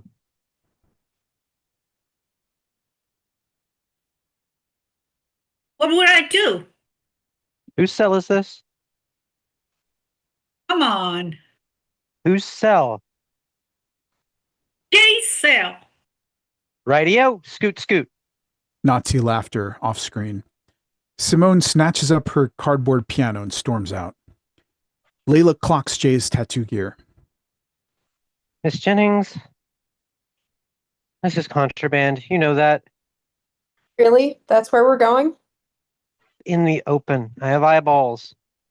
Got nothing to say to those goose-stepping motherfuckers, but you'll take my art supplies? If you have something to report. Fuck, I look like... Layla pulls out a pen and citation book, starts writing. A beat. All we hear is Layla's writing. Please don't do that. One more write-up and I'm in the hole. Rules are rules. And solitary, solitary. Layla tears out the citation, stares at it, puts it in her pocket. I'm still turning this in. Just isn't absolutely clear whose it is. Layla starts scooping up the tattoo supplies. A smile sneaks over Jay's face. Pre-lap. Landline rings. Interior, Southwood Prison, warden's office, night. Ring. Bald warden is still at work. He's always at work. Flop sweat, crooked tie, half-finished cup of coffee nearby. Ring. He picks up. Warden speaking. He takes a sip of coffee. It's cold. What the hell you made? Interior, Mercala Prison. Kitchen. Stainless steel appliances, scab-colored tile. The colorful LEDs sharply contrast. Southwood's fluorescence. Althea has a granny-looking cell phone to her ear. We're willing to pay, of course. 5 times normal. Althea stoops down and rips open a cabinet. Boo! What? No one there. Speaking to someone else. Warden's office. Bald Warden leans back further than his chair likes. Not money, Althea. It's logistics. Keep things selective. Troublemakers, long sentences, lack of curious friends and relatives. Tish jumps onto a steel container with a heavy clang. An inmate, skinny F, 40s, scurries from beneath the counter.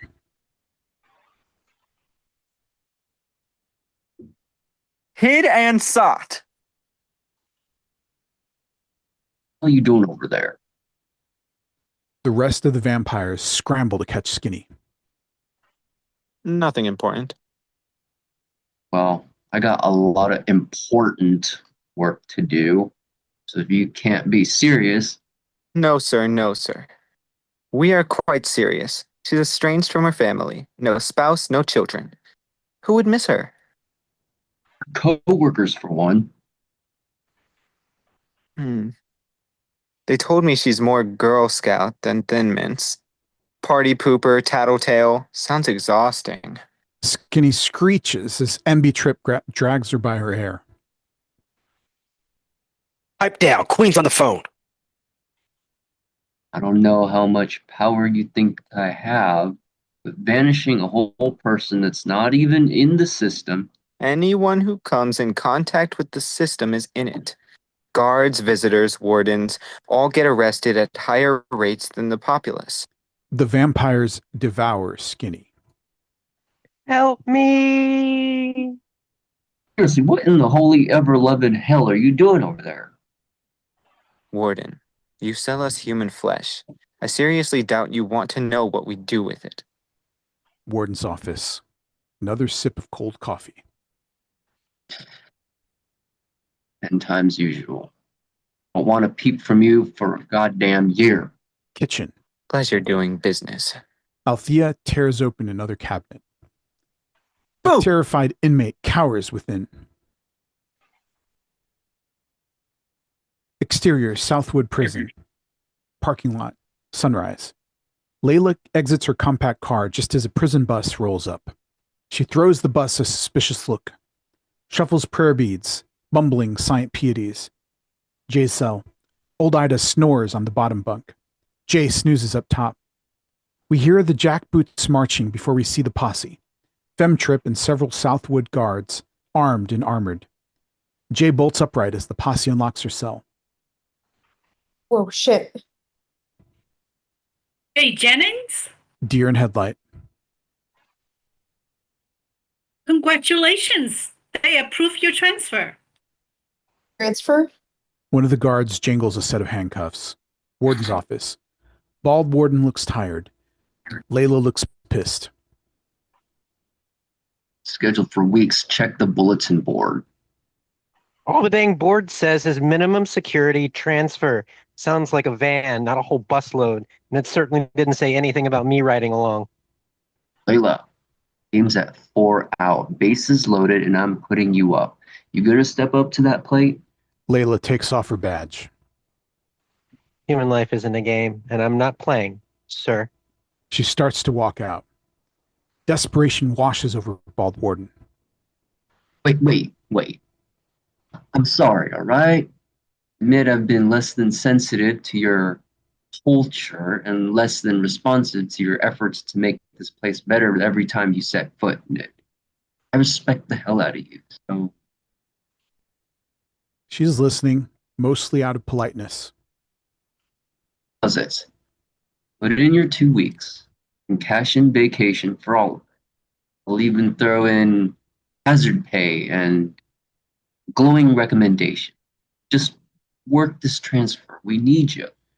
Layla throws him a fuck you look, scoops up her badge, walks out. Exterior, Southwood Prison, loading area, day. Tish stands just outside the bus. Thick shades and an umbrella. Shelter from the sun. A heavy door chunks open, and the caravan files out. A line of prisoners chained hand and foot. Jay, Simone, all 3 Nazis, and a few others, including Eyelash, 50s. We see where she got her name. And Freddie, 40s, a tough, tall butch. Single file all the way to the back. 1 per seat. No chatter. Vampires deploy umbrellas and sunglasses. Femtrip dons a wide-brimmed hat. The inmates squint, also unused to sunlight. Eyelash, where the hell are we going? Facility, all I know. Keep it down back there. I have a facility, all I know. Layla arrives at a jog, mostly out of breath, totally confused. Hey, they told us a softwood guard would ride along. That you? Guess so. Keep them moving, keep them quiet. Hey. Interior prison bus, moving, night. The bus rattles down a rickety road. Tish got the wheel, Layla napping, triplets on guard duty. The inmates sit in their shackles, either sleeping or bored. Jay makes legs with her fingers, jumps them around like Mario. Boing, bloop, bloop, badoop. Simone loud whispers from several rows back. Jay! Hey, Jay! Simone mimes tossing a ball. Jay catches it, mimes tossing it back. The game doesn't last long. Face forward. Jay rolls her eyes, goes back to playing Hand Mario. The bus screeches as Tisk makes a tight turn onto gravel. Everyone startles awake. Yes, little dolls. Time to wake up. We're home. Outside, Mercala was built on the bones of some older facility. Weathered concrete, rusted fences. A few pinpricks of colored LED are the only light. What is this place? Layla stretches and yawns. Someone needs to call the tower. Tell them the lights are off. They most certainly do. They most certainly do. The bus creaks to a halt. Its hydraulics hiss. Mouths off, stock still. We'll be unloading shortly. Strangely shash? Hey? Exterior Mercala prison. Receiving. Night. Pitch black. Looks abandoned. Layla senses danger. She disembarks. She also knows it's too late. What kind of discount donkey brain facility is this? Where are the guards? Where are the lights? The triplets saunter off the bus and form a circle, surrounding Layla. You needn't worry about such trifle. You're home now. MB Trip grabs Layla's right arm. Fem Trip grabs the left and screams. Layla's wearing prayer beads. And they burn. Layla strikes MB Trip's wrist, breaking the hold. She tries to step out of danger, but Mass Trip is waiting. He puts an arm around Layla's neck, wrestling her into a clumsy headlock. Layla slips out, but 3 on 1 are bad odds. Help! Prison bus. The hell is Phantom. going on out here? Out there? That's me? Yeah. Quiet. Jay looks out the window, but all she can see are shadows dancing. Outside, MB Trip lunges, Layla headbutts. A crack. MB Trip's nose is broken, but there's no blood. Frisky. Mass Trip shoulder rams Layla. She reels back and splats into the side of the bus. Layla kicks Mass Trip in the crotch.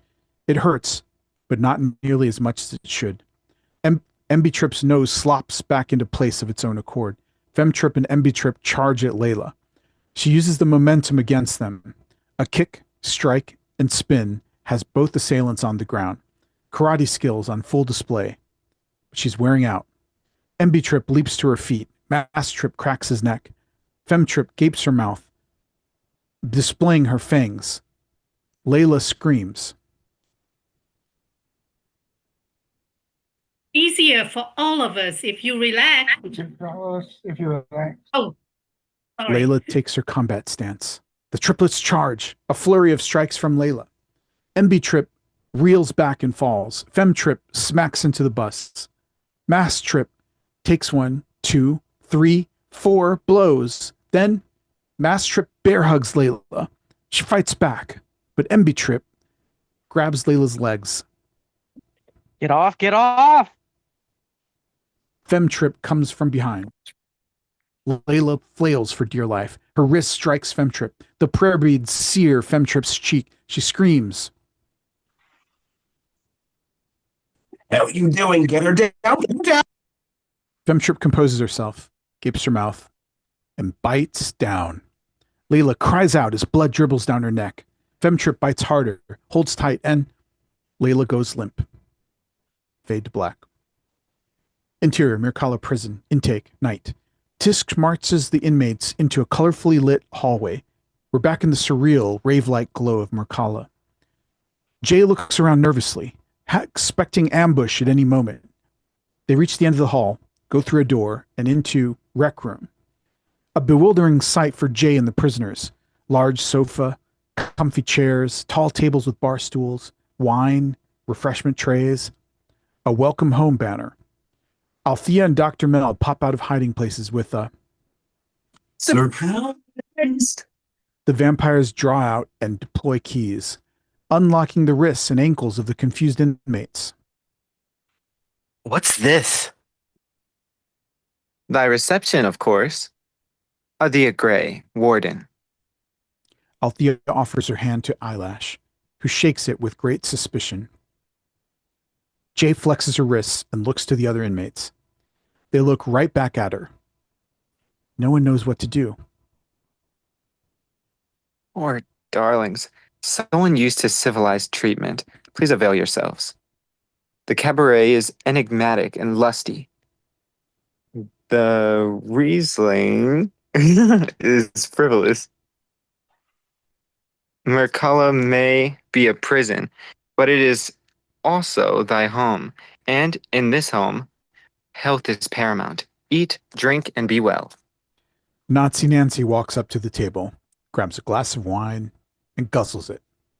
She grabs another, guzzles it, picks up a third. Good.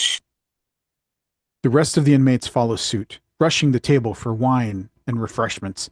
Meat, cheese, fruit, veg, even chocolate cake. They haven't seen anything like this in years.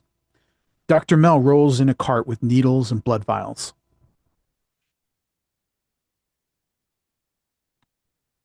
When you're done, my darlings, I will need a blood sample. Weird. So fucking weird. Interior, Mirkala Prison, Jay's cell. Jay arrives in her spiffy new prison uniform, escorted by a guard named Chelsea, F-20s. Chelsea looks way too normal to be a vampire. Jay enters the cell, and Chelsea slams the door. No place like home. The bottom bunk is unmade. Blankets wadded up. Jay sits down, and the blanket wad groans. Layla. Her hair is uncovered. A waist-length ocean of ebony. Her neck has been bandaged. Her uniform matches Jay's. Oh, fuck.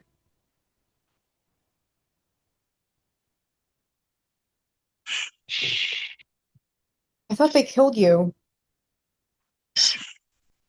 How are you doing in here? Sleeping. When your ass wakes up, we are entering negotiations with regards to that bottom bunk. A win. This is not a Bert and Ernie situation. I've been in. That makes you the junior partner, fish fry. Don't F with you right now. I woke up in my bed wearing my clothes, cuddling my cat. Now I'm in a cage. That's supposed to make me feel bad? Last I checked, the two of us are in the same leaky-ass boat. You were arrested, tried, and convicted to face consequences that you knew and ignored. I was bitten by a thing and heckin' kidnapped. Hey, if you squint, it's real hard to tell the difference between an arrest and a kidnapping. I'm not saying prison's awesome. I'm saying context matters. Well, here's your context, babe. Drink it in. Layla has something to say, but she rolls over instead. Jay climbs to the top bunk and lays down, far too nervous to sleep. Jay looks at the oddly colored lights. They never turn off. She rolls over, closes her eyes, opens her eyes. She runs her fingers over the bed frame. She feels something carved into the gray paint. 27-15M. A library call number. Hours later, Jay awakens to chirping birds on the loudspeaker.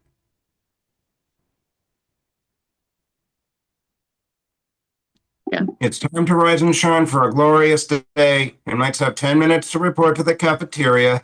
And of course, we are pleased to announce the arrival of several new sisters in service.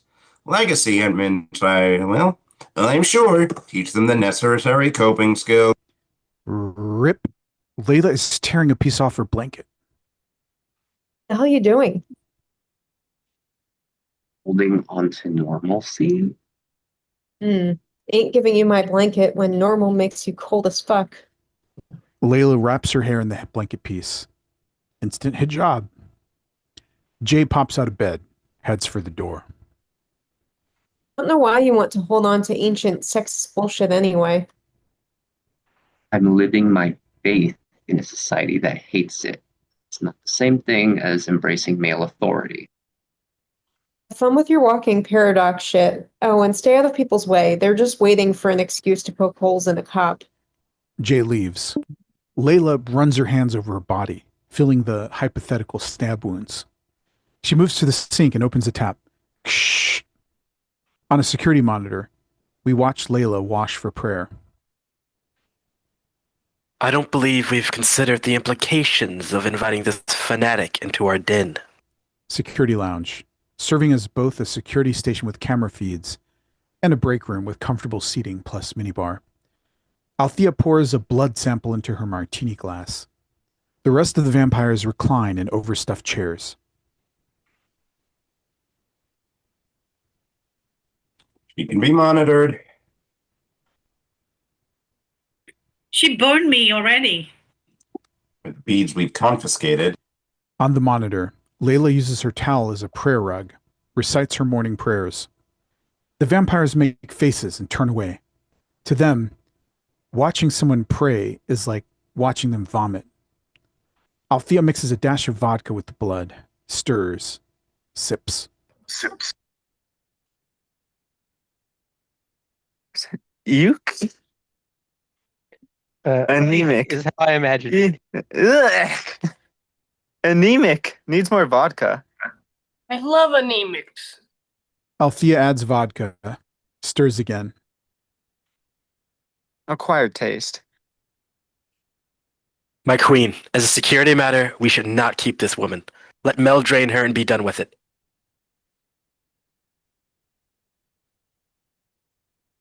Unacceptable. The blood bond requires physical and moral purity, excessively rare traits for a convict. He is a danger to us. She is my right under Thrall's law. Children, these are discussions we should have had before we expended the effort of her capture. A premium was paid. Let's not squander it. Exactly. But Melanie, I will not jeopardize our den to indulge your love of ancient ritual, your servant, your responsibility. And you will kill her if she becomes a threat. Exactly. Interior chow hall. Cinder block walls decorated with old foodie propaganda. Fitness posters, scientific sketches, 19th century fads. Jay throws open the doors and looks around. No trays, no mass-produced prison food, no two meals alike. Simone leans against a Common Game Birds poster. Jay moves to join her, and they head for the line together. What the fuck is up with this place? Better than Southwood. least the food is. Chelsea, in chef's uniform, reaches under the counter, hands Jay a plate labeled Jennings J. Birds do kitchen duty? No work detail at Mercala Memorial. Morale is very important to us. There's no menu or Our own Dr. Mel creates bespoke nutrition programs for each inmate. For Miss Jennings, let's see. Grilled veggie wrap with citrus sauce and brown rice. Fuck yeah, I guess. And for Miss Warren, roast lamb in truffle sauce with black beans. Oh, I was a vegetarian back when I was out. So since you're doing the whole gourmet business, can I? The doctor found you iron deficient. Health is paramount. Eat up. Jay and Simone take their plates, search for a place to sit. Freddie and Eyelash have their own table. Negatory.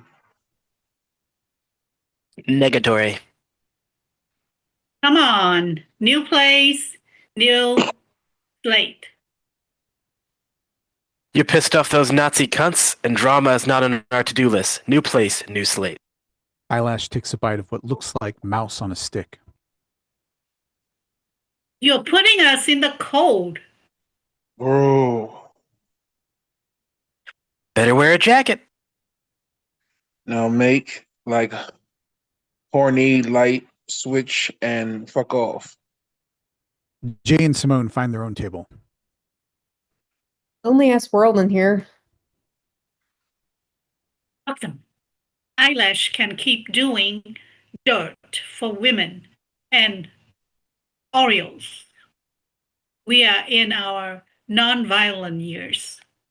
Simone takes a big bite of lamb, chews, grins ear to ear.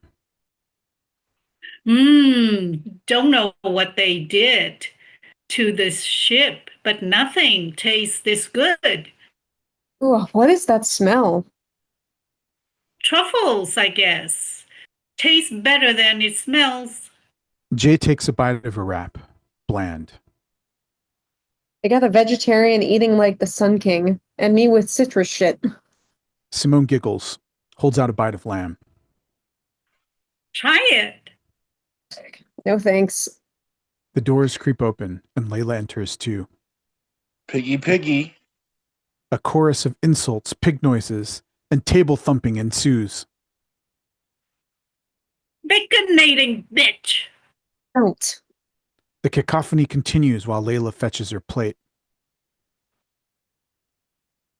Don't what?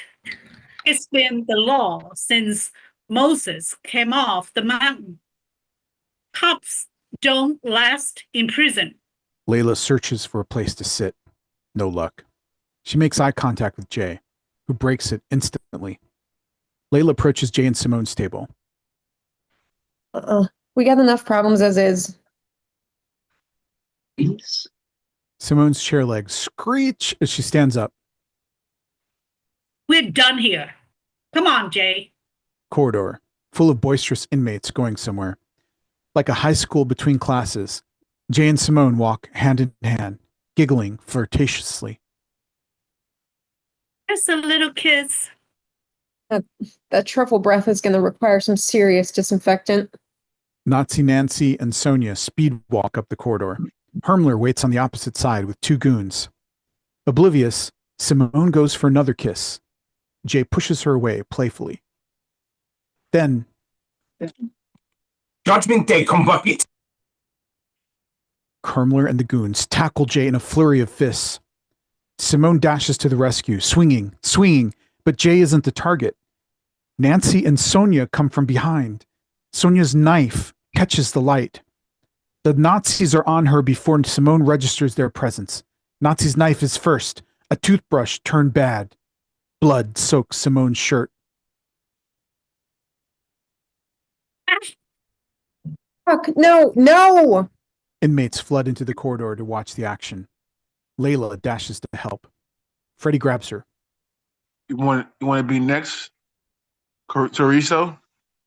Sonia's turn. Her knife is long, needle-like. It punches deep.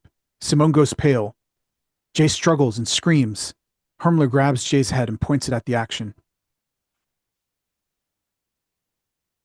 Keep them peepers open.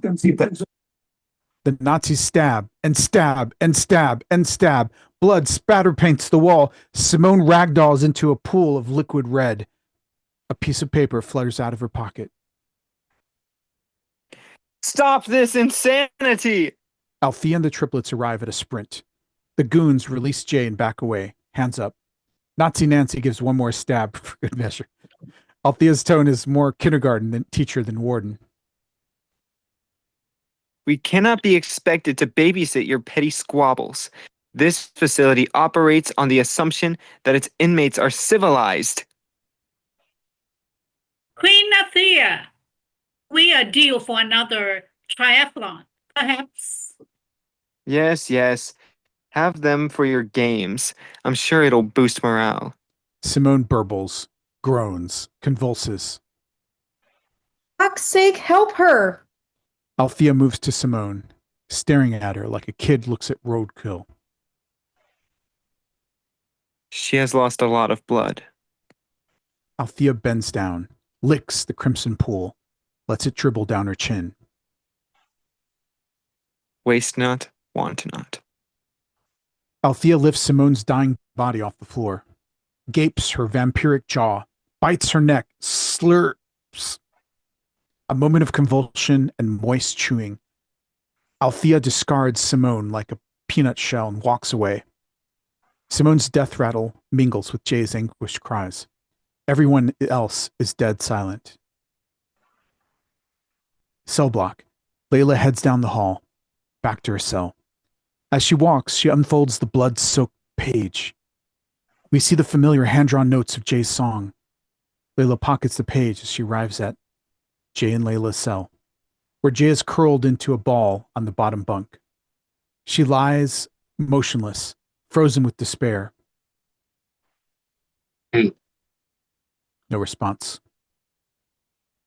I know there's nothing I could really say. Why are you talking? Trying to do the human thing. Yes. I'll shut up. No response. Layla draws out and unfolds Jay's song. Just thought you'd probably want this. Jay doesn't look up. I can read music, so if you want me to sing it for you, like closure. Jay bolts up, snatches the page. Don't you fucking dare.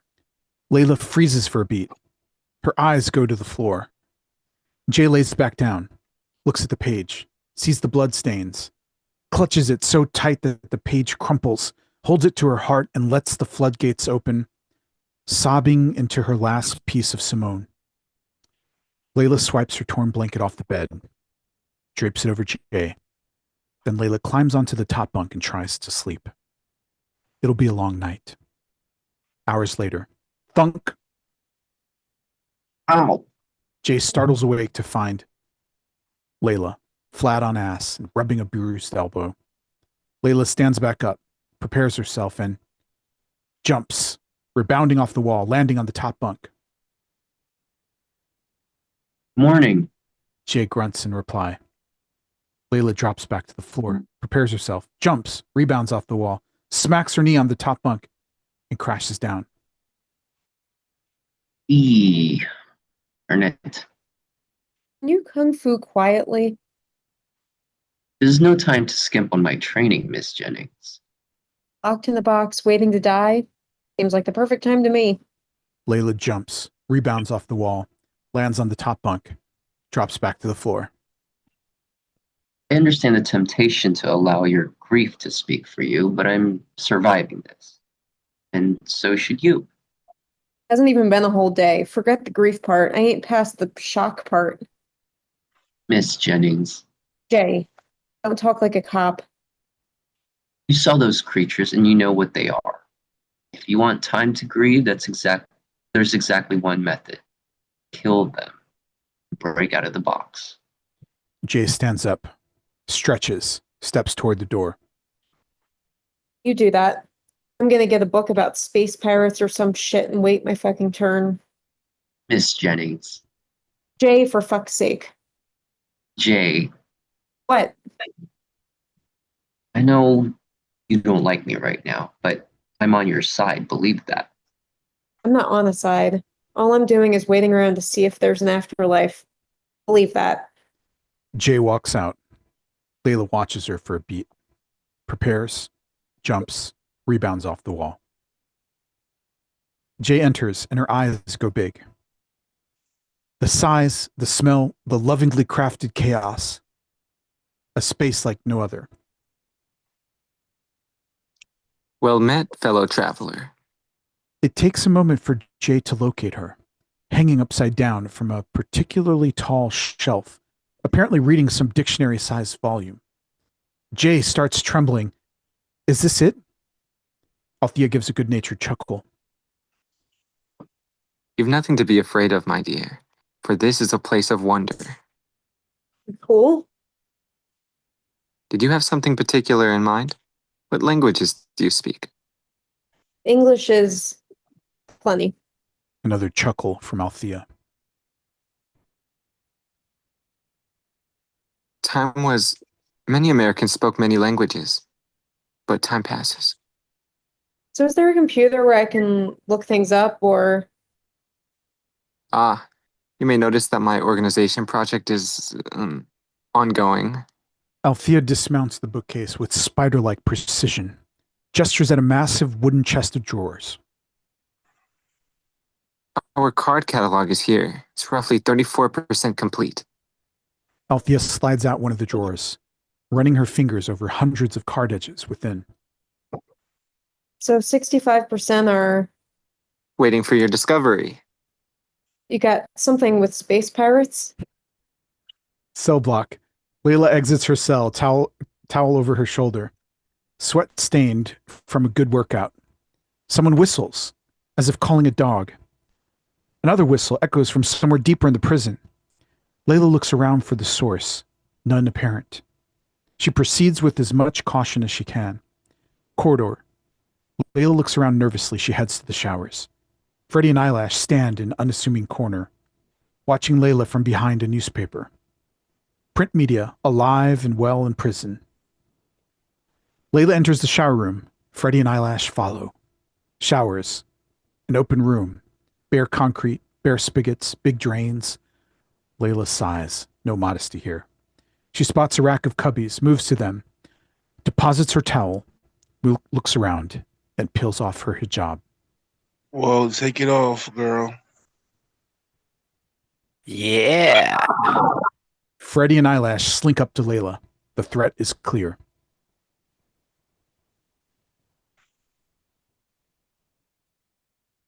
Can I help you? Nice manners. Someone raised you right, huh, Freddie? Right and godly. Layla steps back. Freddie and Eyelash step forward. We were actually wondering if we could do something for you. No privacy, maybe? You've been around the block enough to know there's law in here. Ancient shit. Codified by damn motherfuckers in ages past.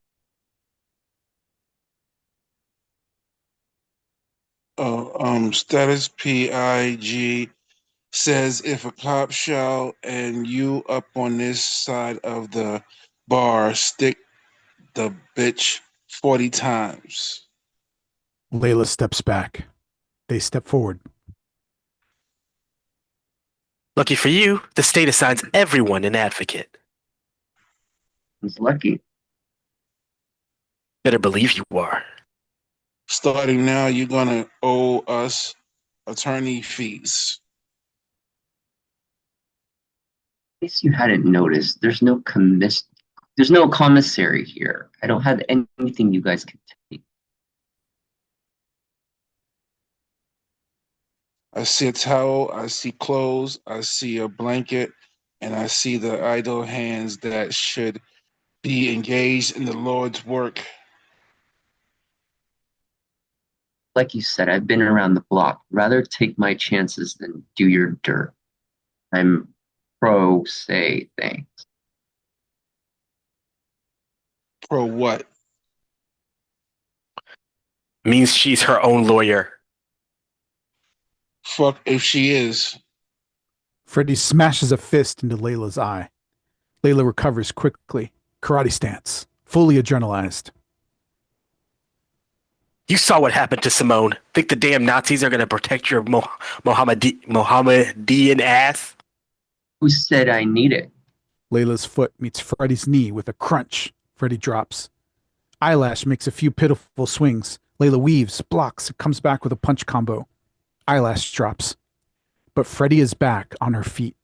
Freddy charges. Layla sidesteps and leg sweeps. Freddy's back on the floor. Eyelash is up and swinging. But not for long. Another quick punch combo sends Eyelash reeling back. Eyelash trips, falls, smacks her head on a sink. Keep coming, or are you gonna let me take a dang shower? Library. Jay looks through the sci-fi section. Stack of old magazines under her arm. Dune, Heinlein, issues of Galaxy. They haven't bought a new book since the 60s. Jay glances over and spots section Q, botany. Q7-15M. Jay heads to the botany section, runs her finger over the book spines. There it is, Q7-15M, otherwise known as 15-minute garden gal? She opens the book, thumbs through. Nothing.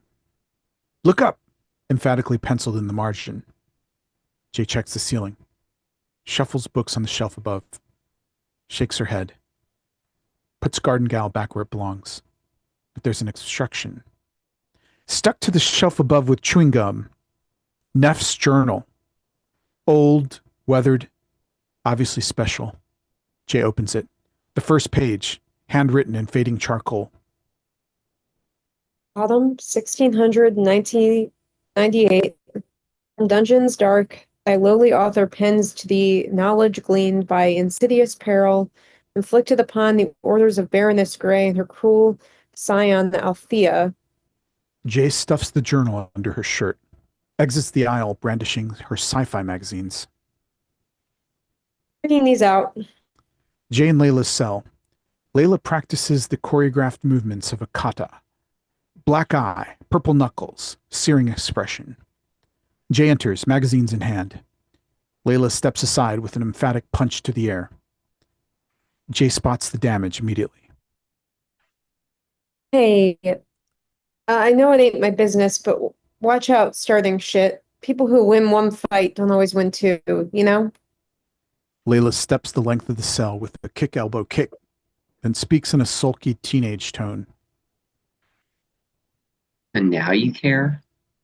Ain't doing this. Jay mounts the top bunk and takes out the journal. As she opens it, she feels a lump in the spine. Closer inspection reveals Neff's shank steak. Short, sharp, little sayings carved all over. Fuck vamps. Fight for the living. Heart fucker. She got there. None ya. Jay stashes the shank. Let me see. Nothing to see. Layla does her wall bounce move, lands on the top bunk. Let me see. Fuck that. You said you'd teach me kung fu. I don't know kung fu. I know karate. And I guess I can't help you. They giggle and play keep away for a few beats. At least tell me what it is. Don't know yet. But whoever left it also left a present. Jay pulls out the steak shank, hands it to Layla. Holy F. Layla pokes the air. Do what you want with it. How do I carry this? Point down, preferably. Layla tries hiding the steak in her waistband. It'll stab her. Bra band. It's hard to reach. Ear. It sticks out. Give me some space, huh? 1 sec. On another black eye? Layla peels off her hijab, gathers her hair, winds it into a bun, uses the steak to hold it in place, rewraps her hijab, and gives a little glamour pose. What you think? Best hair stick combo in history. Cover of Vogue. Fuck off. Trying to read. Layla bounces off the top bunk, goes back to practicing her kata. Jay flips through the journal. Multiple authors, 300 years of collective knowledge. Sections like Queenship of Vampires, Means of Slaying, Prayers, Marks, and Fetishes. Mercala Prison. Library. Althea hangs upside down, happily reading her tome. The door squeals open. Someone enters. Althea keeps reading. Excuse me, I wanted to talk. I'm reading, dear. You're welcome to find a book and join me. Ain't the biggest reader, ma'am. Ah. Sadly, non-readers make for boring conversation. Say what you came to say. Keep it short. I came to say I don't want to die on the wrong side of the bars. Althea laughs, turns the page. Plucks my heartstrings. This here's a bullshit institution. Ain't no DOC oversight. We picked people with no family because nobody cares what you do to us, with us. How astute. I didn't make it this far being on the wrong side of shit. And I'm not the bitch who gets killed in this. I'm the bitch that does the killing. We've a proud tradition, you know. More to it than mere murder. I'll have plenty of time to learn. Come here, then. Sonia approaches. Not a hint of fear. Althea sticks in a bookmark and closes her tome. Looking Sonia up and down, clocks her Nazi tattoos. Fascists have a brief and volatile shelf life. Hardly candidates for immortality. Sorry, dear. I don't care about that Nazi shit. It's a fucking survival tactic. This the extent of your tattoos? Few more. Show. Sonia takes off her top, revealing a humongous swastika. She rolls up her trouser leg, revealing an ink rosary. Althea flips down from her perch, places a finger on the swastika tat. Then her whole hand. Althea laughs. You don't believe it. A mark this size would melt my skin. And you committed murder for it? When you care not a drip? Follow orders. Good little fascist. Althea touches the rosary tat with her bare toe. It doesn't burn. Althea laughs even harder. What? You don't believe anything, do you? The fuck is so funny? Althea turns cold on a dime. Among immortals, I am queen. This you shall remember and respect. Sonia looks nervous for the first time, bows her head. I'm sorry, Miss Majesty. A forgiving smile from Althea. My queen is the proper address. Sonia bows lower. My queen. Althea puts her hands on Sonia's shoulders, gently urging her out of the bow. Speak with Dr. Mel. See if she can dispose of those ridiculous tattoos. Sonia nods. Althea nods back. Then flicks up a long fingernail and cuts her own forehead. Blood runs down her face. The queen's blood is the source of immortality. To drink it is to pledge your eternal life to us, an unbreakable oath to ancient entities and to me. Althea bends down, presenting her bloody forehead to Sonia. Drink, dear. Sonia stares for a moment in terror and awe, then licks.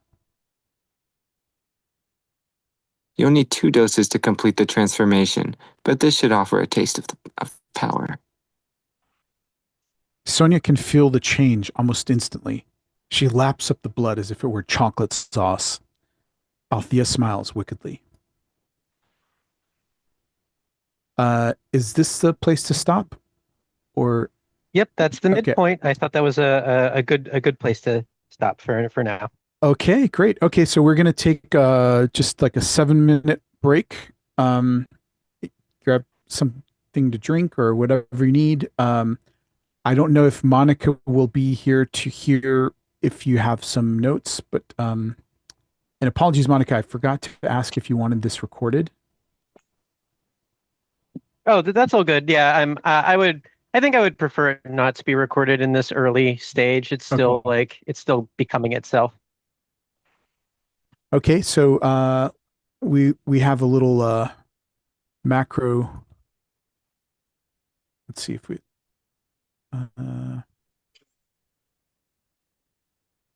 okay, this was counting down 7 minutes, and we'll start. We'll read the second half. Also, people are free to hang out and just chat for a bit. I'm going to grab a drink. I'll be right back. Oh, Merrickson, the reason I've been writing DOC, PAG, I just feel like it's easier to do that than to do like the capital letter with the dashes, because I feel like that people don't always read that as reading the letters' names. So I just thought writing it phonetically works. If it looks bad, then maybe I'll change it in the next draft. I don't know. I'm not married to it.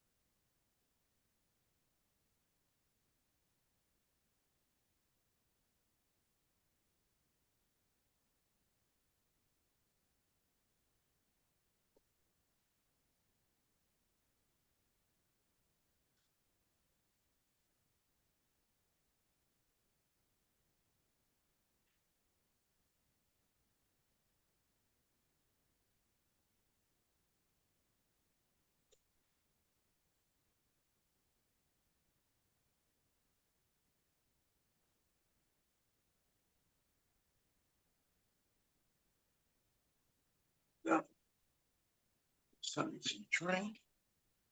Like what you got.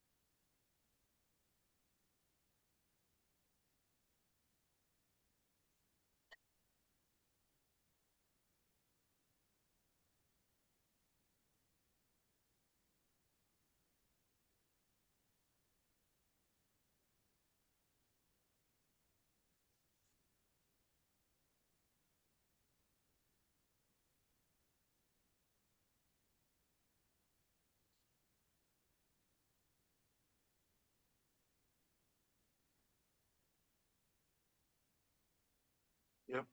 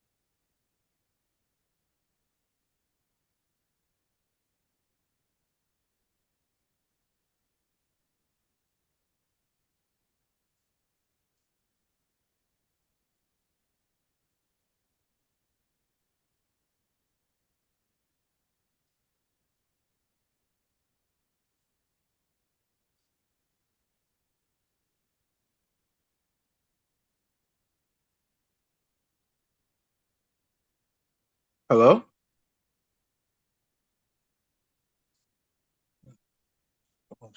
I'm here. I guess we're just sort of waiting for we're waiting for Nacho to get back. Okay. Okay. I am back. Countdown is done. Okay. Now we're ready.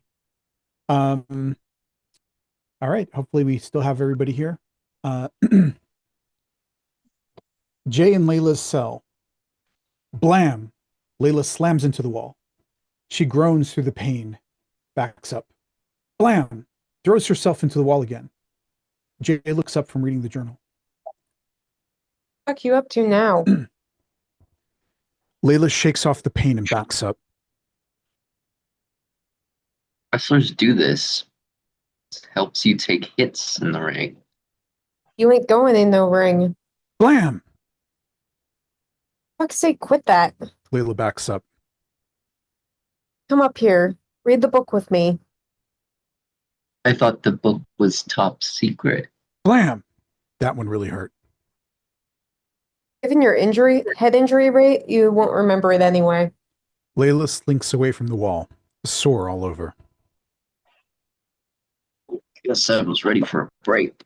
She climbs the top bunk and lays next to Jay. What's the news, Blues Clues? This is old as hell. Careful with the pages.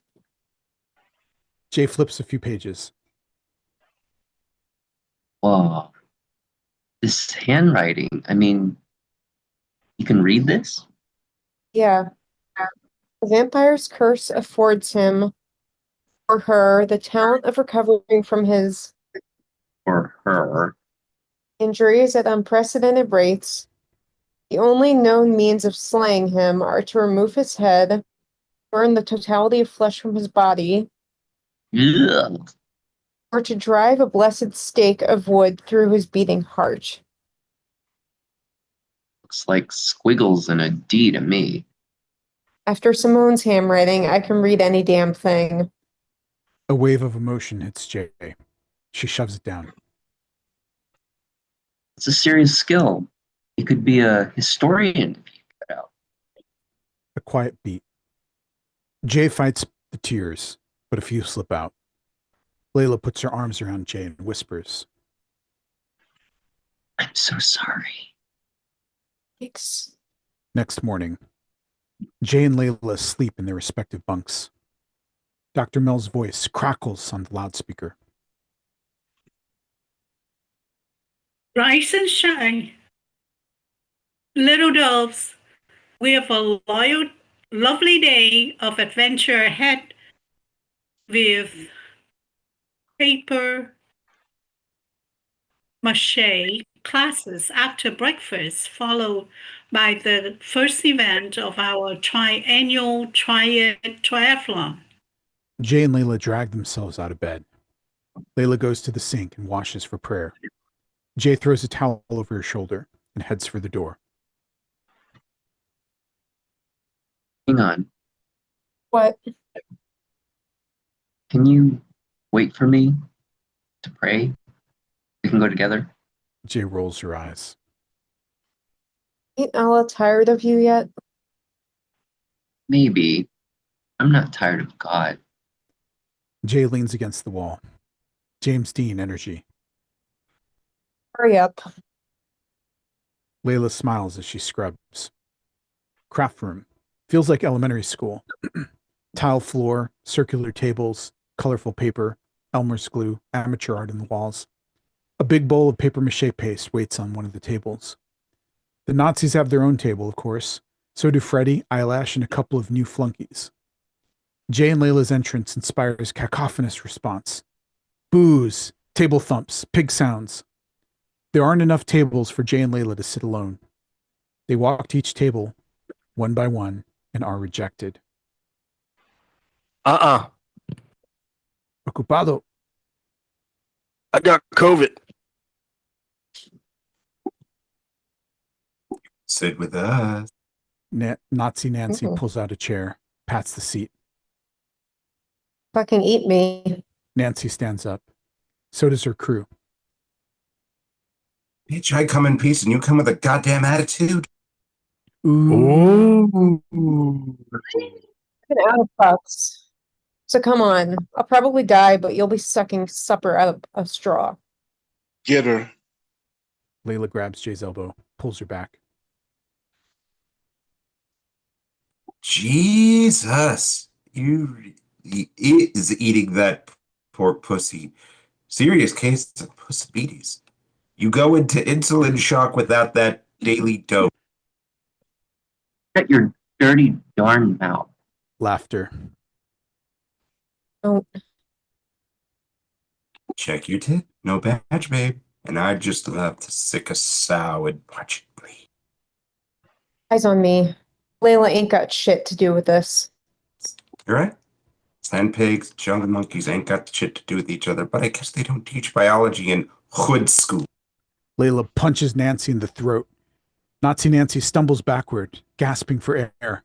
A tall goon catches Nancy before she falls. Ooh. Whoa. Get her. The goons form up for a fight. Hermler at the front. Jay and Layla stand shoulder to shoulder. Sonia takes a step back. Enough of this!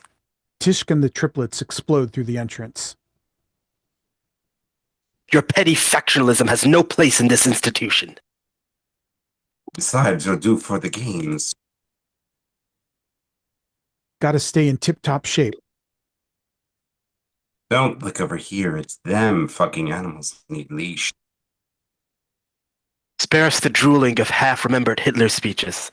The only people more pathetic than your painter are his followers. Nazi and Hermler look pissed. Sonia looks satisfied. Triathletes with me. Everyone else, clear out and join us for the show. Jay and Layla lock eyes. Layla starts to leave. Not you. Doctor has some tests. Tishk rattles a pair of handcuffs. Give me your hands. I'm not going anywhere in chains. Telling, not asking. Layla puts her hands up and takes a few steps back. right by the sloshing paste bowl. Tishk moves forward and Layla spin kicks the paste bowl. It smashes into Tishk's face and shatters. Cloud white paste and syrupy black blood intermingle. Layla steps in and double hand strikes Tishk's chest. His eyes go huge. He shrieks an unearthly shriek. Blood and black smoke leak out of his mouth. As Layla steps back, we see it. The stake in Tishk's heart. Femtrip screams. Some inmates cheer. Others go silent. Tishk's lifeless body splats to the floor. You've done it now. He did. Biggest mistake of your life. Your assuredly short and shitty life. The other inmates scatter as the triplets surround Layla. Stop! All eyes on Jay. That's my murder stick. Found it in the library. She's got nothing to do with it. So you want to snack on somebody? Get the fuck here. Serious expressions at first. Then Femtrip giggles. We do love a matter. Maybe save that strength for tonight's game. The triplet circle tightens around Layla. Her eyes burn. Her karate stance deepens. Jay dashes toward the fray, but Sonia tackles Jay, bringing her to the ground. You blood-sucking Nazi fucking cowards, let me go! Hush. Sonia runs her needle shank across Jay's cheek and whispers. Stuck this in your bitch 2 days ago. Didn't even wipe the blood off. Breathe wrong? I'll put it in you. Jay sees the dried blood. Simone's blood. She feels sick. Mastrip nods respect. He liked the new girl.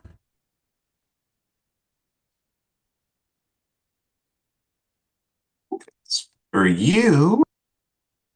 The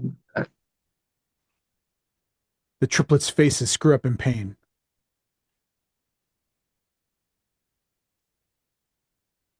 Ah, don't do that. Shut up!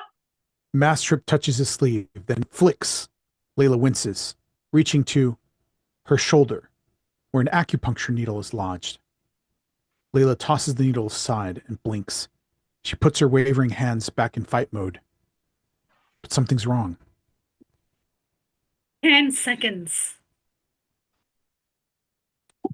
It's a muscle relaxer. Cuts down the squirming. Layla keeps praying, but her words begin to slur.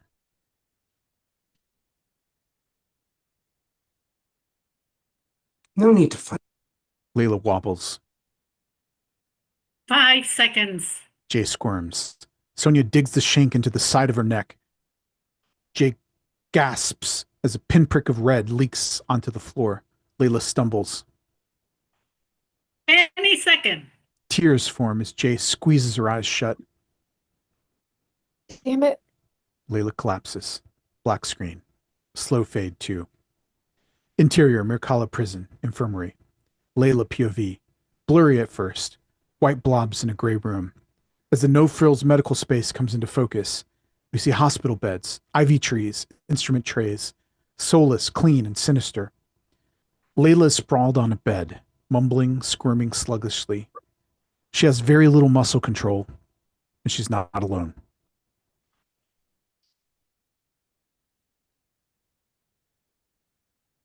I'm so glad you're awake, kitten. We've a big day ahead. Best get started. Dr. Mel sits next to the bed, setting down coil after coil of rope. She gathers Layla's hands in front, begins elaborately tying them. Find rope to be your most intimate restraint. Each knot, each turn of the silk, handcuff for one special captive. Ugh, perfect, isn't it? Dr. Mel gently sets Layla's bound hands in her lap.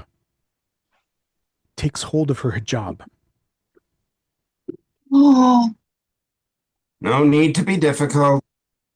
Dr. Mel tears off Layla's headscarf. Her incredible hair waterfalls into frame.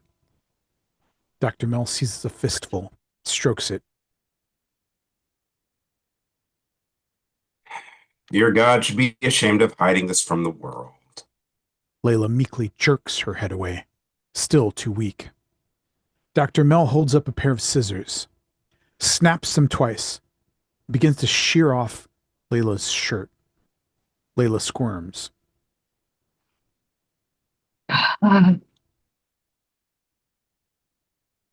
Still now. Don't want me to cut you. Dr. Mel tosses aside the ragged remains of Layla's top, leaving her in a frumpy white sports bra. Layla shivers from both cold and dread. Dr. Mel continues her meticulous rope work, binding Layla's upper half in a spiderweb pattern, villain monologuing all the while. Trust is important for us. Tonight we've been forming the deepest possible bond between two souls, beyond emotion, beyond physicality.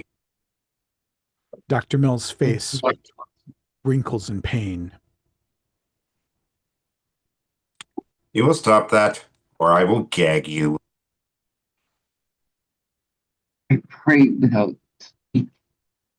Dr. Mel yanks the rope, harshly tightening it. Layla's expression is pure defiance.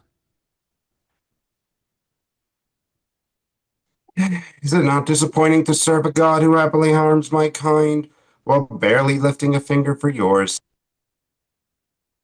Dr. Mel sighs and reaches for a roll of medical tape, zipping out a long strip.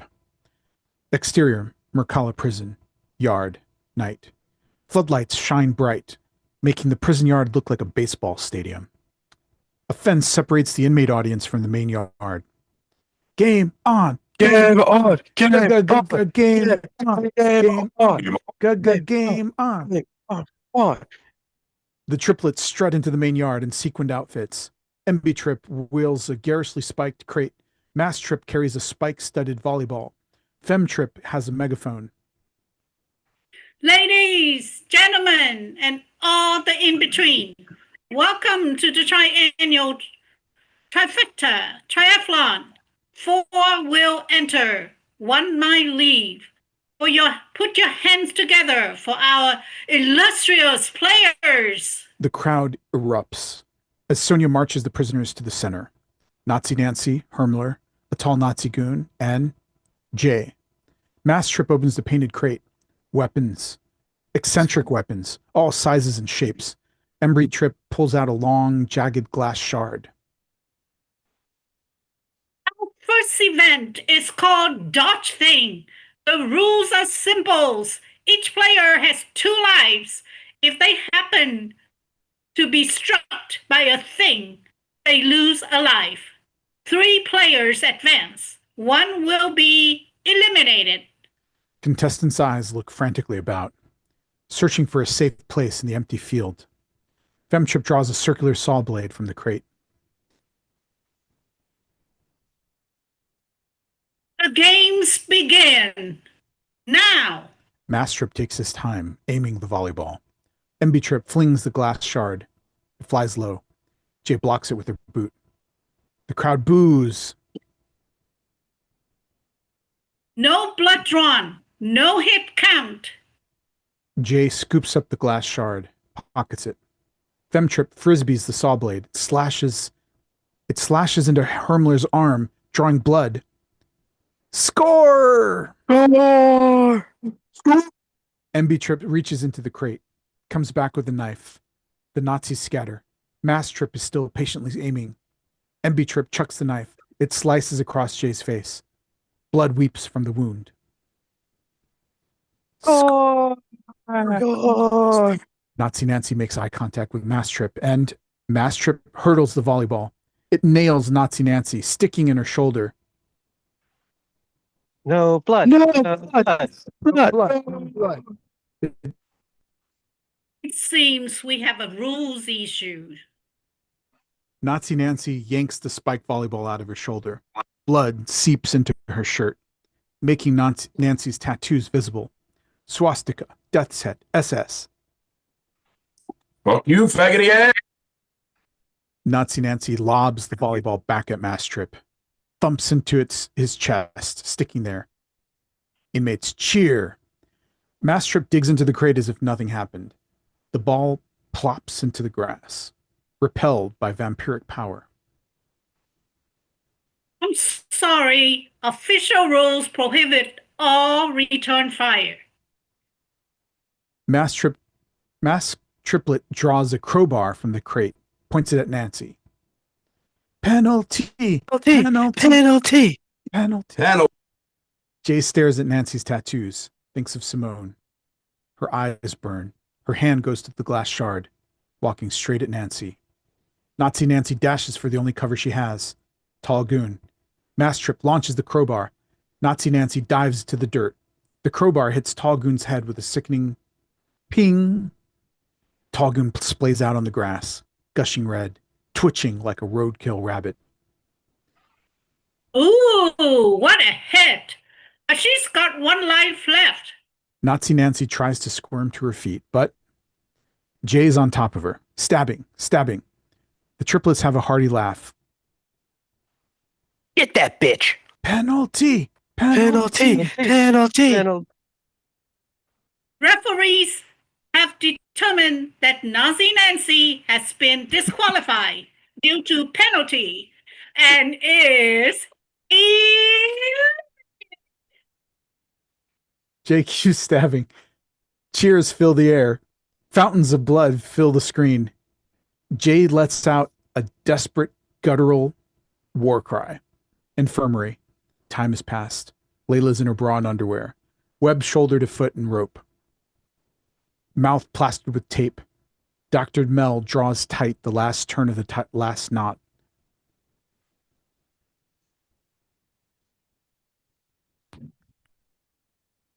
There we are, snug as a bug. Layla's eyes shimmer with contempt. Dr. Mel boops Layla's nose. Layla's body whips aggressively, yelling, mumbling into the tape, bucking against her bonds.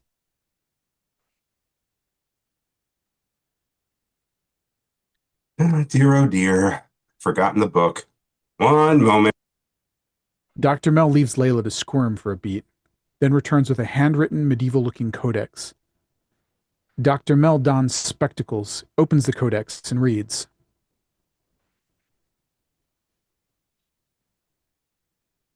To bind the blood mortal with immortal. First shall thee capture a mortal with blood untainted. We've done that. Then shall thee cast aside all garments. Ugh, of course. Dr. Mel begins unbuttoning her blouse. Layla humphs into the tape. I'll get to you, patient. Dr. Mel stands in a ratty yellowing corset. A modern person would toss it. But Dr. Mel isn't modern. Showers. Jay stands at the mirror, freshly showered.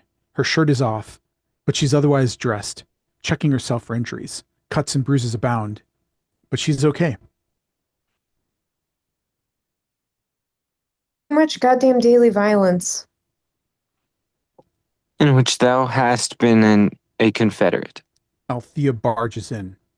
Her usual calm transformed into quiet rage. She holds up the stake, smeared in Tishk's blood. Where found you this? Ate it. Impossible. This marking. The signature of a defeated scoundrel. Where? Cow hall. Somebody stashed it. Precisely where? You got this whole place wired up, right? Check the tapes. Althea's eyes narrow with suspicion. Jay turns her back to Althea and slips on her shirt, giving Althea a glimpse of her no gods, no masters tat. An atheist. God ain't done shit for me lately. No atheist. A transactionalist. No interest in the nuances. If God showed up in his little robe and asked me to have faith, I'd tell him to get fucked. Althea laughs. By now, Jay has most of her clothes on. A J&S tattoo vanishes as she slips into her top. Vindictive creature thou art. Yes. Jay tries to exit. Althea blocks her way. You done? At Merkala, we avoid barbarities such as isolation or corporal punishment. All we ask for in return is to be fed. Yet you, anti-religionist, and no friend of the police, provided this to some insufferable Mohammedan prison guard, allowing her to murder a man I created 60 years ago. What, pray tell, do you believe should be done with such an ingrate? Jay takes a few steps back. Althea grabs Jay by the collar and lifts her off the ground. In the mirror, Jay seems to float. Althea has no reflection. Jay kicks, squirms, and struggles. Althea stands as calm as a typhoon's eye. Please, no. There is an order, madam. Cows eat vegetation. You eat cows, and we eat you. One whisper of ill conduct, I will bite down and drink you until your skin shrivels. Althea slams Jay into a mirror. Her jaw gapes, her fangs unsheath, and she bites. Blood squirts onto the mirror. Althea holds on until Jay blacks out. Infirmary. Both women now naked. Layla mews pathetically as Dr. Mel draws her blood. Drip, drip, into an IV bag. Layla looks woozy. It can't be that bad, sweetie.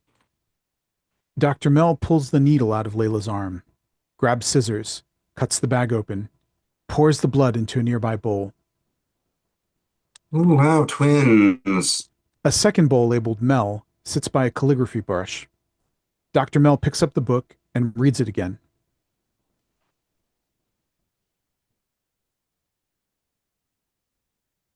Next shall the immortal blood draw thrice each rune, Un, Kor, and Midra. Once upon the mortal's head, once upon his heart, and once upon his strongest hand. Are you left or right-handed, darling? Layla rolls off the cot, lands painfully on the floor, starts worm crawling away.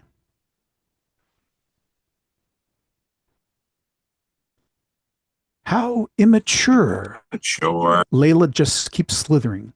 She reaches the door, looks up at the doorknob, looks down at her tied hands.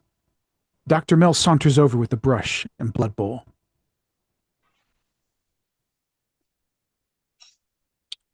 The bed would have been more comfortable. Are you gonna keep still for me? Layla tugs at her bonds and mumbles something defiant. Ugh, perhaps more sedative. Layla shakes her head. But you won't keep still.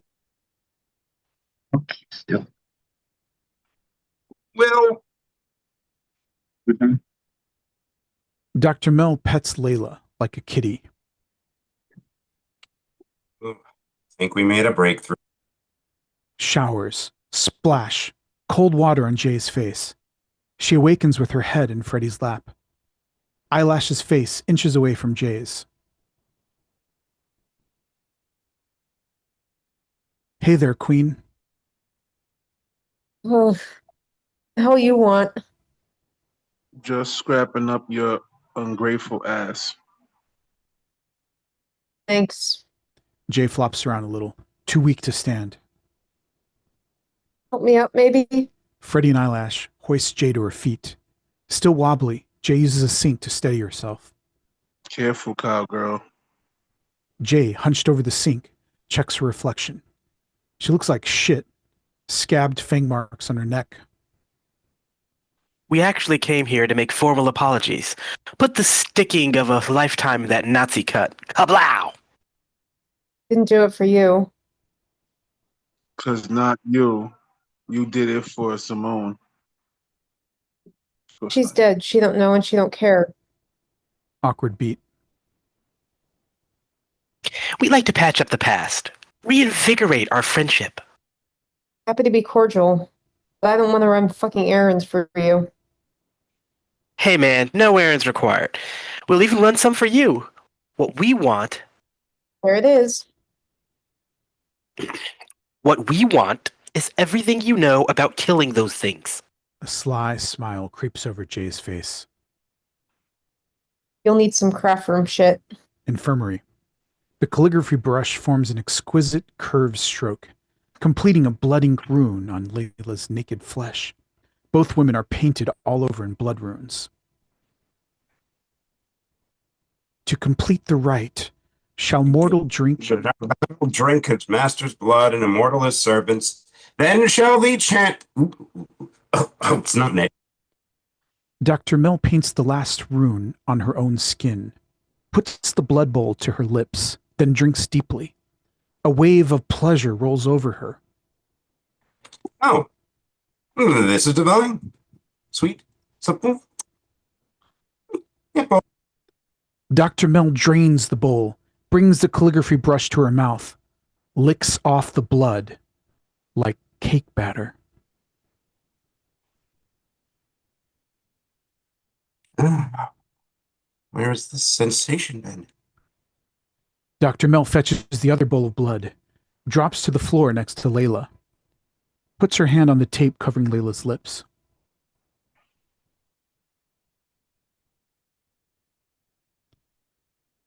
No prayers now.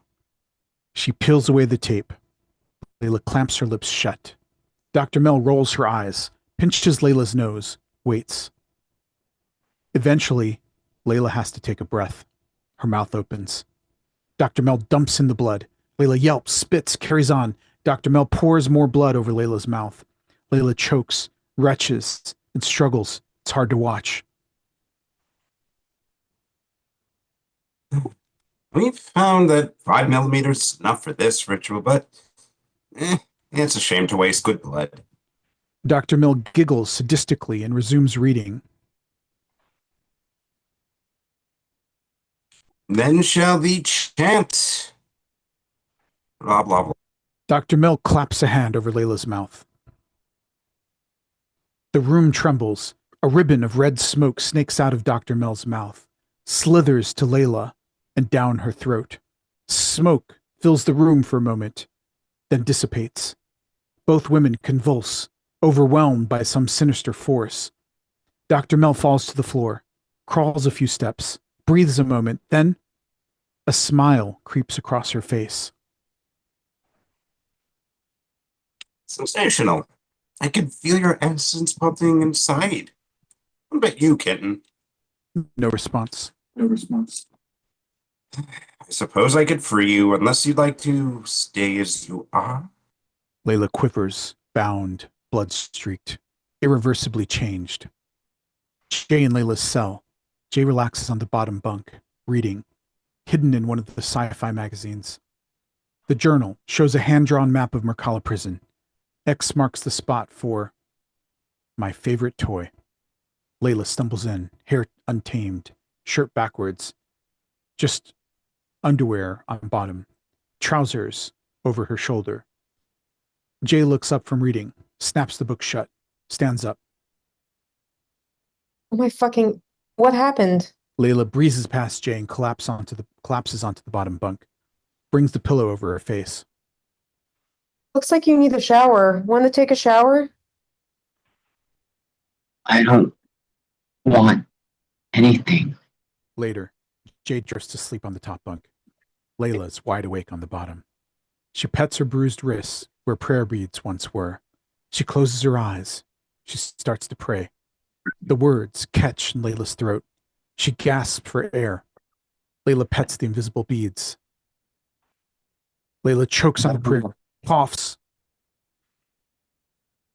You okay down there? Yeah.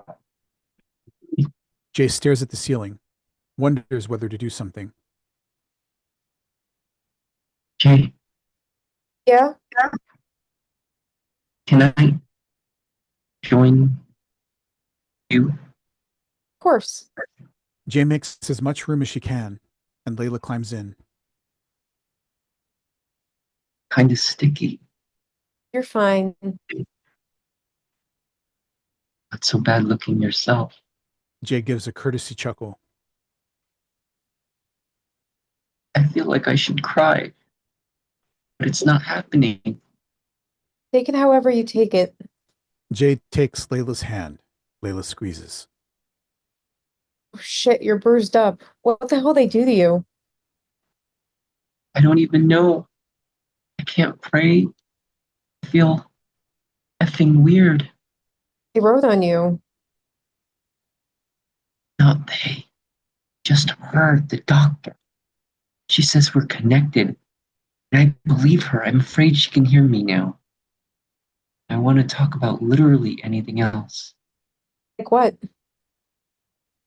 I don't know. Art history? All right.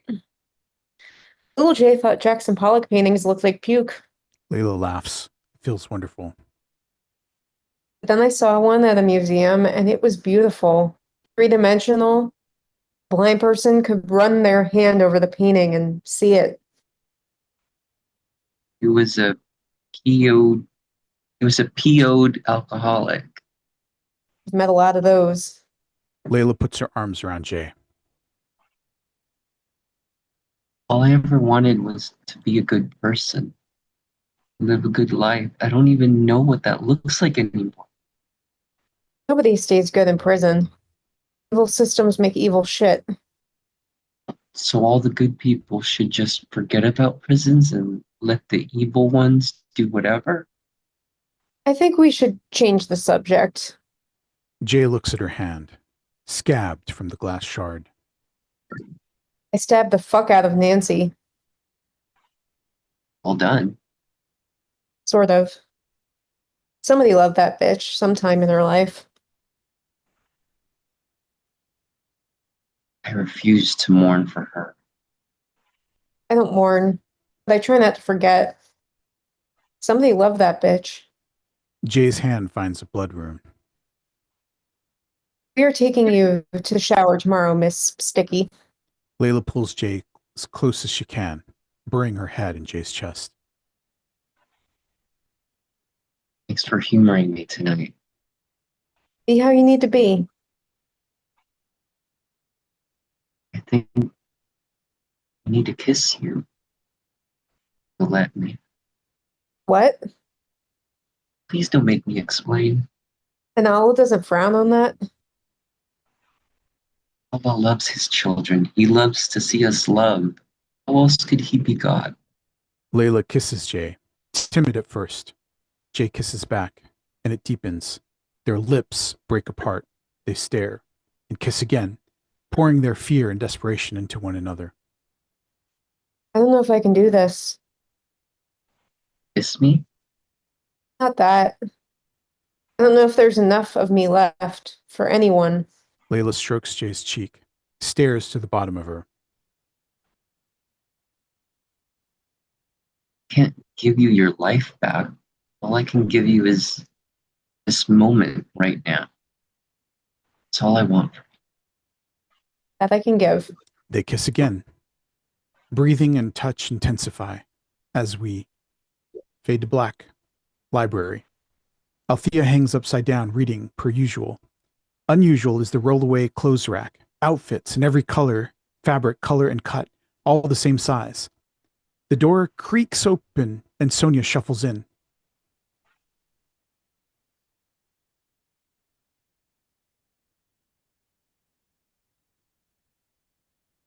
Vivian. Oh, Viv. You comported yourself professionally during today's difficulties. Thank you, my queen. I won't belabor the point. One of our den was murdered today. Our guardian, the steel tip of the spear. The perpetrator has been brought to heel, so I'm assured. But I'm pressed to select a replacement. You mean? Althea flicks out her nail and cuts her forehead. Queenly purple blood creeps down her face. She gestures to the clothes rack. The triplets have thoughtfully provided a selection of garments. Wear anything you like. They'll stay in Melanie's clinic pending arrangement of proper quarters. Sonia stares, dumbfounded. A drop of Althea's blood splatters onto the floor. You know it is sacrilege to waste your queen's essence.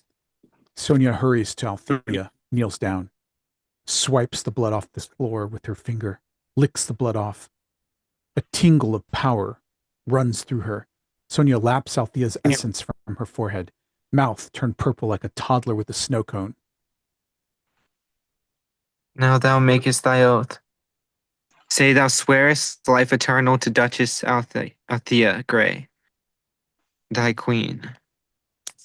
I, Sonia Smith, swearest thy life to Althea, thy queen. Althea giggles at the misapplied English. Thy queen accepts. Rise now. Quit thy carceral garb, for thou art immortal. Sonia stands up slowly, drinking in the moment. Althea goes back to her book. Jay in Layla's cell. Jay slumbers peacefully, arm draped over Layla, who is wide awake, staring fearfully at the ceiling. The loudspeaker crackles to life. Good morning, Makala inmates. Due to unforeseen complications, all non-essential facilities are indefinitely closed. However, you're cordially invited to the second event of the triennial Triad Triathlon, commencing in the yard this evening. A fresh cash, fresh games. Don't miss this Stripes in a Lifetime event. Jay stirs, blinks, and sighs. Hey. Hey yourself. Layla pets Jay's cheek, testing the waters. Ain't it prayer time? Not till I shower. Layla giggles awkwardly, kisses Jay's cheek. Jay brushes her off. You need to wash up, and you said yourself, last night was only for last night. Sure, of course. Layla dresses hurriedly, makes for the door. Hang on, speed freak. Why? You want to walk these halls alone? Want is a strong word. So hang on. Layla allows herself a small smile.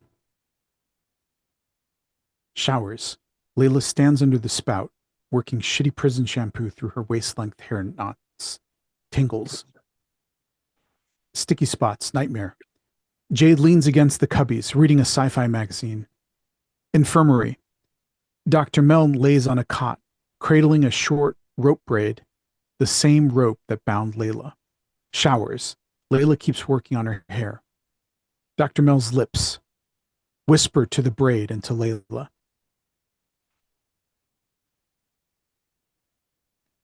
The immortal speaks. And her servant obeys. Layla gasps, recoils, shakes her head, tries to act like nothing happened. You okay? No. Can you? Oh. Jay looks confused, but she closes her magazine. What do you need? I'm all tangles. Just be gentle.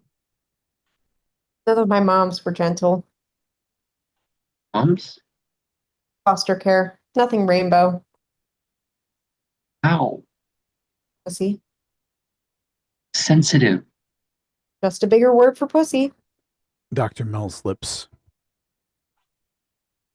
Layla, oh Layla.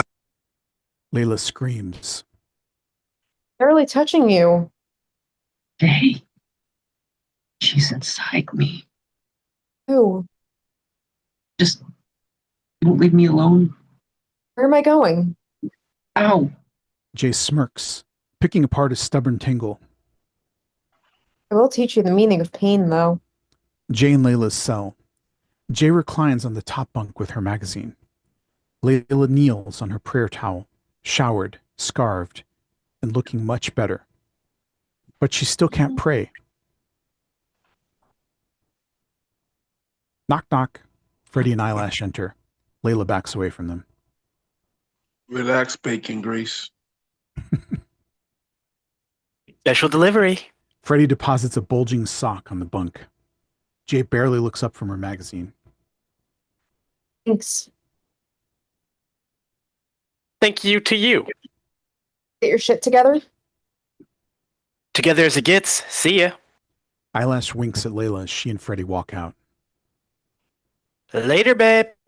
Layla throws a fuck you look. Jay dumps out the sock. 2 batteries, mini shampoo, sheets of toilet paper, slab of cardboard, ink pen guts, and a long screw. What's that chunk it look? Oh, Tool making montage.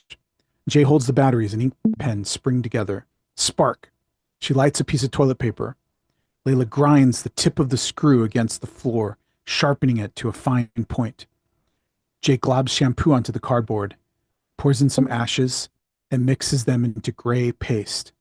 Layla sticks the screw into the ink pen stem, hammers it against the floor over and over until the sharpened screw sticks out the bottom. Spark! Jay's hand lights a piece of cardboard on fire, runs the flame back and forth over the screw/pen. End. Ready to get inked? Layla shakes her head. Ain't nobody leaves jail without a tattoo. We can give you something Islamic. Make them freaks sizzle.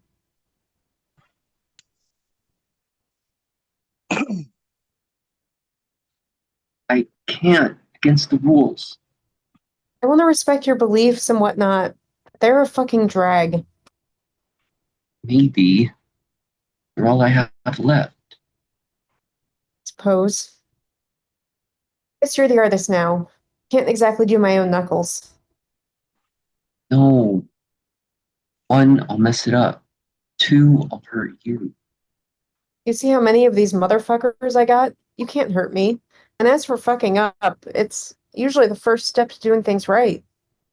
Yeah? What do I do? Dip it. Place it. Tap it. Gentle but firm. Jay demonstrates, dipping the needle in gray paste, placing it on her knee, tapping the back with the journal, inking a dot on her skin. Seems simple. It's simple. Jay hands the tools to Layla, who stares and hesitates. Dots make lines. Lines make leathers. Leathers kill vampires. Layla places the needle tip next to Jay's dot. Taps. Eeh, more gentle. Sorry. Don't be sorry. Do it right. More motherly wisdom? Jay's wisdom. Part 1. Now hurry it up. Time lapse. Layla taps out a tattoo. Jay pretends it doesn't hurt. 2 uneven dots. A crude, crooked curve. A tortured-looking smiley face. Perfect. Love it. Don't be a liar. Ain't lying. Nobody else can have your first tattoo. I love it. Layla blushes. The loudspeaker crackles. Ladies and gentlemen, and all the in between, the second event of our triathlon commences in 15 minutes. Join us for the unforgettable Circle of Fate. Jay presents her left hand to Layla. Better move it. Love on the left, life on the right. That's your ultimate killer tattoo? Justice won't fit, and I don't believe in much. But could be a little creative. What about this? Um, As in, I believe in this, motherfucker. Wow. Jay punches the air for emphasis. Layla giggles. Perfect. Layla. Shit. Did you just swear? Dr. Mel's lips, always at a whisper. Your will is my will, Layla. It's a whisper. Run. No goddamn way. You tell me what's happening and we fucking solve it. If you trust me, please run. I want us to obey. Run. Jay doesn't run, but she leaves in a hurry. Layla kneels on her prayer towel, trying with all her might to force the words out, only manages uncanny, stuttered gibberish. Dr. Mel's lips.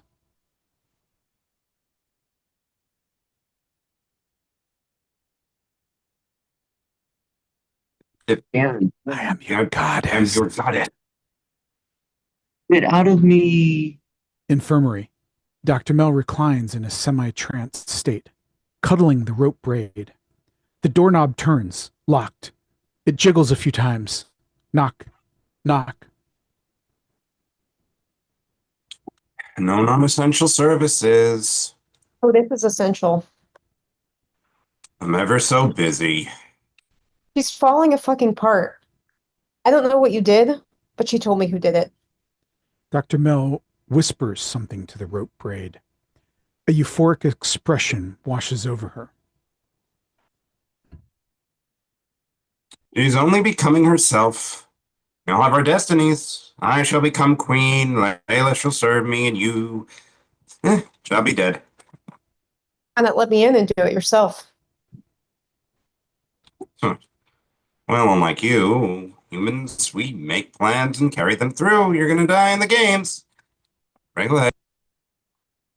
Outside clinic, Jay closes her eyes, plants her forehead against the door. What do you want? Say it. I'll do it.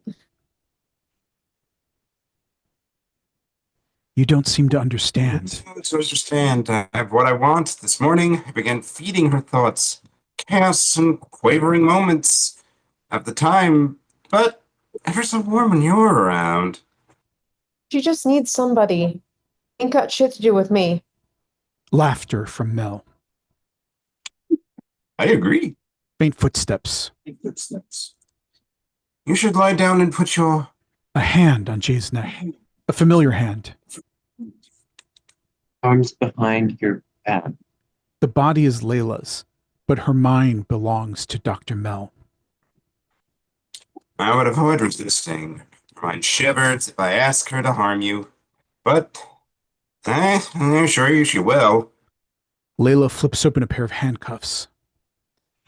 Game on! Game on! Game on! Game on! Checkmate on!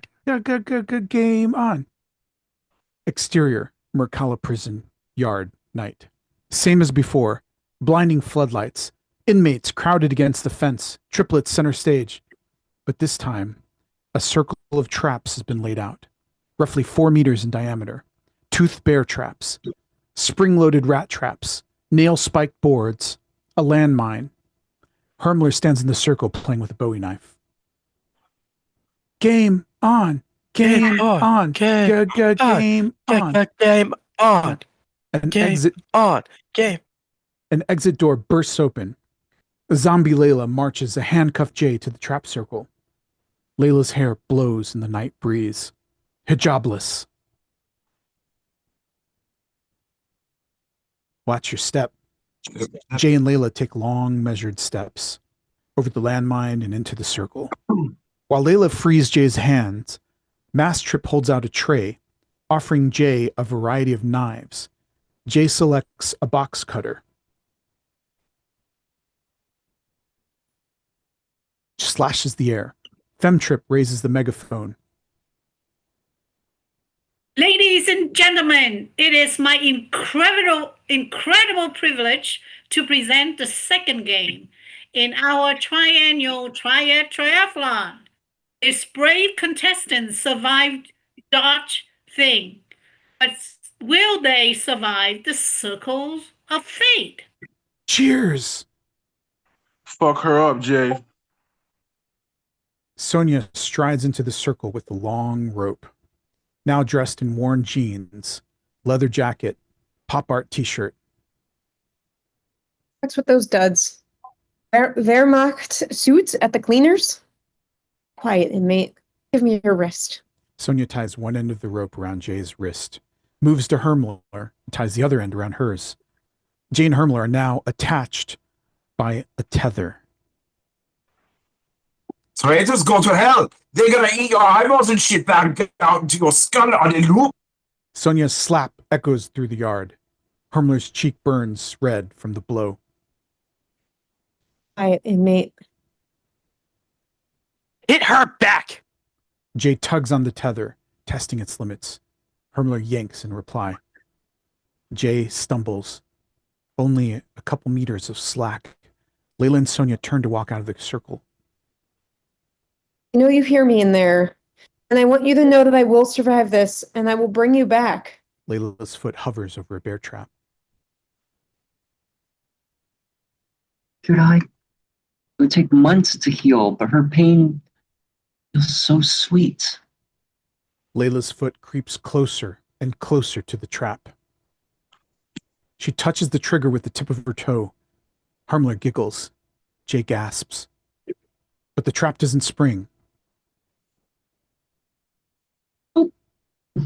So gullible. Layla and Sonia leave the circle, leaving Jay and Hermler to face one another, knives in hand. The rules are simple. Cut each other, not the rope. If you die first, you lose. Games begin in 3, 2, 2, 1, 1. go. Go. Hermler yanks. Jay stumbles. Hermler winds the rope around and around her arm, reeling Jay in like a fish. Jay drops to the ground. Hermler stumbles into range, and Jay springs up, slicing right across Hermler's chest. Red blood and yellowy fat ooze out of her. Hermler screams in pain and swings the Bowie knife. The blade sticks in Jay's face. From forehead to eye socket to cheekbone, blood and eye gunk pour down her face.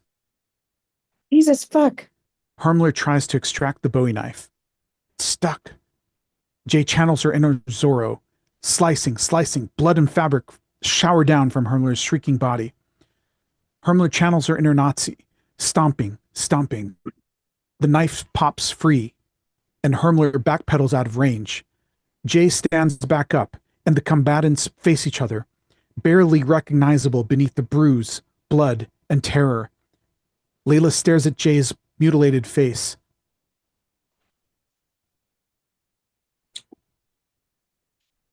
Jay? Now, darling, remember who do you belong? Cheer for me. Woo, yeah. Hermler yanks. Jay braces and holds firm. She's learned. Hermler feints a tug on the rope and charges. Jay steps back, dodging the Bowie knife, but snap! Jay howls in agony as a bear trap swallows her foot. Layla's eyes go wide, staring at Jay's mutilated mess of an ankle. Hermler moves in for the kill. Jay swings the box cutter. A few more cuts won't stop the inevitable. Hermler stabs with all her might. But it isn't Jay that screams, it's Layla.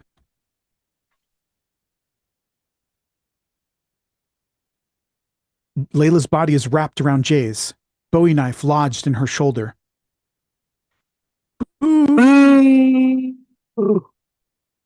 Infirmary. Yay.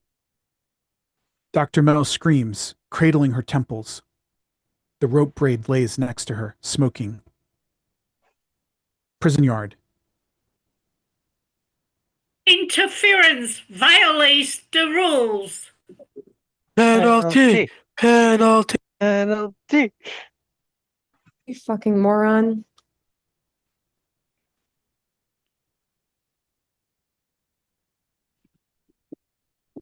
You too. Hermler puts a boot on Layla, yanks out the Bowie knife. She's lost a lot of blood, starting to look pale, but there's still fire in her eyes. Send niggas, play niggas like kill 'em all. Jay readies her box cutter, facing off with Hermler. Jay nods toward the triplets, who are making their way to the ring. Baby run interference. I don't know how much time I have. Then you better use it.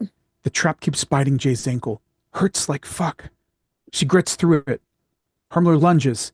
Jay stomps on the rope tether, jerking Hermler off her feet. Jay's on top of Hermler, bear trap rattling behind her. Hermler reaches for the Bowie knife. Her fingertips brush the handle, but it's out of range. Jay seizes a nail-spiked board from the trap ring, smashes it into Hermler's face. Flesh, blood, wisps of hair, choke screams. Jay swings again and again. You fucked up my life. You fucked up my eye. You fucked up my foot. You killed the only person that ever loved me. And you're a goddamn Nazi. Hermler is a twitchy, swollen, gory mess. If she is alive, she won't be for long. Painted in blood, Jay allows herself a sigh of relief. Then she goes to work on the bear trap. How the hell does this thing work? The triplets swarm around Layla, who enters her karate stance. Left shoulder bleeding horribly, arm barely usable. Melanie said she trained this puppy. Clearly in need of more discipline. Let's thwack that little nose. The triplets move in, and Layla replies. Kick, elbow, kick, just like she practiced. Femtrip reels back, barely able to keep her feet. MB Trip body spins and falls to the ground. Mass Trip takes the hit, stands like a brick wall. You can push us. You can do a little dance, but you'll never hurt us. No stakes. And pray. Pig. Pig fool. I pray.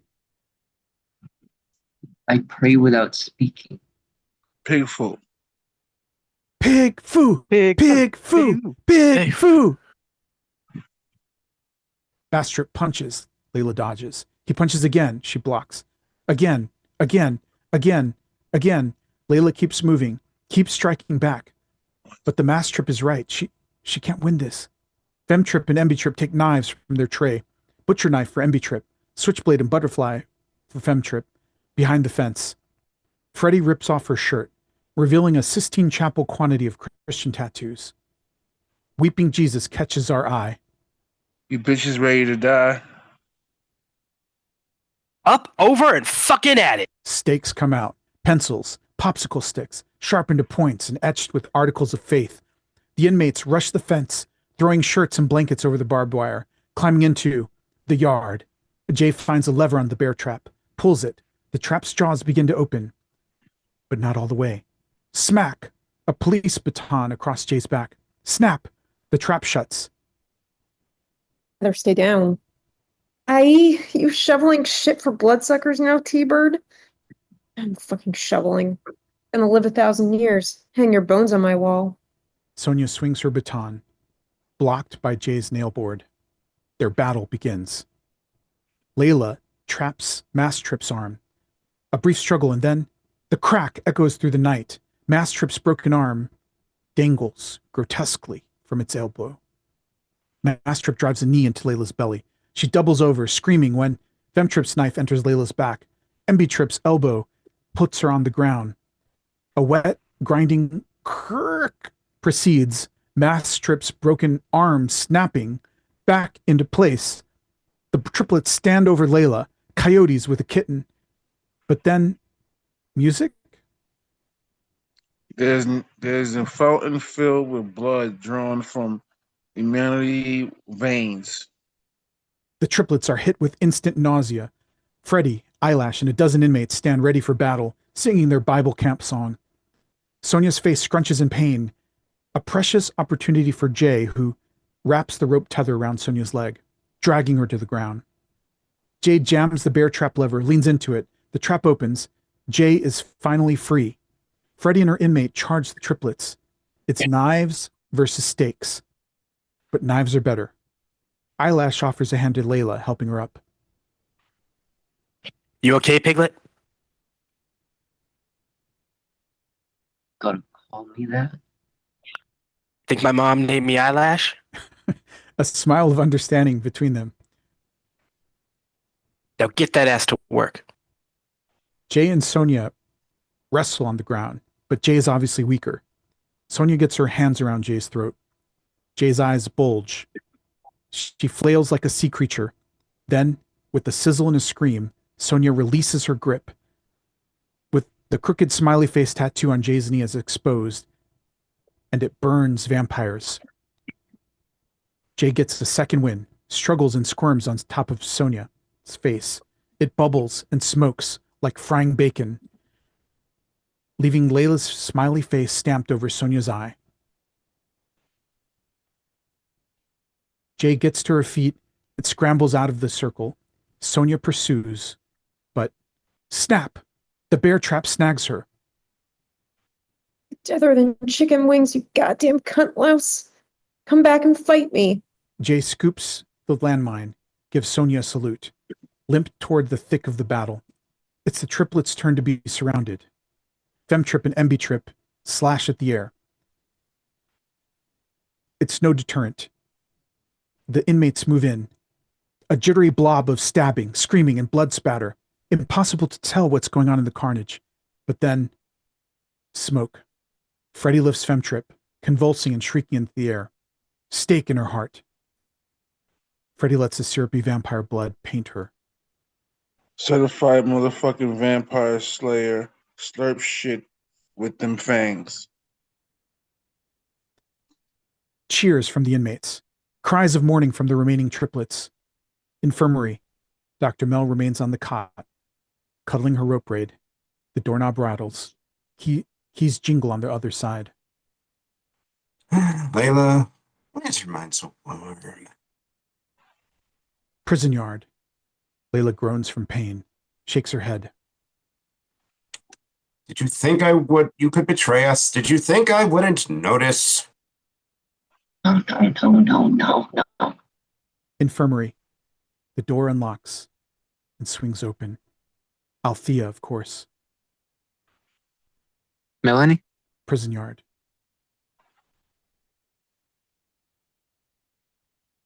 Be a good girl and sit. Layla plops down on the ground, folds her hands in her lap. Infirmary. Melanie! Dr. Mel casually looks up from the braid. Our den is besieged, yet thou languisheth. Languisheth with this poppet. The triplets are replaceable, the meat is meat, and our den is wherever you, my queen, reside. And my archives, through centuries, constructed? Again, replaceable.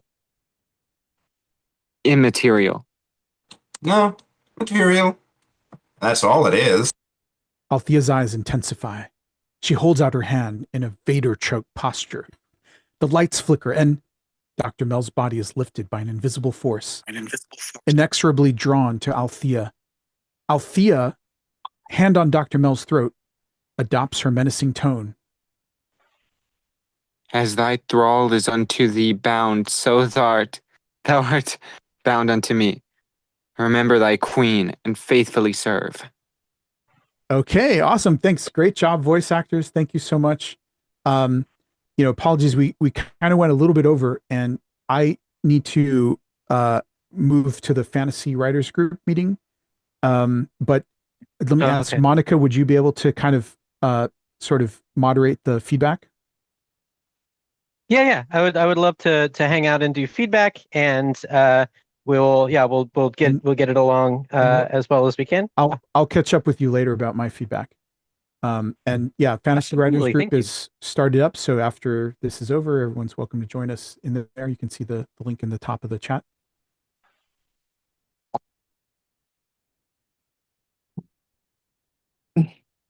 Okay. And the other thing that's really, oh, wow. Hey, welcome. Oh my gosh. Hi, Matthew. Hey guys. Yeah, I brought a whole team with me. I have Phantom, Esther, and Maddie, who are here on the Zoom for the Fantasy Writers Group. Hi. Hello, everyone crammed in Nacho's box. Give me 1 second. I'll set up the stream. If it's dark and damp, don't blame me. It is definitely your fault. Yeah, I'll take responsibility for that. Oh, I'm sorry. Is my audio too loud?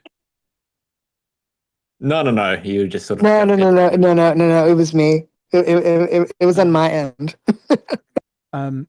Okay, so is it okay if I just explain to everyone, how it works and how they can get feedback, and then I guess I didn't mean to interrupt though if you're in the middle of discussion. Well, you Just have. quick, Go ahead and do 10 it. seconds. My take. Apologies. Okay, just briefly. So, if you guys have any, we kind of take turns sharing, what we're working on, any fantasy projects we're writing, and you can post here in the chat any documents or outlines or whatever you need us to look at, and there'll be time for everyone to share whatever fantasy project you're working on. Sorry, guys. Please go ahead.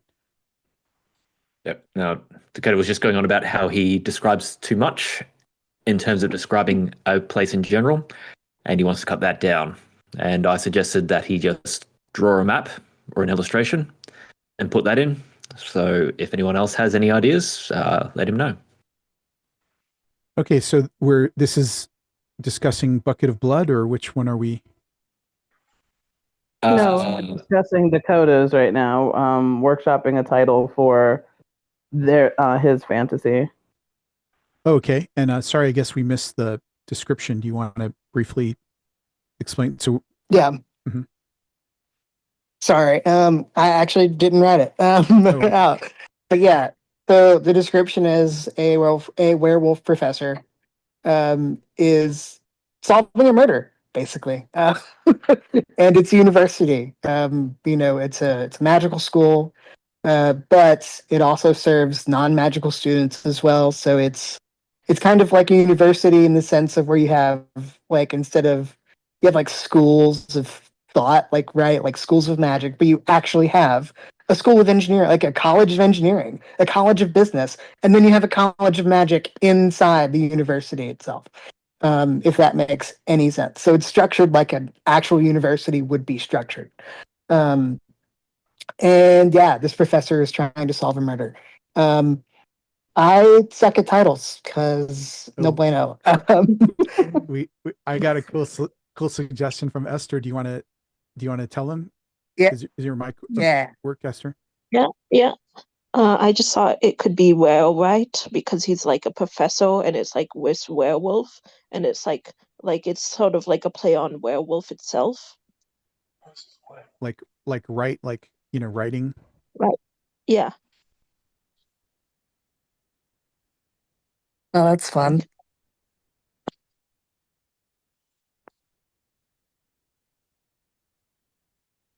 Ooh, I like with the W on right. Yeah, I like that. It's Yeah. I don't know if you guys I don't know how to say it, like a white. Like isn't that something like I'm gonna go look it up. WIGHT. That's some fantasy creature. I forget which one. Oh yeah, right.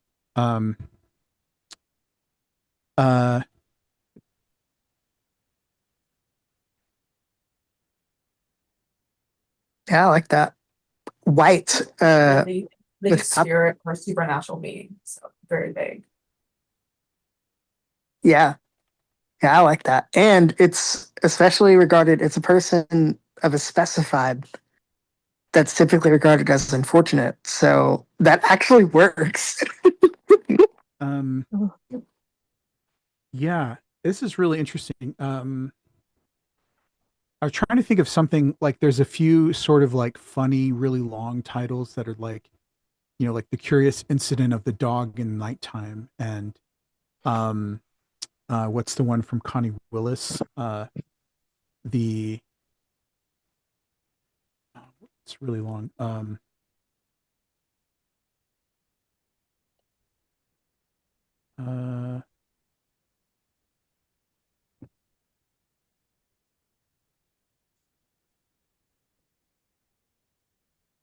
Okay, yeah, it's called To Say Nothing of the Dog, or How We Found the Bishop's Bird Stump at Last. I mean, obviously it's really long, but I don't know if there's something like there's a couple of really funny titles like with the word dog. Yeah. And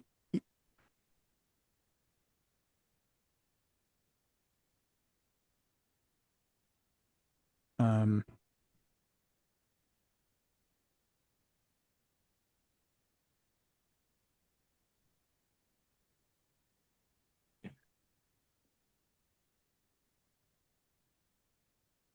Yeah, it is cool to kind of play with the dog theme. That is fun. Yeah, that's like I know that was a big thing in Japan a few years ago, having these ridiculous titles for things. Sure, yeah. Yeah, and I think people got a bit tired of it. I think they stopped doing it. like, there was a really popular novel called I Am a Cat. I don't know. But Reminds me of the movie Take Care of My Cat.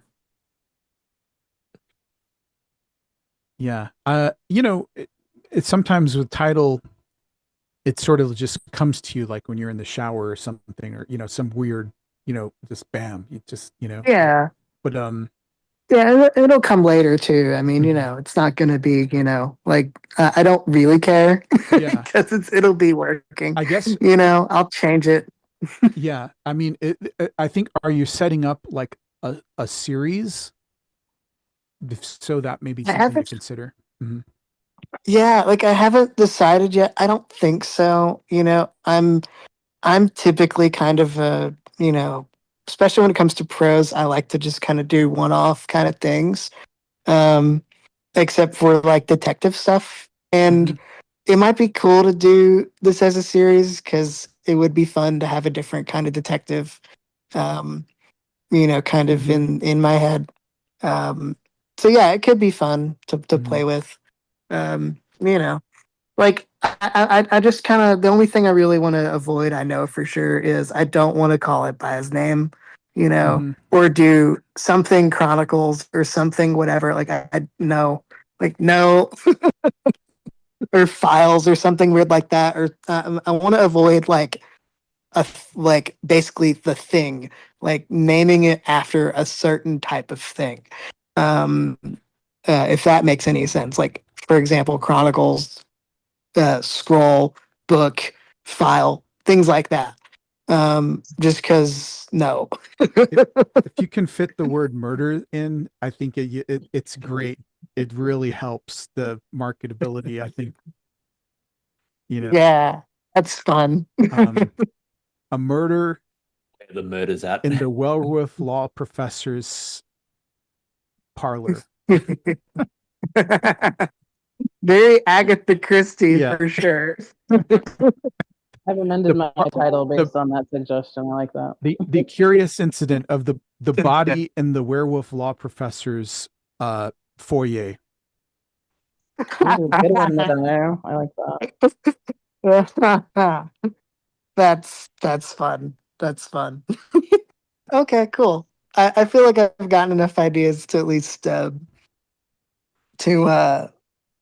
of chew on. So we can move on. Okay, and we have a post from Celeste in the Zoom chat. I'm just going to try to copy it over. It will take a minute, I think. All right. Well, in that time, Far, did you want to describe what you're doing?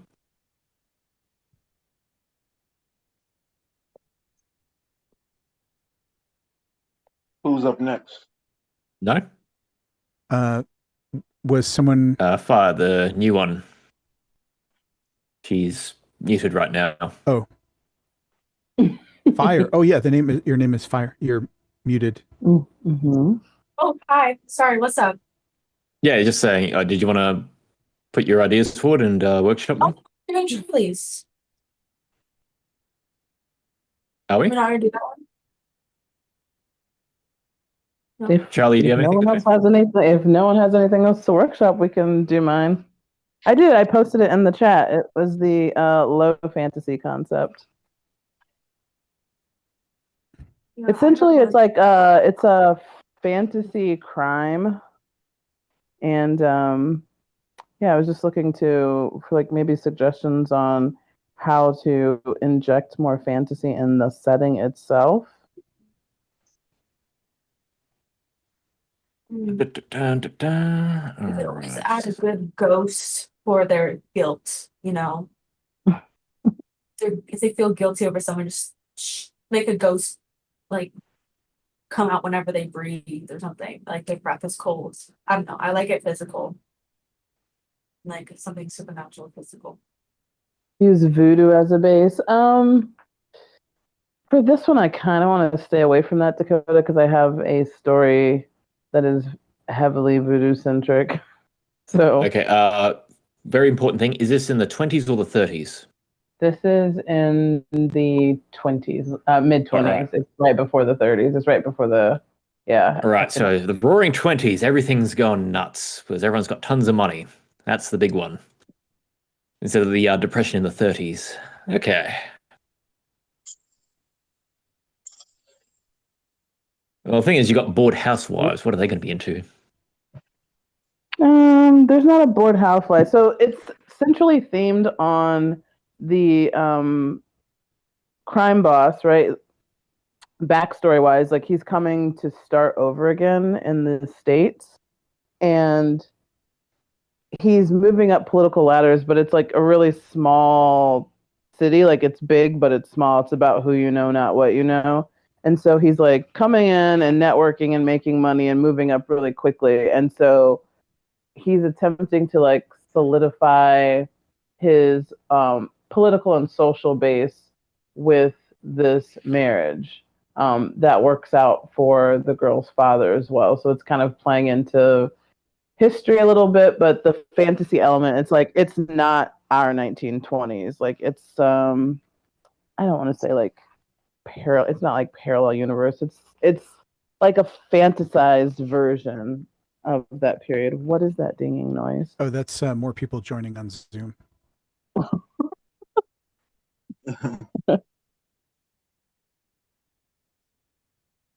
Yeah, I just kind of want to like bump up the fantasy within the setting a little bit more. Like, what are What are fantasy you is bumping actually it in there up already? from?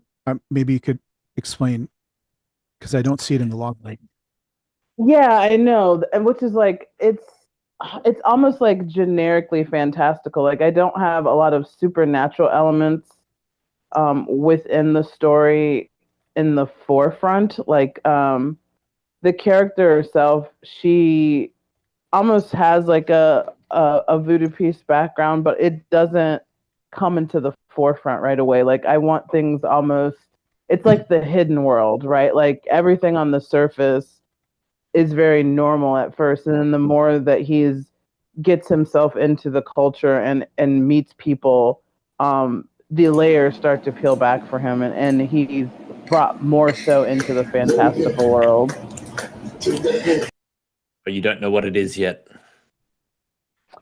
It's just like it's the feel of the past, but it's not like I want it to feel like the 1920s, but it's not historically the 1920s. Like there's not a crash coming. It's playing with historical elements without it being set in a specific time, a timeline in our history. Like it's not. I want it to feel like the 1925, but it's like it's not like a stock market crash is happening in 5 years. You know. Yeah, No, no, no, yeah. I know that, but No, what yeah. is Don't worry about it. Don't worry about it. what are the actual fantasy elements you want to include? Like, where are we going from? What are they going to? Basically, what are they? Are they ritualistic? Are they just weird animals? No, Ritualistic. it's like it is ritualistic. Yes. Okay, like summoning demons or like shamanism. Hello. Okay. No, it's not like I don't know what that is. It's not like summoning demons. It's like ritual and like talking to ancestors. It's like very low stakes. It's like conjure magic, like brick dust, like around the house. It's like communing with the dead, right? Or like having people believe that she has imbued like spiritual powers. She's a Almost medium? like parlor tricks. Almost, yeah. Why don't you take that up a bit further then? She actually can channel the dead. That would be crazy. Okay. Yeah. Well, you did say one a bit more. Yeah. Yes, that's I the whole do. point. Yes. Okay. So yeah, I mean, there's always fortune tellers in cities, no matter where you go. So what if there's actually a real one who can channel the dead? And like you said, it's in high society, so maybe she's in high demand. Right, like something occult almost. Yeah, she'd be very expensive and very, very exclusive. Mm-hmm. Like It maybe makes like sense too, she can because if do you're not going to utilize, if you're not going to, oh, go ahead. Oh no, I was just saying like maybe she can do like necromancy or something. Okay. Would that suit the setting? I do like the idea of like maybe channeling the dead, almost like the spiritualism at the time, but she's not like a phony. Like she actually is, able to communicate with them, and maybe he's skeptical at first, but she knows things like there's no possible way she can like BS someone to that extent. Like she's very specific. She can maybe get past all of the tricks that a lot of like mediums linguistically make, like if someone's skeptical and they're looking for these specific things, like a lot of people do when they're looking at like mediums and psychics, like she ticks all the boxes and then like maybe makes a believer out of him and amp it up from there, like with what she can do in some way. I'm not sure, which is why I'm like, I just don't know how to amp up the fantastical elements. Like I want it to be very like low fantasy at first, and then he gets swallowed into a place, that he's not familiar with and can't really rationalize his way out of. Purgatory? No, not oh, that would be very interesting. Coming up on the 20th anniversary of Katrina, I don't want to call this place purgatory, but that is an interesting concept. Yeah. Well, the thing is, like, it's just basically, it could just be his mind goes there. His body stays in the physical world, but his mind is just, his soul or whatever, is just robbed, or he goes into an astral realm. I don't know, just sort of spitballing here. Yeah. Do something with Muriel's seance room.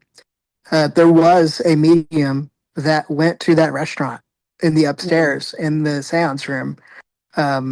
And she did do a seance, and that particular place is known for that exact thing. So you could maybe do a little bit of research and base it off of that one person.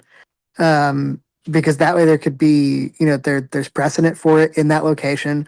There's activity in that location. There's, and it's very popular with tourism. So it could be that this guy's just a tourist or whatever.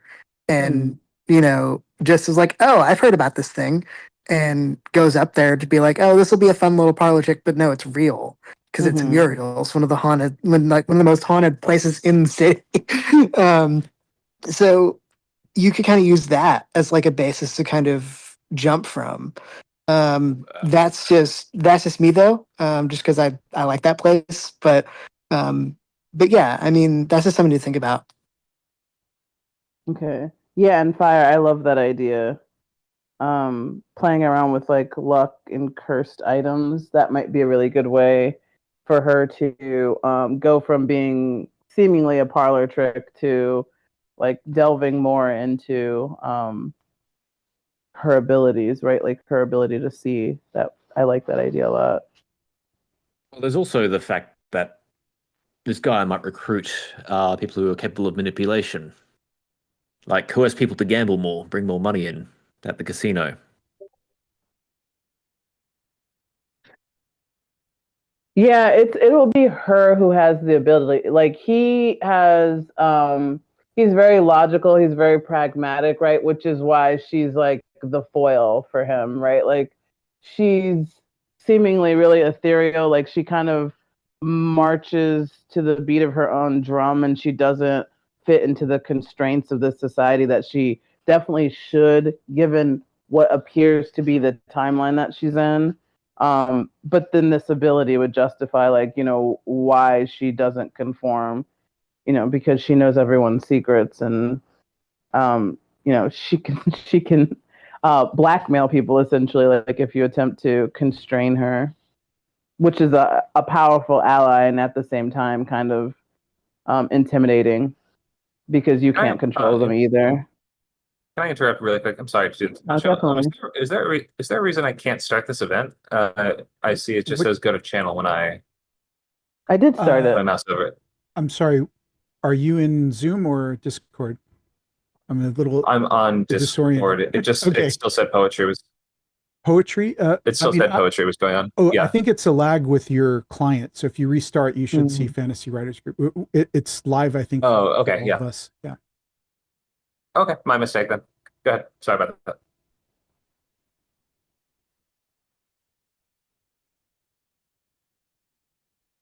They get pulled into the board game that people use to connect with the afterlife. That is interesting, Esther. You want to tell us more about it, Esther? Yeah, sorry, I was just getting unmuted. Well, I don't remember the name, but you know the one with letters on it, where like the people like hold on to that thing in the middle, and then they move it on the letters, and there's like yes and no, and like they're doing Ouija that board. together, and then Ouija board, that's it, and then they get like pulled into the afterlife or something. I don't know. Okay. Yeah, something like that maybe could be interesting to explore. Thank you. Yeah. These are good ideas. Like obviously I can lean into the setting and utilize it in a more fantastical way. I just thought maybe something like beyond the obvious would come up. I don't know. Like I something maybe novel. I just read, okay, this is my favorite book, one of my favorite books. It's called Siren Queen by Nevo. And it's literally about the 20s. And it's it's actually, I think it's into like high fantasy. I know it's not high fantasy, it's just fantasy. And it literally talks about like all these little things, like her dad sells immortality ash in the alleyway and like all these little things. I know you probably like are focused on this and not that, but just want to say that is like a great influence if you want to look to fantasy in the 1920s. It is Hollywood. It's about Hollywood, but it's Can you put the title in the chat? yes. Awesome. Thank you. All right. Well, I do appreciate it. Yeah, these are good starting points for me to kind of think about how to up the fantastical elements of my story a little bit. So thank you all. And I will yield and try to get some more people in who would like their ideas workshopped. I've been waiting to give you my suggestion, Charlie. Sorry, Nacho. Please give me your suggestion. Yeah. So I would suggest to kind of tie it to the sort of, rise and fall or whatever, the rise in the mafia, right? So I think the outsiders maybe look at ways to either use this magic for like sort of divination to learn secrets about the people that he needs to take out to get to the next level in this criminal empire or whatever, or like dirt on people, or putting curses on them, or just somehow tie it to that overall goal of the show, which is like, I think that this is about an outsider trying to open a casino, I guess, or trying to become like a casino tycoon or something by the end of the show. It's essentially like he's an outsider, right? And he's coming in and he's trying to open up business and competing with the locals. And he has to use his ingenuity. He ends up basically rehabbing a steamboat to get on the water, to get around like all the little neighborhood cliques and the mob, the local mob that, like own the territory here. So everyone thinks he's trying to open up a casino, and they like sabotage his place and, give him trouble, but he one-ups them by putting it onto a steamboat and getting around all of that. Like that essentially would be the end of the season. It would be like the finale episode. Like his big secret plan comes out, and it's not them. They're trying to figure out that where he's trying to put up the next casino, and they don't realize it's on the river, like out of their control.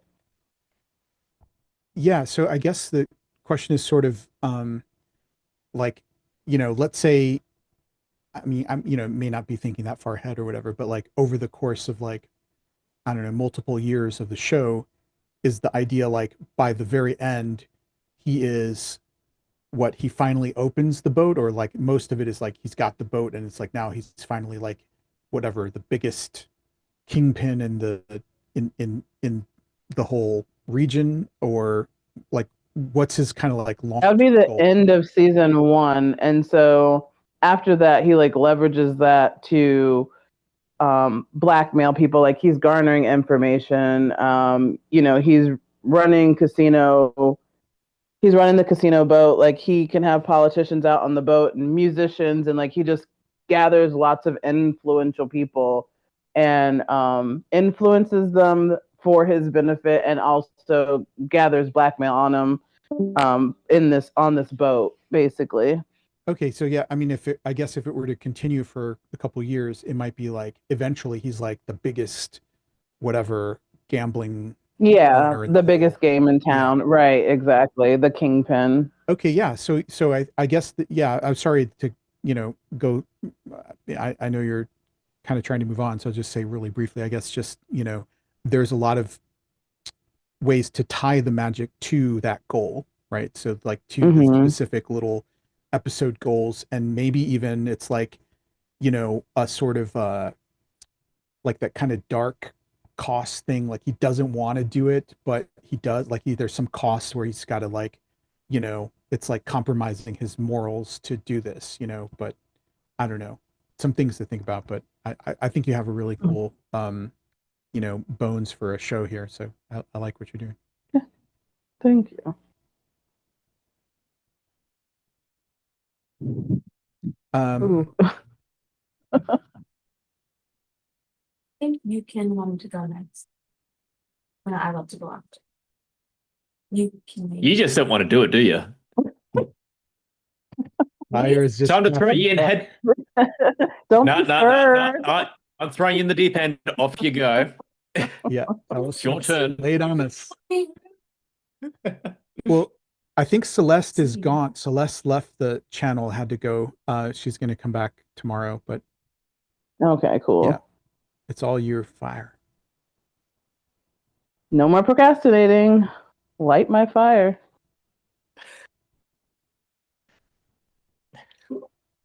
Okay. I guess Later, Dakota. I don't know if you can win, but I can post mine if they're not here. Okay.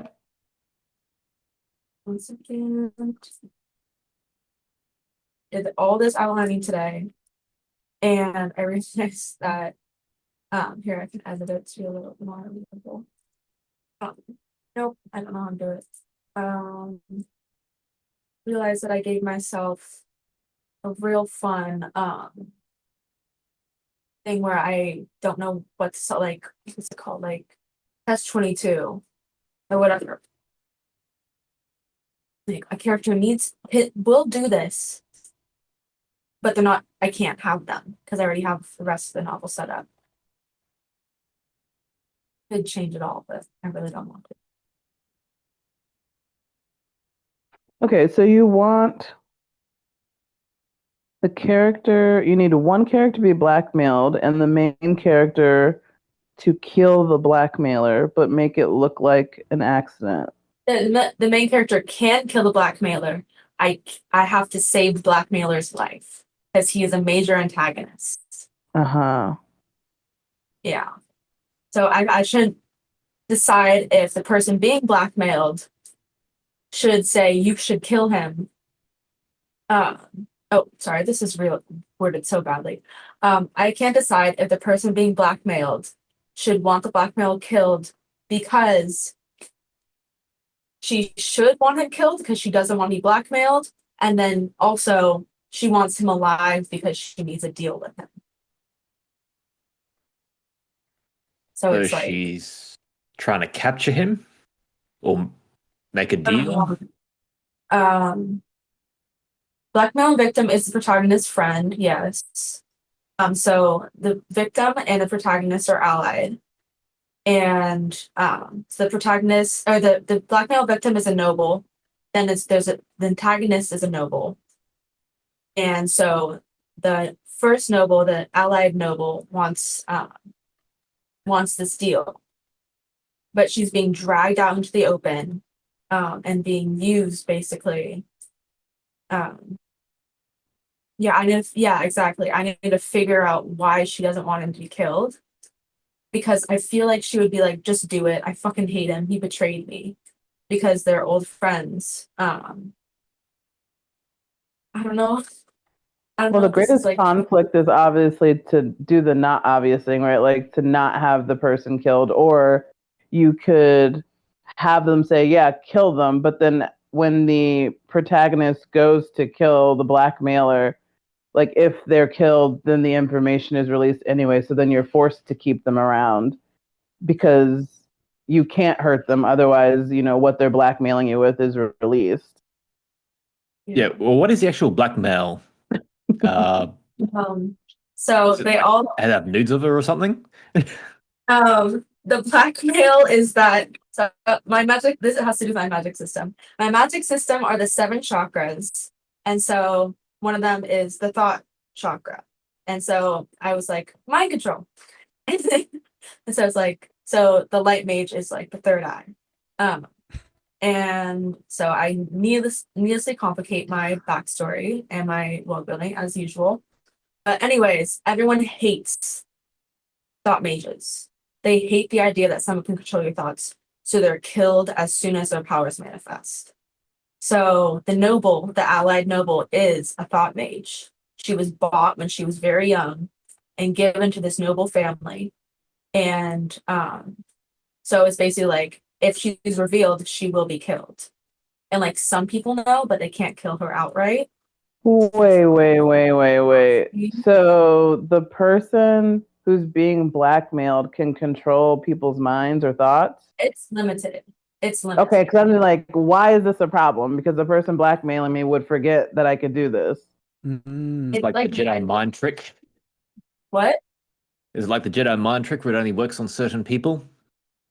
It's like the Jedi mind trick, but the person knows that you're pulling them if they're aware of you. Well, there's so many ways to fix this. Unless it's like a limited period of time, like you can only make them forget for so long and then it doesn't work again, or some type of constraint. But if I can manipulate your thoughts, then I'm not worried about, you can't blackmail me because I'll make you forget. I'll make you think what you know. I'll make you already forget told it. me. Yeah. Yeah. You think I'm blackmailing you. That you're the light mage, right? Like that would be the blackmail. Like I'll make you think you should be hiding. But it sounds like it's not quite that powerful. Right? Like that's so thoughtful. Because she's like afraid of using it, and he's her like childhood friend. But then also if he's like mean to her, then well, let's add another layer to this. Now, this sort of inception where people train mentally their minds to fight against this sort of thing. Like so literally? That could be not literally, like a mental block that they can put in place to resist it. Ooh. Oh yeah, like a magical ward or something. I already have something for that. I'm gonna write that down. I have like magical bones that you can tie to yourself. Magical bone thought blocker. Okay. So he can't be controlled, but the main character, who can literally vanish, can chop him in half. I think, okay, someone said something and I was like, that's such a good idea, and now I can't remember it. Which one? About the main character being able to kill the blackmailer because she can vanish, like she can turn invisible. So so she can literally just kill the guy. And then the allied noble who can read people's minds, she doesn't want him killed, and I need to figure out what like a good reason for that would be. Because she's gonna be really pissed at him, and they could just steal the bones. Like all these things could literally be undone. Yeah, the most obvious thing would be like because the information would come out if the person is harmed. Like that would be a really obvious one. Yeah. But basically, if we cut out all the magic stuff, it's just political games. Yeah, that's what I'm trying to do a political game here. All right. But well, I'm very passionate. well, all you have to do is like look at modern politics and realize how much of a mess it is, and go, oh, well, just throw something at a dartboard and use that. It could be like funding certain thing here, or giving back land here, or making a deal with this corporation here. Whatever you want to do. Yeah. I'm gonna have them go and ally with a corporation, and that's why he wants to drag her along to manipulate the deal. And so she really doesn't want to do it because she hates using her power for like superfluous reasons. But he's like, I literally will fuck you up and I will ruin this other deal. Yeah, an argument between old friends, like friends to enemies. I'm not about lovers to enemies, I'm about friends to enemies. I mean, there's also the moral dilemma, right? Like, if you're a moral and decent person, you can't ask your friend to kill someone that's a problem for you, right? Like, that makes you a bad person. So that could be a layer to have there. Like, your friend's like, oh, I'm willing to do it. And it's like, that's great, but how crappy of a person am I if I'm like, hey, go kill someone to handle my problem? So, like, there's the moral aspect of that too. The fear of the consequence of the information still getting out could be a reason. This character Maybe the seems emotional connection. Sorry, go ahead, sorry. Nacho. Oh, I was just gonna say, like, this character seems really, really interesting. Like almost. I mean, is she like a really like almost like, like a secondary main character, or is this kind of like more of a minor character? I have my main character, then I have like 4 major side characters. One of them is kind of minor. And I really love like she's coming across 2 mages that are best friends, and my main character is like losing her mind because she's been like ignored her entire life. And so now I get to introduce her to like this noble who's had to live in like shit conditions emotionally her entire life, and like her best friend who's like this conscripted mage soldier. So I get to play with them like dolls and be like argue with each other. So yeah, I love this character. She's one of my favorites. That was a long way to say that. Okay, yeah. I guess the thing is, like, it sort of feels like at least she has like maybe some POV chapters or something, because this feels like it's like really, I mean, does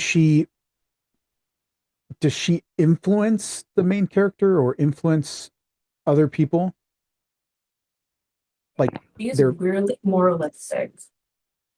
like she can you know, influence how much- them, but she doesn't want to. Yeah. She does it occasionally, like Mhm.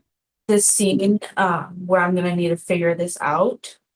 The scene before it, from her POV, she has to manipulate the main character, and the main character gets so pissed. And so like their character is very much like a angry cat. So she could just kill this guy just to piss her off. So I feel like the limited information, the argument between old friends, because if there's some friendship element there, then the main character is more going to be like, you two can fuck off. I hate nobles. So I feel like that friendship element is really going to help.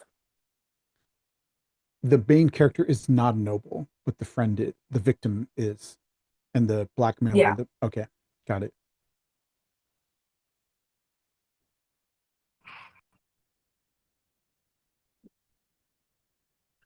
Yeah, so I would say, yeah, justifiably, if they have some type of ward or something to protect them from being their knowledge being erased, right? And so they kind of have this person in their pocket. Then there's the moral dilemma of killing the person. There could be the fear of consequences, right? Like if I kill them, I found out, or maybe that the noble doesn't know it, but the friend who decides, oh, I'm going to go ahead and kill them anyway, right? Finds out like, oh, I can't actually, because if I kill this person, then the information does come out. Or the relationship that this person had in the past with the blackmailer, like, yeah, you're a piece of trash now, but like we were really close once. And so they're still like maybe morally naive and idealistic. And then you can have that arc, as time goes, like people always start out really bright-eyed and bushy-tailed in politics, and then by the end, the claws are out because it's a blood sport. So you get to see them change from that point, if you have them that way. And that's the reason they don't do the wrong thing in the beginning, right? Like they're making all the right choices, and it either comes back and bites them in the ass, or it pays off over time. I think I'm gonna do two of those. I'm gonna have the sneaky main character figure out that they can't kill him, because I feel like they're just gonna go out on their own to be like, fuck you. And then I'm gonna also have the scene where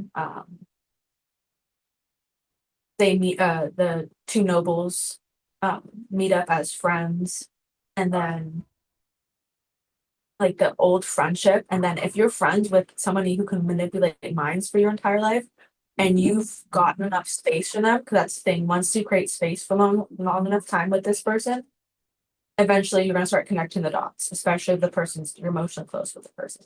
And so this person's going to be secretly pissed, but they can't show it.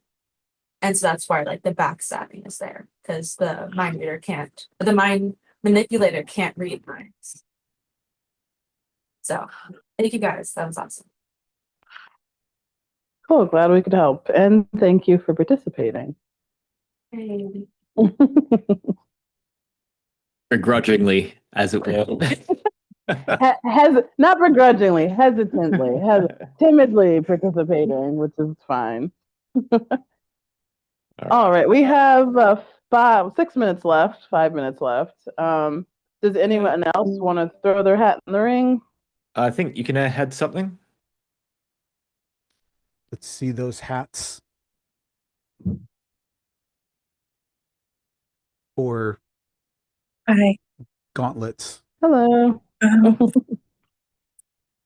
So my idea, I think it's a historical fantasy. And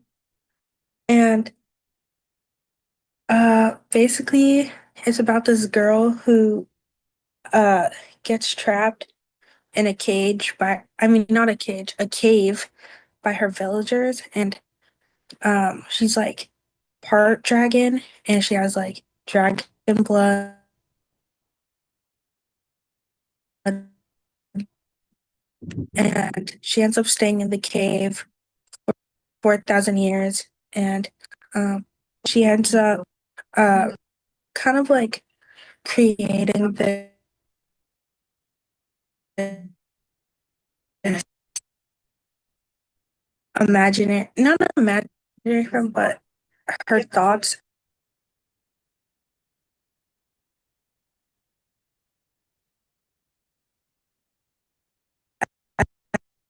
end up becoming a person, and but it's like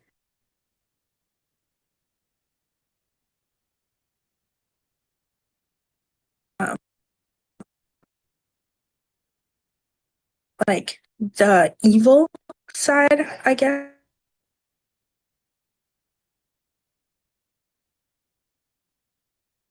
All right. Sorry, just roboting a bit. The main character, and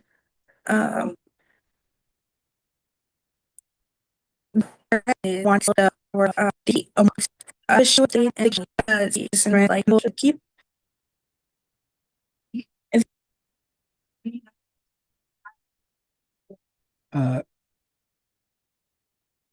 Yeah, I don't know what's You going can, on there. you might need to reset your Wi-Fi router, or um, Okay, hold on. kick your little brother off That was on my end. or something. No, it's yeah. Okay. There's like tons of lightning and thunder. I keep seeing it outside. I'm like, Yeah. maybe it's me. That's better, way better. Yes. Cool. So, she plays like an instrument that kills people, and that's the reason why she got trapped in the cave, because the people were like thought of her as a monster. So, but basically, I just don't know what I'm going to do for the Okay, a few questions. chapter one. You say, yep. Takes place after. Just wondering, was she trapped in the cave, sealed off in the cave? What was actually in the cave? How dark was the cave? And yeah. It was just like an empty cave with like grass and dirt, and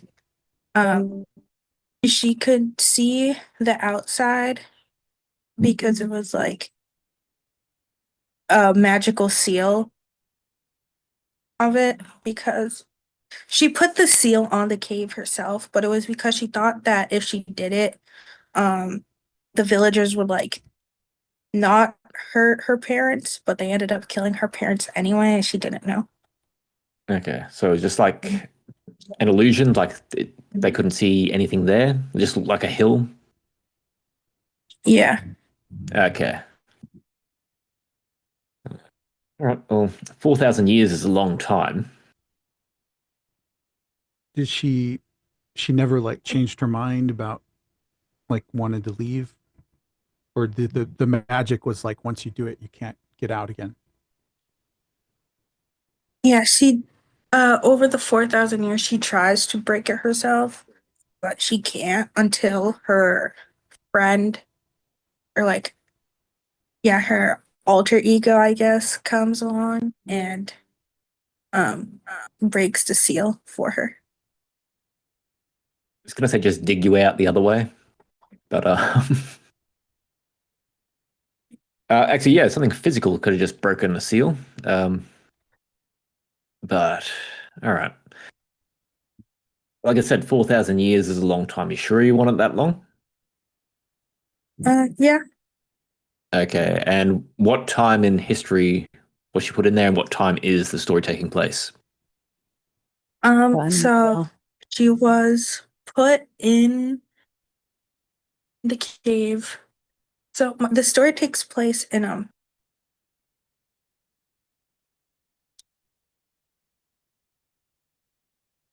Okay, hey, Mario, welcome. We do have a member on Zoom who's here for the short story writers group. Yeah, hi, welcome. Yeah, Esther's was in the fantasy group and wanted to stay to join the short story group. So I'm going to end that other one.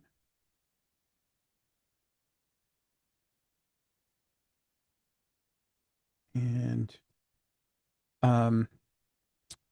yeah, let me I think you might need me to unmute you because we had a troll earlier, so I set it to like automatically mute people.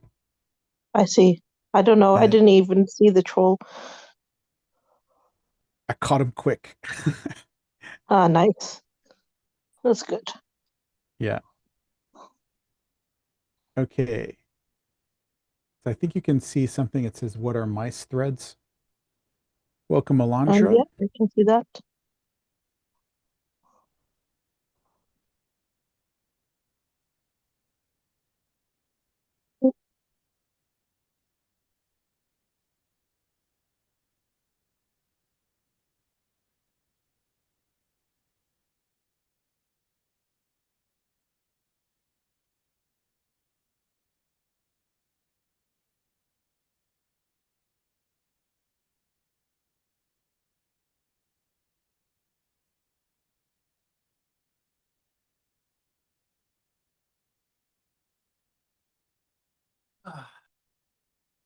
gonna wait a few minutes, see if people pour in first. Okay, sure. Yeah, right now we have Alondra and Esther in the Zoom chat. Yeah.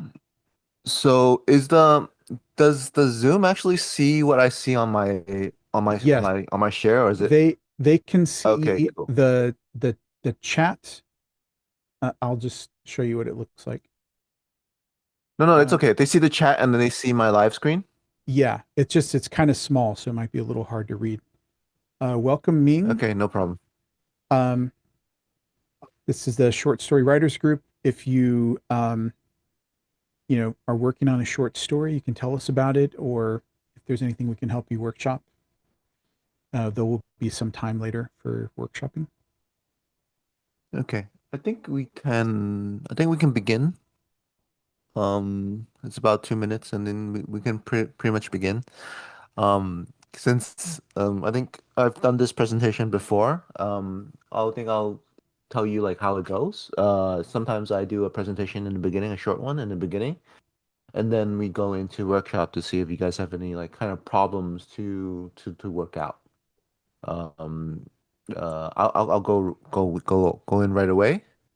So today I want to talk about mice threads, right?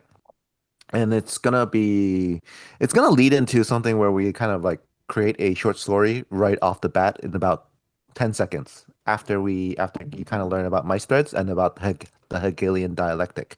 It's basically a way to create a short story in a really, really, really fast time. But first you have to like kind of understand the basics, right? So what are mice threads and who made it, right? So mice threads is made by this guy called Orson Scott Card, but he got it from another old guy, which got it from another old guy. Just think of it as kung fu, all right? So mice threads is like story types, right?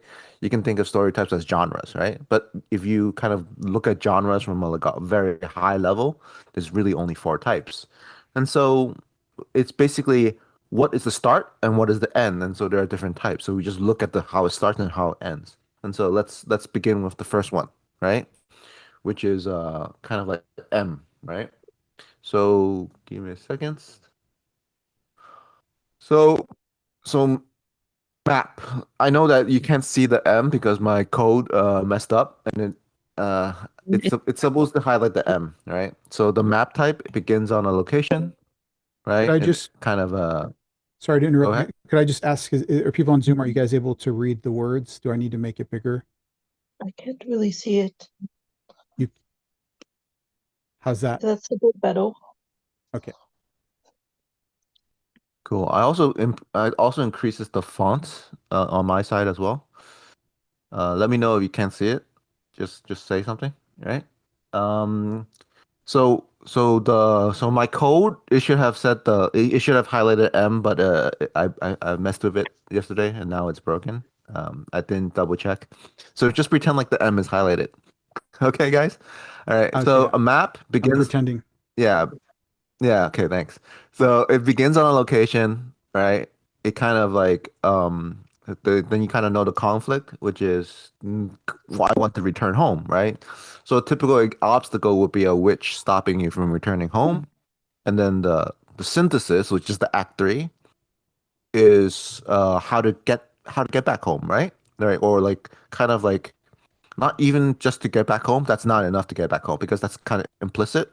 It's about like what you think at the end, right? Because in the beginning of the story, right, is this is gonna be Wizard of Oz, right? So in the beginning, he's Dorothy doesn't appreciate her home, right? And then in the conflict, right? The conflict is telling her you should really appreciate your home because Wizard of the Land of Oz is really terrible. It's like the grass is not greener. And so the synthesis or the act 3, right, is saying you should really appreciate your home.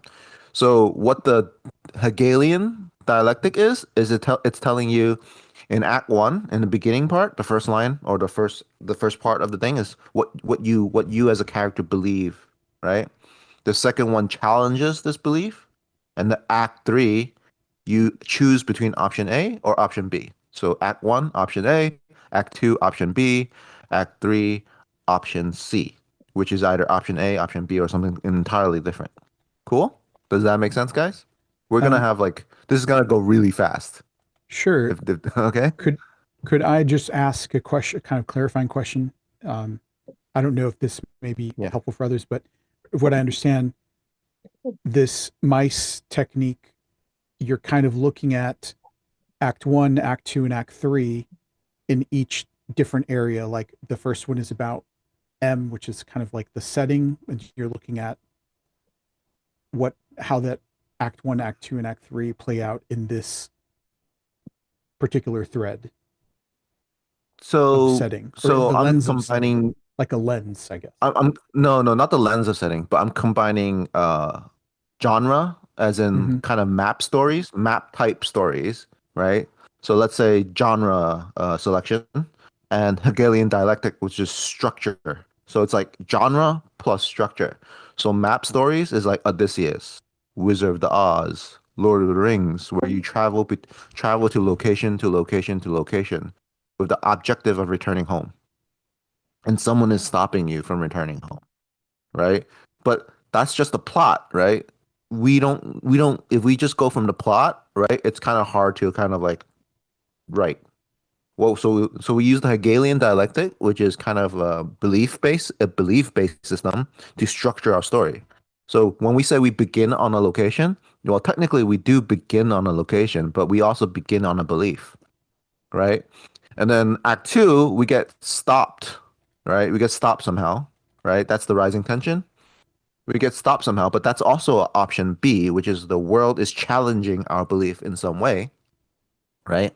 And then Act 3, we kind of return home, but technically we have to choose a belief. Either we stay, with our current belief, or we choose to succumb to the world, or maybe choose to learn from the world, or just like synthesize something completely different just based on our experiences. So I call this option A, option B, and option C. So I'm combining two different techniques into one. But in order. What are the options? Could you explain what you mean by the option A, B, and C? So when you have option A, this is what people call the status quo. It's I'm unhappy with my life, right?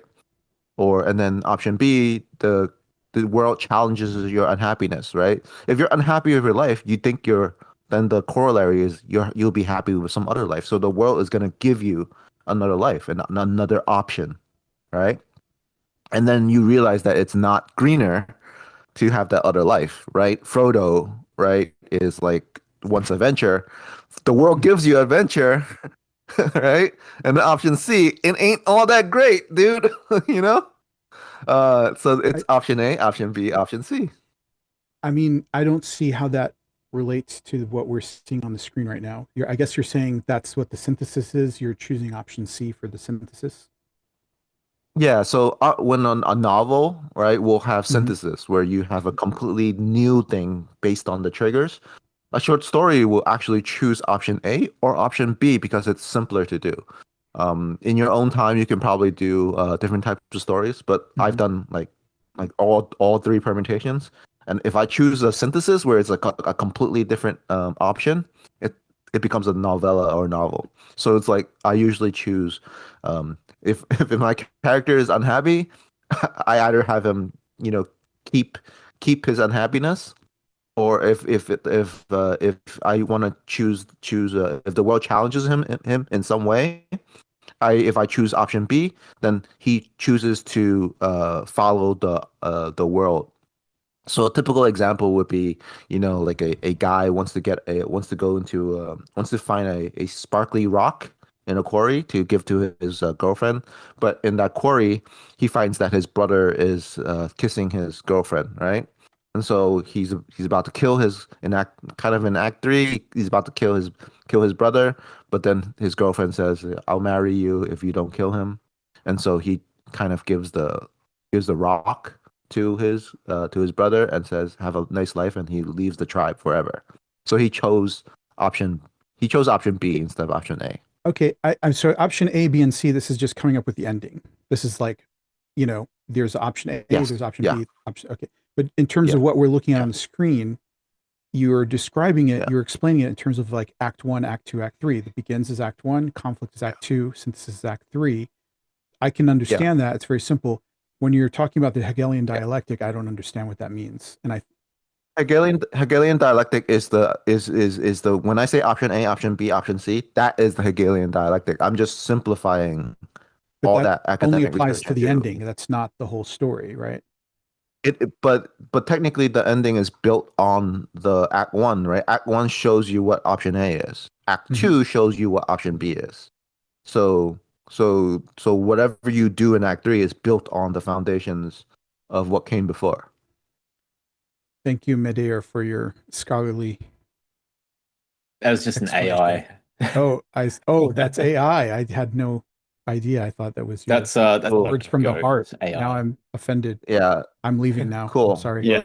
So it is confusing because I'm doing mice threads and Hegelian dialectic at the same time. But hopefully it kind of that's why I wanted a practical at the end of it. So even if you don't get this, we can actually guide through a practical part of it. The next one is, let's see, fundamental story structure. This is sorry, give me a sec. I recently changed this, so it's more complicated than it needs to be. But this is the idea story. You see this idea story in mysteries and like sci-fi, right? So it begins on a question. Usually there is a questioner, right?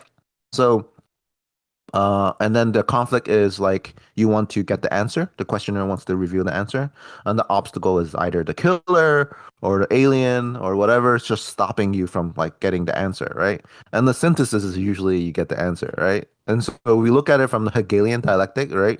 We can still do it. We can still do it from a Hegelian dialectic. It just begins on a question. So it's again, I believe that I'm unhappy, right? And the world challenges you by like, okay, you're unhappy, so let's you're unhappy with your life, right? So let's give you another life, right? And the synthesis is like the answer, like so you can have like the three body problem, right? I'm unhappy with my life, so then the alien goes, okay, you want another life, but it's technically bad because the other life is your race is gonna end.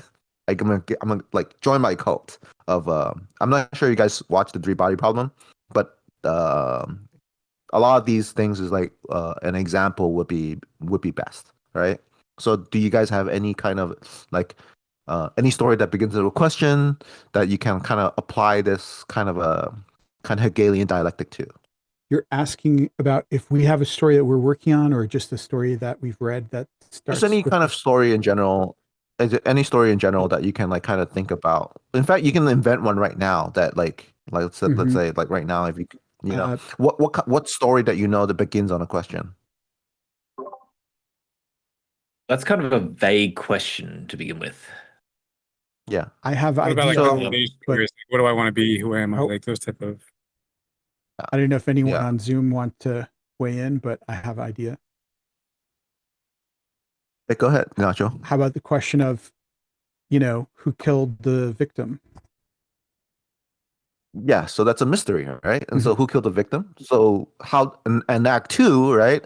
How does the world or other organizations try to stop them? You're saying in that same story of a detective trying to solve the murder?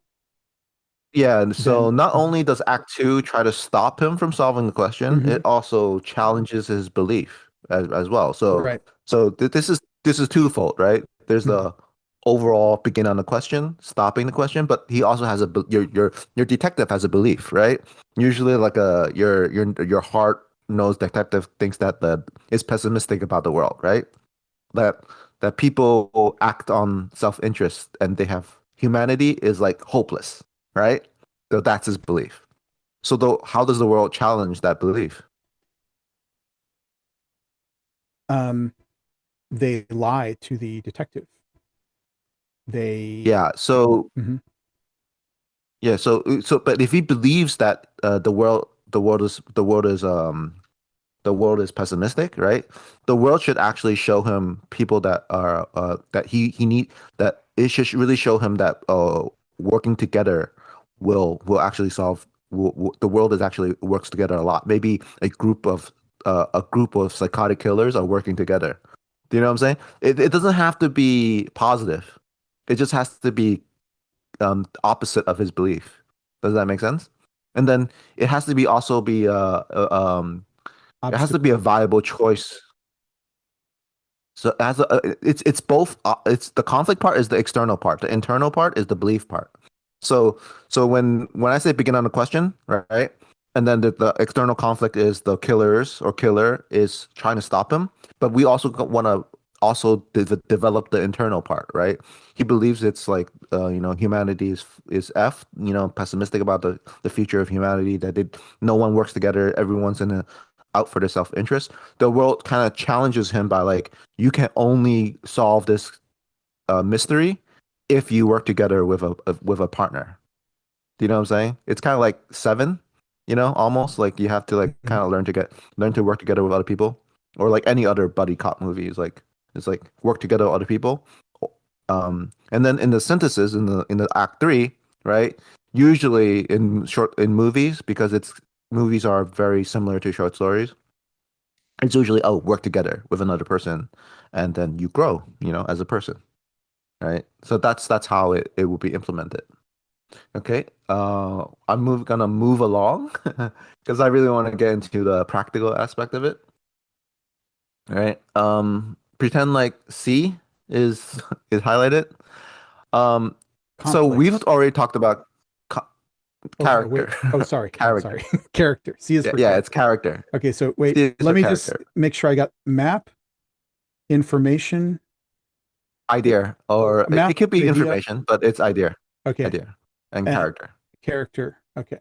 And then the E. Yeah. So so C. So this is your typical growth story or like character story, or like how everyone says like I'm into character stories, but technically everything is a character story because you can't begin a story without people, right? But if we like kind of boil it down to the external part, and then we'll go into the internal part later. Maybe I should do that, external and internal. So it begins with the character is destabilized. Usually I wrote this earlier saying that the character is unhappy, but the real kind of definition is the character is destabilized. Like he's still okay with his world, but he is like kind of unstable. Like he's either unhappy or he believes in something that is like contrary to the real world, right? He just believes in something that's contrary to the real world. Usually it's character is not unhappy. In fact, you don't have to really consider anything else because 90% of most stories is growth stories. So it's like character is unhappy. There are exceptions such as James Bond. He's perfectly willing to like he's pretty happy with himself. The update to James Bond with Craig what I forgot his name, but the new one, Daniel Craig, right? Is they updated to he is unhappy, which made him so much more spectacular. Like they just changed a little bit of it. Now because he has a core trauma, like he actively watched the person he loved died, and the person he loved also betrayed him. So he's carrying this core trauma with him, like everywhere. And now he's really unhappy with this world, and he never stops being unhappy, which is great. So the conflict is, how does the conflict of like you being unhappy is that what does that mean, right? The goal is to gain something that stabilizes you, right? And the obstacle is like everyone, technically, right? Yourself doesn't want to change because of inertia, because you're like, you don't want to change because it might be you're afraid that it might be something worse, right? Other people, we call them threshold guardians, right? Where they kind of like represent your fear, all right? And the moment you try to change, right, there are people that might give you a bad example, right? A bad egg. You're not, like a bad guy saying, "Oh, you're not so different, you and I," at the last moment, because that's where you're most susceptible to change. And the bad guy says, "You should join my side." This is why like 90% of like these thriller action movies, like, you should join me, because that at that point, right, is where you're being stabilized, and they want the act 3 to choose their option. The bad guy actually represents the world. So in act 3, your synthesis. An option would be he either he accepts who he is, or he accepts what other people will tell him, or he develops something else entirely. Again, this is the same thing as we've said so far, right? If he accepts who he is, right? That's kind of simple, that means he's Mulan, right? I am a girl. I want to defend my country. I want to be a good daughter. Those beliefs never change. She accepts who he is, or he accepts what like, let's just say Mulan stories and accepting what others tell him. No, you're just a girl and you can't do anything. You can't join the army. You can't help save the world. Blah blah, stuff like that. Or you do something else entirely, such as like, I don't know. I have no idea. Synthesis stories is probably the most complicated of the options. Don't worry about steadfast characters. In fact, you don't even have to worry about like story types once you kind of realize that there's only 3 options. The story types or like steadfast characters, growth arcs, those are just terms. We're gonna keep going.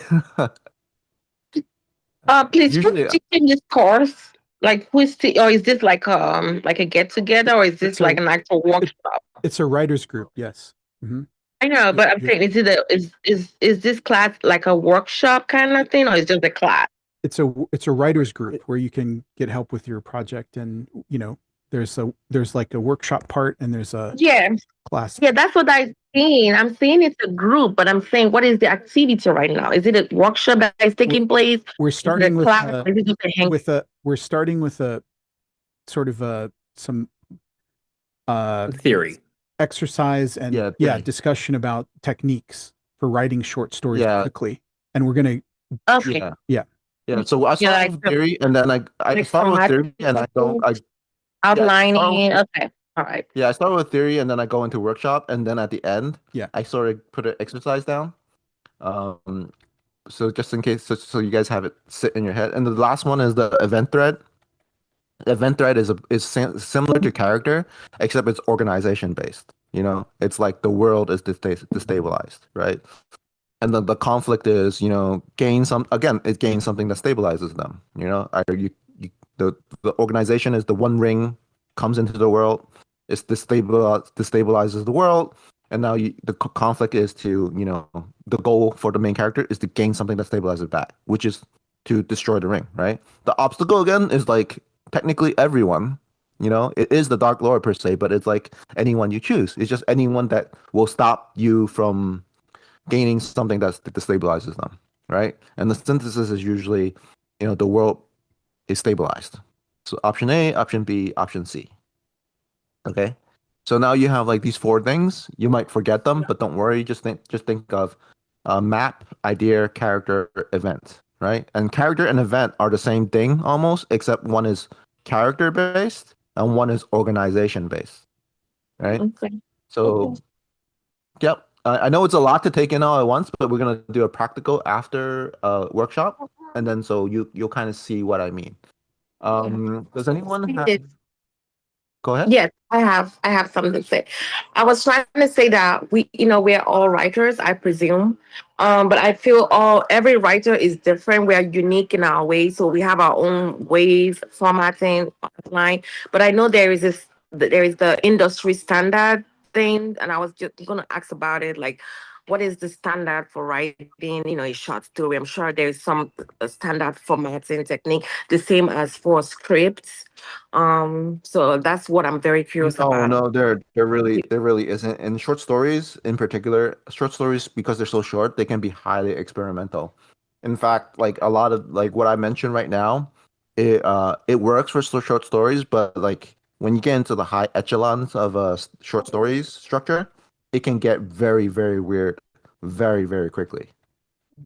I've seen stories where they talk, like, that those books where you talk about like what to expect when you're expecting, like when you're pregnant. You could do a short story from that. I read it when I was expecting. Yeah, so I know what you mean. Yeah, in the first week, you should be worried about, like cramps and blah blah blah, and then it gets like more and more and more ludicrous. So what I would think is the overarching commonality between all short stories, if you think about, is progress. It's always some kind of some form of progress. Yeah, well, anyway, when I wrote mine short story, and that's 10 chapters I have. Yeah, I just did not. I just went with my, creativity and let my, my imagination take me. And yes, that's true. It's very experimental. I didn't look for any kind of formatting, whatever. I just went by, something like how I would be writing a novel, except I made it short, something like that. So But the reason why we do this short structure is that we can kind of understand what will create a novel. So there are a lot of times, even with people in this audience right here, where they start off with a short story and it balloons into a novel, right? It's usually because of the act 3 that they choose, right? That it becomes they're setting up act 1 and act 2 for a synthesis, a more complicated act 3. And if you have a more complicated act 3, then your act 1 and act 2 will balloon. And so if you choose, right, if you believe in something, option A, and then the world challenges you, option B, and if you choose option A or option B, you will actively make your story shorter just by doing that, rather than coming up with a completely brand new conclusion that is synthesized and that advanced kind of thing, you know? yeah, but yeah, I know I put in the chat this whole act 1, act 2. I feel that's like your own technique.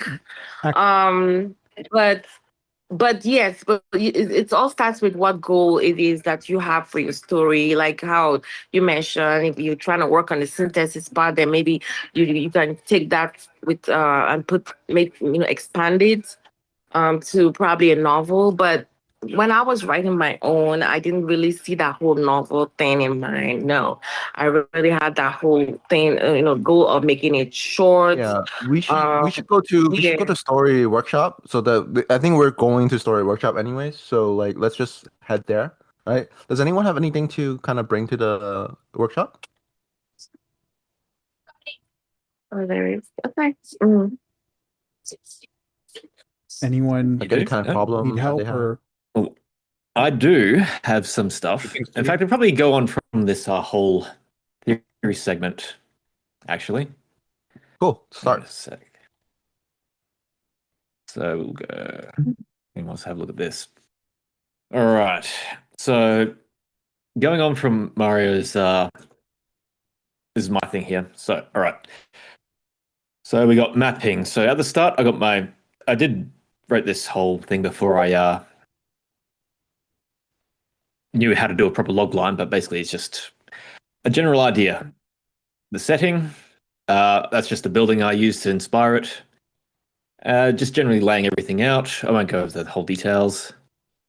Then I go over all the characters. So where are we up to? Look up your mice thing again. Blah, blah, blah. Idea and information. That was the second section here. No, okay. Blah, blah, blah. Okay, characters. This is one I spent a lot of time on. I probably put more detail into the character descriptions than anything else. So and we got Charlie, who was I actually haven't gotten up to yet. The nurse, a security guard, and an intern, and explains all the mannerisms and behaviors that will eventually be revealed throughout the whole story. Then we have the everything else. Fear of mirrors. Okay. And this is basically the whole background, like just point for point. So I just go through all this stuff. And then I got some backstories. So things that that go on behind the scenes that I don't think I'll write about. And then I get into the main chunk of writing that I got into 2 nights ago. I actually haven't reviewed it yet, so it's going to be a mess. So you'll be able to perceive my horrendous writing, unfiltered, unchecked. So yeah. So what's the dealio? Right, I was just saying that I kind of use your method that you use in a rather indirect way, the mice method. Yeah. So, yeah, this is the slasher fiction. Oh, okay. So- So you're sharing your screen. So okay, let me go to your stream because I was. Oh, you haven't? Oh, okay. Oh yeah, I didn't realize that was the case. All right. Cool. All right. All right, so I'll just go back to top. Whoops. So I'll go back to top just to show Mario. All right. Bit of a log line at the top. I haven't decided, haven't changed since I wrote this last year. Basic of the setting, just use an image to inspire me to get an idea of the place. Generally, what the layout of the building's like, all the characters here and their descriptions, the actual layout of the story and bullet point, and stuff that goes on behind the scenes in the backstory part here. Then I get onto the main writing. Yeah. So like, do you understand like the kind of the beauty of the kind of the thing that I showed? It's like it allows you to kind of see it from a high level point of view. In fact, you could do a character, like for every character, you could do like a Hegelian dialectic for every character and then see how they combine with each other. The more you can like make it into a short story thing, it actually helps with a novel because then you can interweave all these short stories in and out of each other. Yeah. Yeah. So, but what is your workshop thing that you want to workshop with? I don't really need to workshop anything. I just thought, I know I've been saying I'm going to write something for a while. I'm sure some people want to have a bit of a glance over it. But if Natalie has something that she wants to share, we can do that as well. Sometimes I like to do like dissection online with pros, but I think today we're going to do the next person up to see if they have anything in workshop. Did you mention my name? Yeah, do you have anything you want to workshop? Yeah. You're asking about it. Oh, yeah, because I saw what you just shared, and I was like, "Oh, that looks like your actual work, your story." Yes, this is my actual of your work. story. Okay. Yeah, so All you right. can use Like your an own excerpt, you can use like an you can use excerpt. your own style, but you can also use the dialectic to guide your own outline style. It doesn't necessarily have to be that. The second thing is I think No is up next for a workshop. No? Yeah. It's like Saying that I have 10 pages, and I don't know Oh, I what think- to share. Yeah. I think it's saying nil. There's another, not Nadali, but nil is the person who put it. No. Right? So Yeah, it's just no nil, press- and then Alondra. No, I think no you press can go and after, then and then you can go after No. Okay. No, go ahead. after Alondra. I think. we can go. I can go another night. Mine was more just a 500 or 600 word thing that I could read, but I think it seems more like workshops than like dissection, right? So Yeah, I haven't done workshop in like a full while, so I was like, it's supposed to be a workshop. I don't want to derail it from that. So if anybody has workshop, okay. Okay. Who's Nacho? Is there anyone on the queue, or is it Nadali? So Alondra asked first, and then Esther. Okay, let's do the Zoomers because we don't usually do the Zoomers. Let's get Elandra and then Nadali then. Okay, Alondra, do you want to unmute and tell us a little about your project? And I know you said you had a couple different ideas, and I don't know if are you looking for help to kind of decide which one, or just to kind of, flesh out one of them? Just let us know how we can help.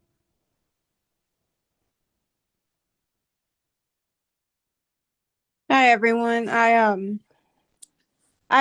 haven't written down a full story yet, but I do have aforementioned I do have a few ideas. They're I kind of based them I'll put this just by I want to say what do you call it?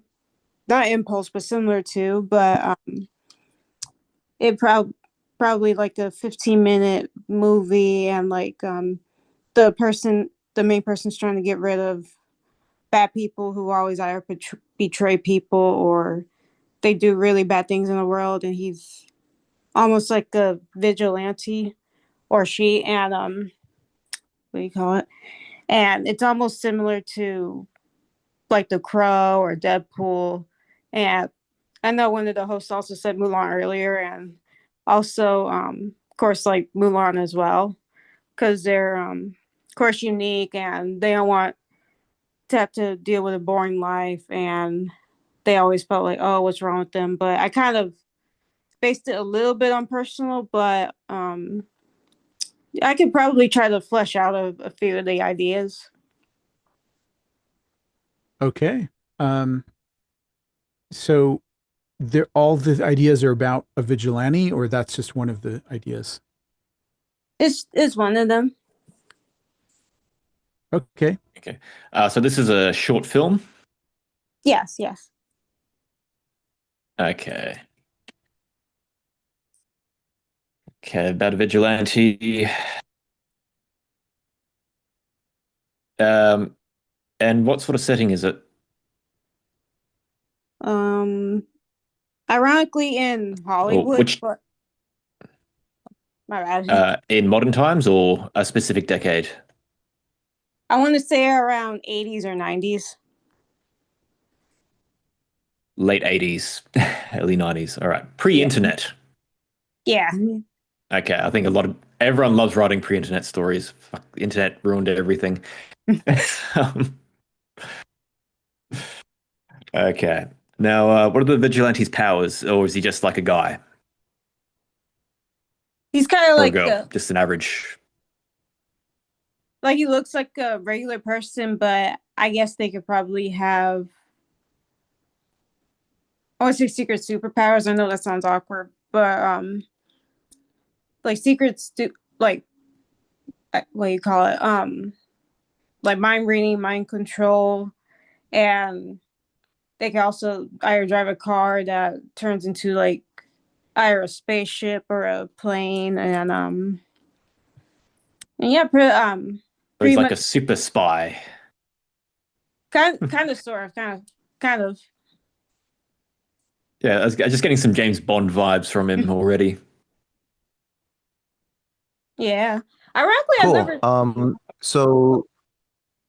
So I just want to focus the workshop to like what exactly is the problem? Like what is exactly is the conundrum?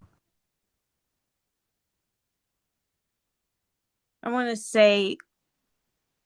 I know this was probably mentioned before, but the structure of how let me see. I guess figuring out how the person could either find themselves or figuring out what I guess was the person's purpose. I guess I could say outside the vigilante part. Oh, okay, so let's say the internal part of it, would you say? The internal belief part of your character? Yes. Like what would inspire him to be a vigilante? You know? Yes. Does anyone have any kind of example motivations for this character? Well, Example who's for the trauma? villain in this? Who's your villain in this story? Pretty much people. He's just getting rid of like bad people, like people who I want to say either they do really bad things, like either cheat and hurt people for no reason, kind of similar stuff to that nature. Well, I think you got it in Hollywood here. There's plenty of questionable things that go on in Hollywood. Would you be going up against that? Yeah. All right. So he's going after weird producers, like doing under the. Oh. So I think Medair has an actual thing, right? And Esther has the same thing. Past trauma determines the victims. So if he's going like, I think where Medair is going is if he's going after like pedophiles or Hollywood producers, it's usually because in the past he or she was affected by Hollywood or pedophile producers, and so his core trauma is he had a sister, who was killed by one or something. And then when he grows up or something, or when he gains the skills, now he's going after the similar type of people. Plus a ton of cocaine. Yeah, in the plus a ton of 80s. That's the cocaine. 80s. Yeah. Literal ton. A little ton of cocaine. Yeah. Right. In the dock. Does that help you? Does that help you? Yes. And the villain, it doesn't Cool. it's not just, it doesn't have to be just the what you call it, the producers and everything. It could be like everyday people that always do negative things. So too. we try in short stories. In short stories, we try to like narrow focus on like to like one person. That way, it's easier to write. Like, there's not as much story objects, right? But if even when we focus on one person, we can do something called resonance, where we do reflections on the producer. It could just be any person with high power, but in the end, it really mounts up to a single Hollywood producer that you need to kill that you can't. So that becomes the climax. It's kind of like John Wick. You're still killing a lot of people. You know, like every variation of the story of John Wick is killing a person, killing a harder person, killing the hardest person. It's called a resonant series. But I think we could go to the next person, which is I think the Dolly. I have a suggestion for Alondra if there's time. Oh, sorry. Go ahead, Nacho. Yeah, just either. So there's kind of two paths to figuring out what this story is, right? Either you have a character and you're just trying to figure out what is the most difficult thing for that character to do. It's like, man, that character would never be able to do that. Or really, ironic thing for them to try to do. Or you have a situation and then you're trying to figure out what kind of character would have the most difficult time trying to do that. And so either, of those two, and I know it kind of fits part with the, the different threads that we talked about, but like if you have some of that and you just figure out what is going to be the most difficult thing for this vigilante to do, or like a really ironic thing for them to do, that might give you an idea of like what his main goal is in this story. Yeah. Actually, I just had a question. What sort of style was it in, and does he have like a costume? That's about the end of it. I didn't think about that part, but no, he doesn't necessarily have to have a costume. Okay. Just wanted to ask. Oh, you're good. Thank you, Midair. Thanks. Is there anyone with a solution to the dramatic question posed by our erstwhile contributor, namely, the motivation for vigilantism? If Well, I not, think we can go to.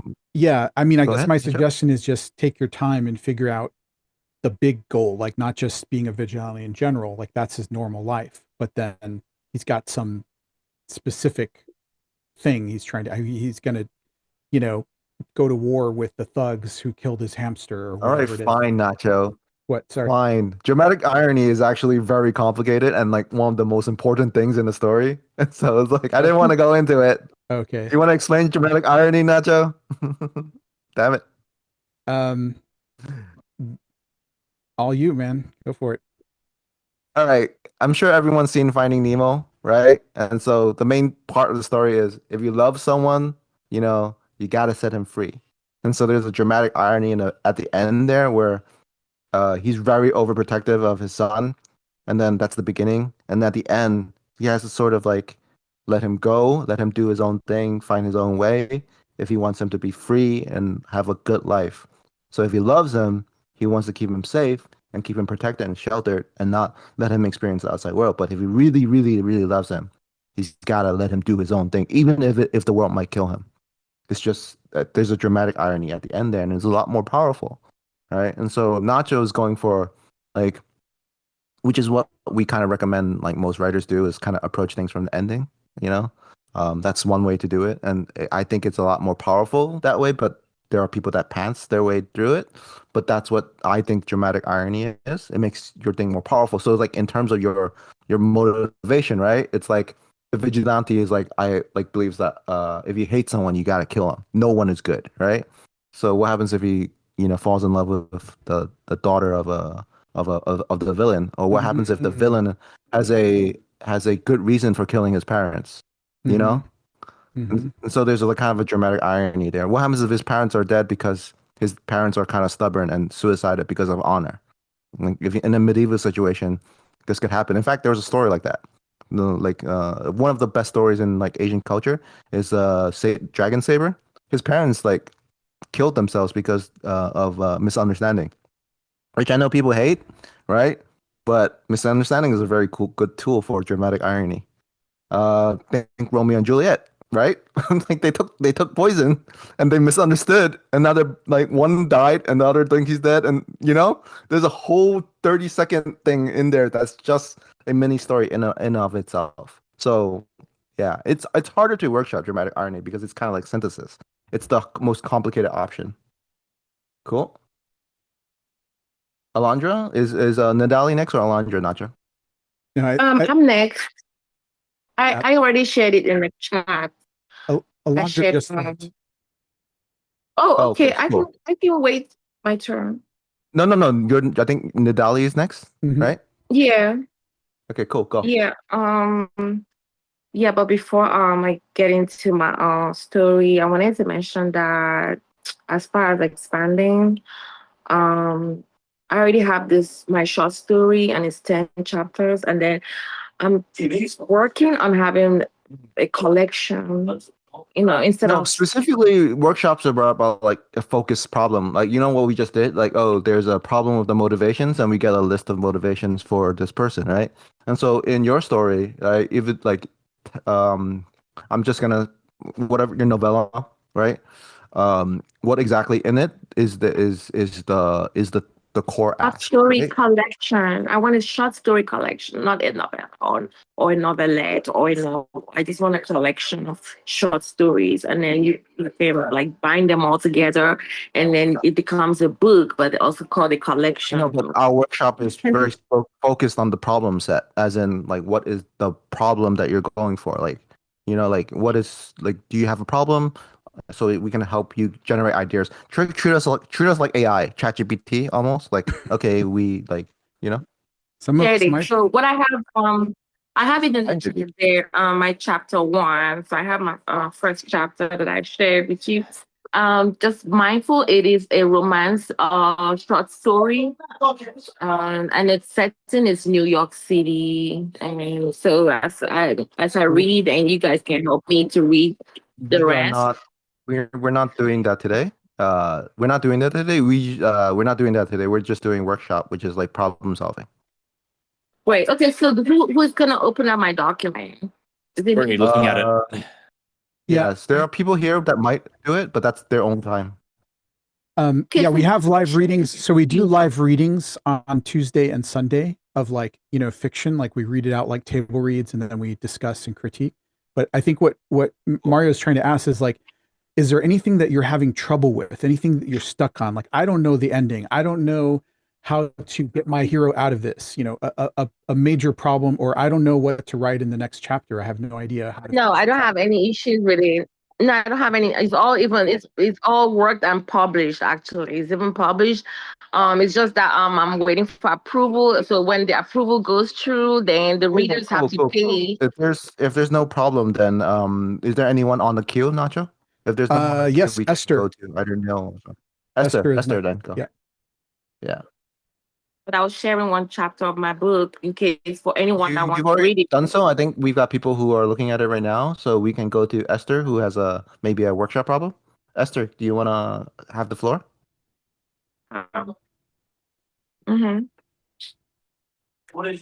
Just saying that Oh, sorry. you guys can. Yeah, I said feel free to share on the stream my chapter, like if you want to look at it a little, just see what it's about. This is not the point of the workshop right now. Nacho, could you want to take over a little bit? So Sure. No, I just had an audio issue, but I think Esther's audio is working. And also Ming had a question, but I'll just type Ming's question in the chat. Cool. Are In you the able meantime, to I'm gonna unmute- fill the silence. Esther, okay? Can you talk okay? Yeah. Okay, good. Yes, I can now. Yeah, because it was just like, I think because you had the troll earlier on, that's why I couldn't unmute and stuff. Apologies. That's okay. Yeah, well, I don't really know like exactly at all what I want to do with my ideas, but like even I can explore like poetry as well with it, but I don't even know like what genre I want to do or like what format I want to do or anything like that. I just have these ideas that I want to explore. So I don't know Okay. if anyone has Do you like want to suggestions. boil that? can you boil that down into like a single sentence so it's easier for us to kind of like understand, like in a question-based format? Like, how do I like? I'm still trying to wrap my head around it. Yeah, like, well, how do I kind of decide like where to go with my ideas? Like, any suggestions on like where I can go with the ideas that I came up with? When you say where do I go, as in how do I end it, or how do I do an act three of it, or where do I Those publish it? Like like what the specifically? entire thing, like how do I start it? Like where did it begin? Like maybe like writing down things, or I don't know, Awesome. anything Great. really. I love this. I love this because this is directly ties into what we just did with the mice threads. Does anyone want to Yeah. take this? Well, I was just posting here what Esther's just in the very, very early stages, looking to explore something related to Avatar manga and explore OCD, anxiety, fear, mental health. Anything Yeah. more you wanted to add to that, Esther?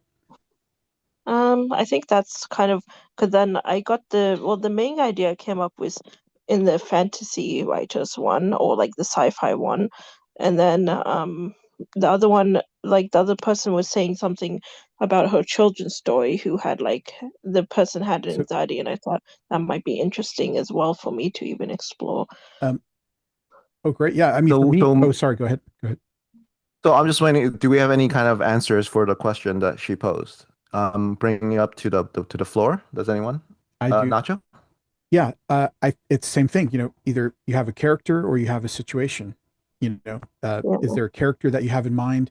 If you're looking to explore OCD, what kind of character, if the character has OCD or, social anxiety or something, what is something that would be really difficult for that kind of character to do? And that you can figure out the journey, the situation. I feel like actually that's an interesting question because actually now that I'm thinking, I could make the character itself to be OCD. Like it is OCD as a concept. That is the character.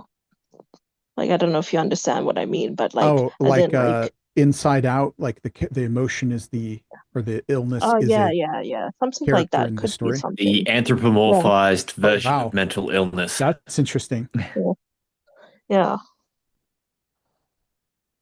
That's actually an So, interesting thought I just came up with, but yeah, and so you can actually use the thing that we just kind of learned with the mice is like it's a character story, right? She's destabilized, right? It's like she fears something, right? So she what she actually believes is that she's afraid this thing will hurt her. That's what fear is, right? This thing will hurt her. And so if you think about the act two, which is like how does the world challenge this belief, right? The world's gonna say this thing won't hurt you, and I'm gonna put it in front of you and see it doesn't hurt you. And now in Act Three, you choose either option A or option B. I'm not saying that this is the kind of the every story thing, but you can think of it in this terms and kind of like do jazz with it. This is how the world challenges the belief system of your I character. don't know if I want to like make it necessarily that it's a negative thing to have these issues. Like I just wanted to explore it as like a concept and maybe like, like maybe even like Oh how no, to live with it. there's no judgment. There's no judgment because in Act Three you can either choose option A or option two. It's like it's just the framing of it. It's I think the idea is that it presents a hurdle for the character. If they have OCD, like what's something that would be really challenging for that character, right? Or in this context of the I think even just leaving the house to begin with might be a hard thing to do. Like, like because they want to make sure the lights are off and like the door is locked and stuff like that. Yeah. And so, for example, I mean, just, we have seen like, for example, I mean, this is a little different than with agoraphobia, but like, the woman in the window, she sees a murder across the street and she's, she can't go outside her house, right? Or, someone who's it's really hard for them to leave the house. Well, it would be really hard for them to go across the country. But what could be something that's so powerful that makes them, I have to go because my son is in trouble, and even though it's hard for me, I'm going to do this thing, right? Yeah, yeah. It could be something which is like they have to do it or they want to do it. Hmm. Yeah. Like So you something think like of which is something like really very hard for them important. and a really good reason why they're going to do this thing that's really hard, Yeah, but it depends on whether or not if it's a real character or an unreal character. So the thing with like short stories, right? It like you can think of it as like act one, being at home is, great. Everything outside is gonna kill you. So that's fair, right? Act Yeah. two is you're Mhm. forced to go outside. The world is Mhm. challenging you Yeah. in this way. Yeah. If Yeah. you do act three where it's like, no, outside is bad, going home is safe. You can choose that and it'll be the simpler Yeah. story to tell because you don't have to build anything up. Anything with Mhm. nuance, right? In act three is gonna make the story bigger. So the point of the kind of the 3 act thing, Hegelian thing I'm talking about is like if I have only like 20 words in my budget left or like 100 more words, I'm gonna choose that. I'm gonna choose the simpler story to tell because of my budget. So you can Mm. actively foresee your story ending by the number of Yeah. words that you've already written. It's helpful Yeah. for contests. I think even like I can make it into a poetry as well. Like that's something I might consider. Um, or like, like a spoken word thing. Like that's something I could consider as well. I don't know if like how the Yeah, formatting would work, cool, but cool. yeah. Okay, So, well so my that's question is, cool. does that help you with your question? Does that help you with your question? Is there anyone else with I something to mean, offer to the yeah, thank main you. question posed by Esther? If not, we can go to nil, or we can. I don't think we have enough time to do the exercise that I planned today. So I'm just gonna leave it to free structure to see if like anyone, Nacho has anything planned for the last 2 minutes. Yes. Let's do logline bonus round. Sure. Okay. So let's just use as an example Esther's story. It's okay if you don't use any of this, but maybe um pick a character, pick a thing. So does the character have OCD? Do we start with that? Just as an example. Maybe you change it later. Does that make sense, Esther?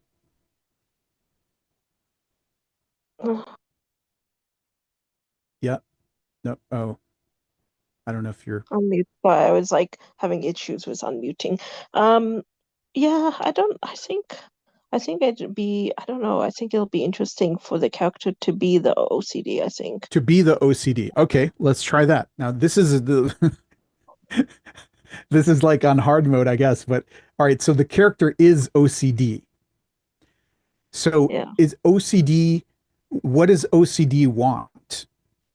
This is a character. Does the OCD live in a world where there's other, mental illnesses? Does OCD live in like a city of all these different emotions? Or what does OCD want? And where, like, maybe you have just the initial thought. It's okay if you change it later. We're just kind of brainstorming. OCD would Actually, be a little dictator, wouldn't he? maybe, I don't know. Actually, I Hmm. think it will be interesting for them to have never gone outside, so they don't know what is in So the outside OCD world. has OCD? Like the OCD is OCD, but has never gone outside because But they are OCD and they are like, because they are OCD, they pretty much have OCD as well, But like one thing that's interesting mention is sort of like if we think about OCD affecting us, it's sort of like controlling us, right? I mean, I Yeah. don't know, for example, I've never had it, but I mean, it seems like so it would be really into what like rules and things, right? And Yeah. it would be maybe would it be like who are the other people in OCD's life? Like does OCD have is OCD married to I don't know, depression or something, I don't know. Like, does OCD have a family? Does OCD have, coworkers? Does OCD have a job? Like OCD has to go and, I don't know. Any Maybe thoughts I on that? think an animal OCD and companion might addiction would get be. along extremely well. Oh, Esther says animal companion. That could be Yeah. interesting. OCD has an animal companion. Yeah, because I think Great. in the story, maybe they have never gone outside because of their OCD and they are OCD. And Like Uh-huh. that's they have that intense feel of going outside and like getting out of their shelter, like their sheltered wall, Okay. and so they don't know what is outside. They This don't is know really what is interesting. in the world around them. Yeah. But I think you're overlapping. I think you're overlapping a fair bit. Like you got social anxiety and what's the opposite of claustrophobia? Agoraphobia. That's the one. Yeah. But So that is what yeah, it is to have, anything. Like you can have overlapping. Like not Mhm. always. It is just one. Maybe OCD has agoraphobia. Why not? Yeah, that's true.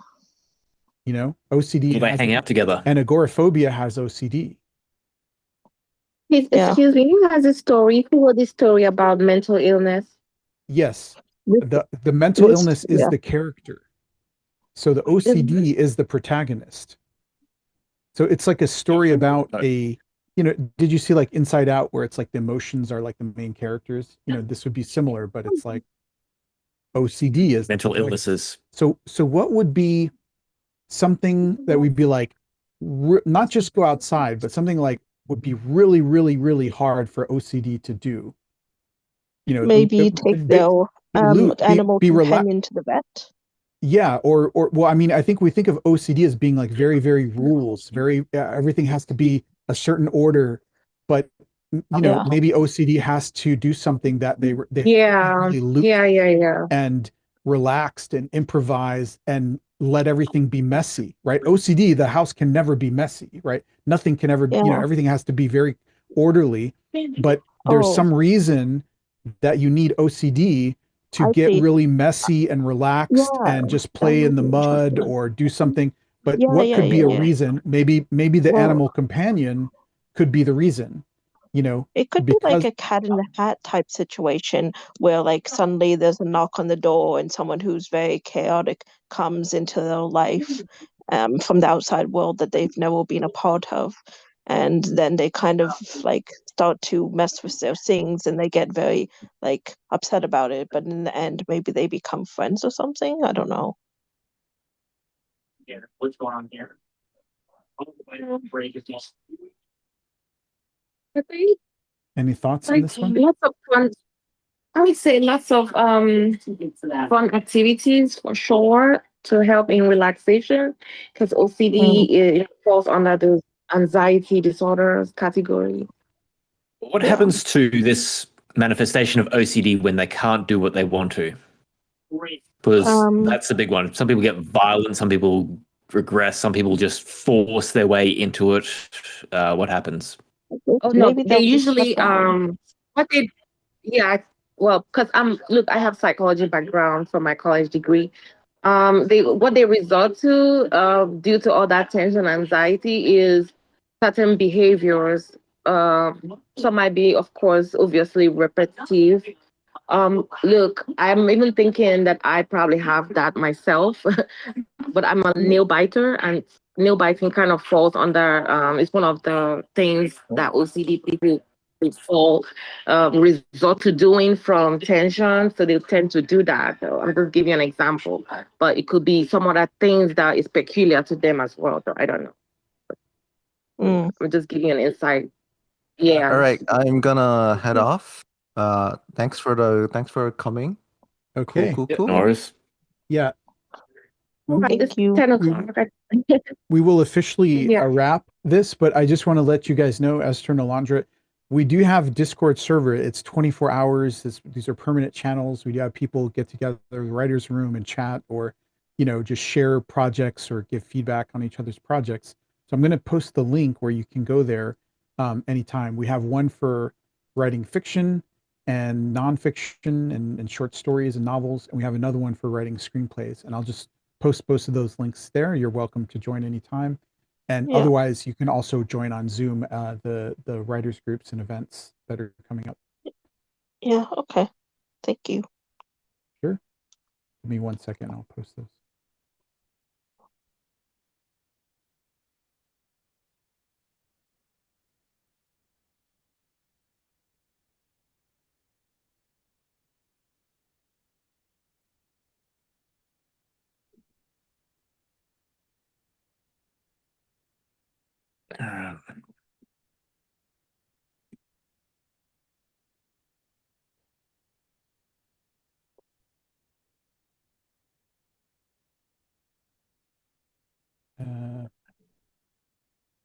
So I didn't mean to cut anyone off. Reorganizing the Dali's, I don't know, it might have been the way it was. Yeah, I'm gonna head over to writer's room in a few minutes. So I'll see you guys Just later. stay here. It's easy. The writer's room? Okay. Well, this is unofficial. We'll just leave it at that because I'll just go through this stuff. All right. Okay, I'm going to close the Zoom session, but I did share the Discord links for you guys. Are we able to see it okay?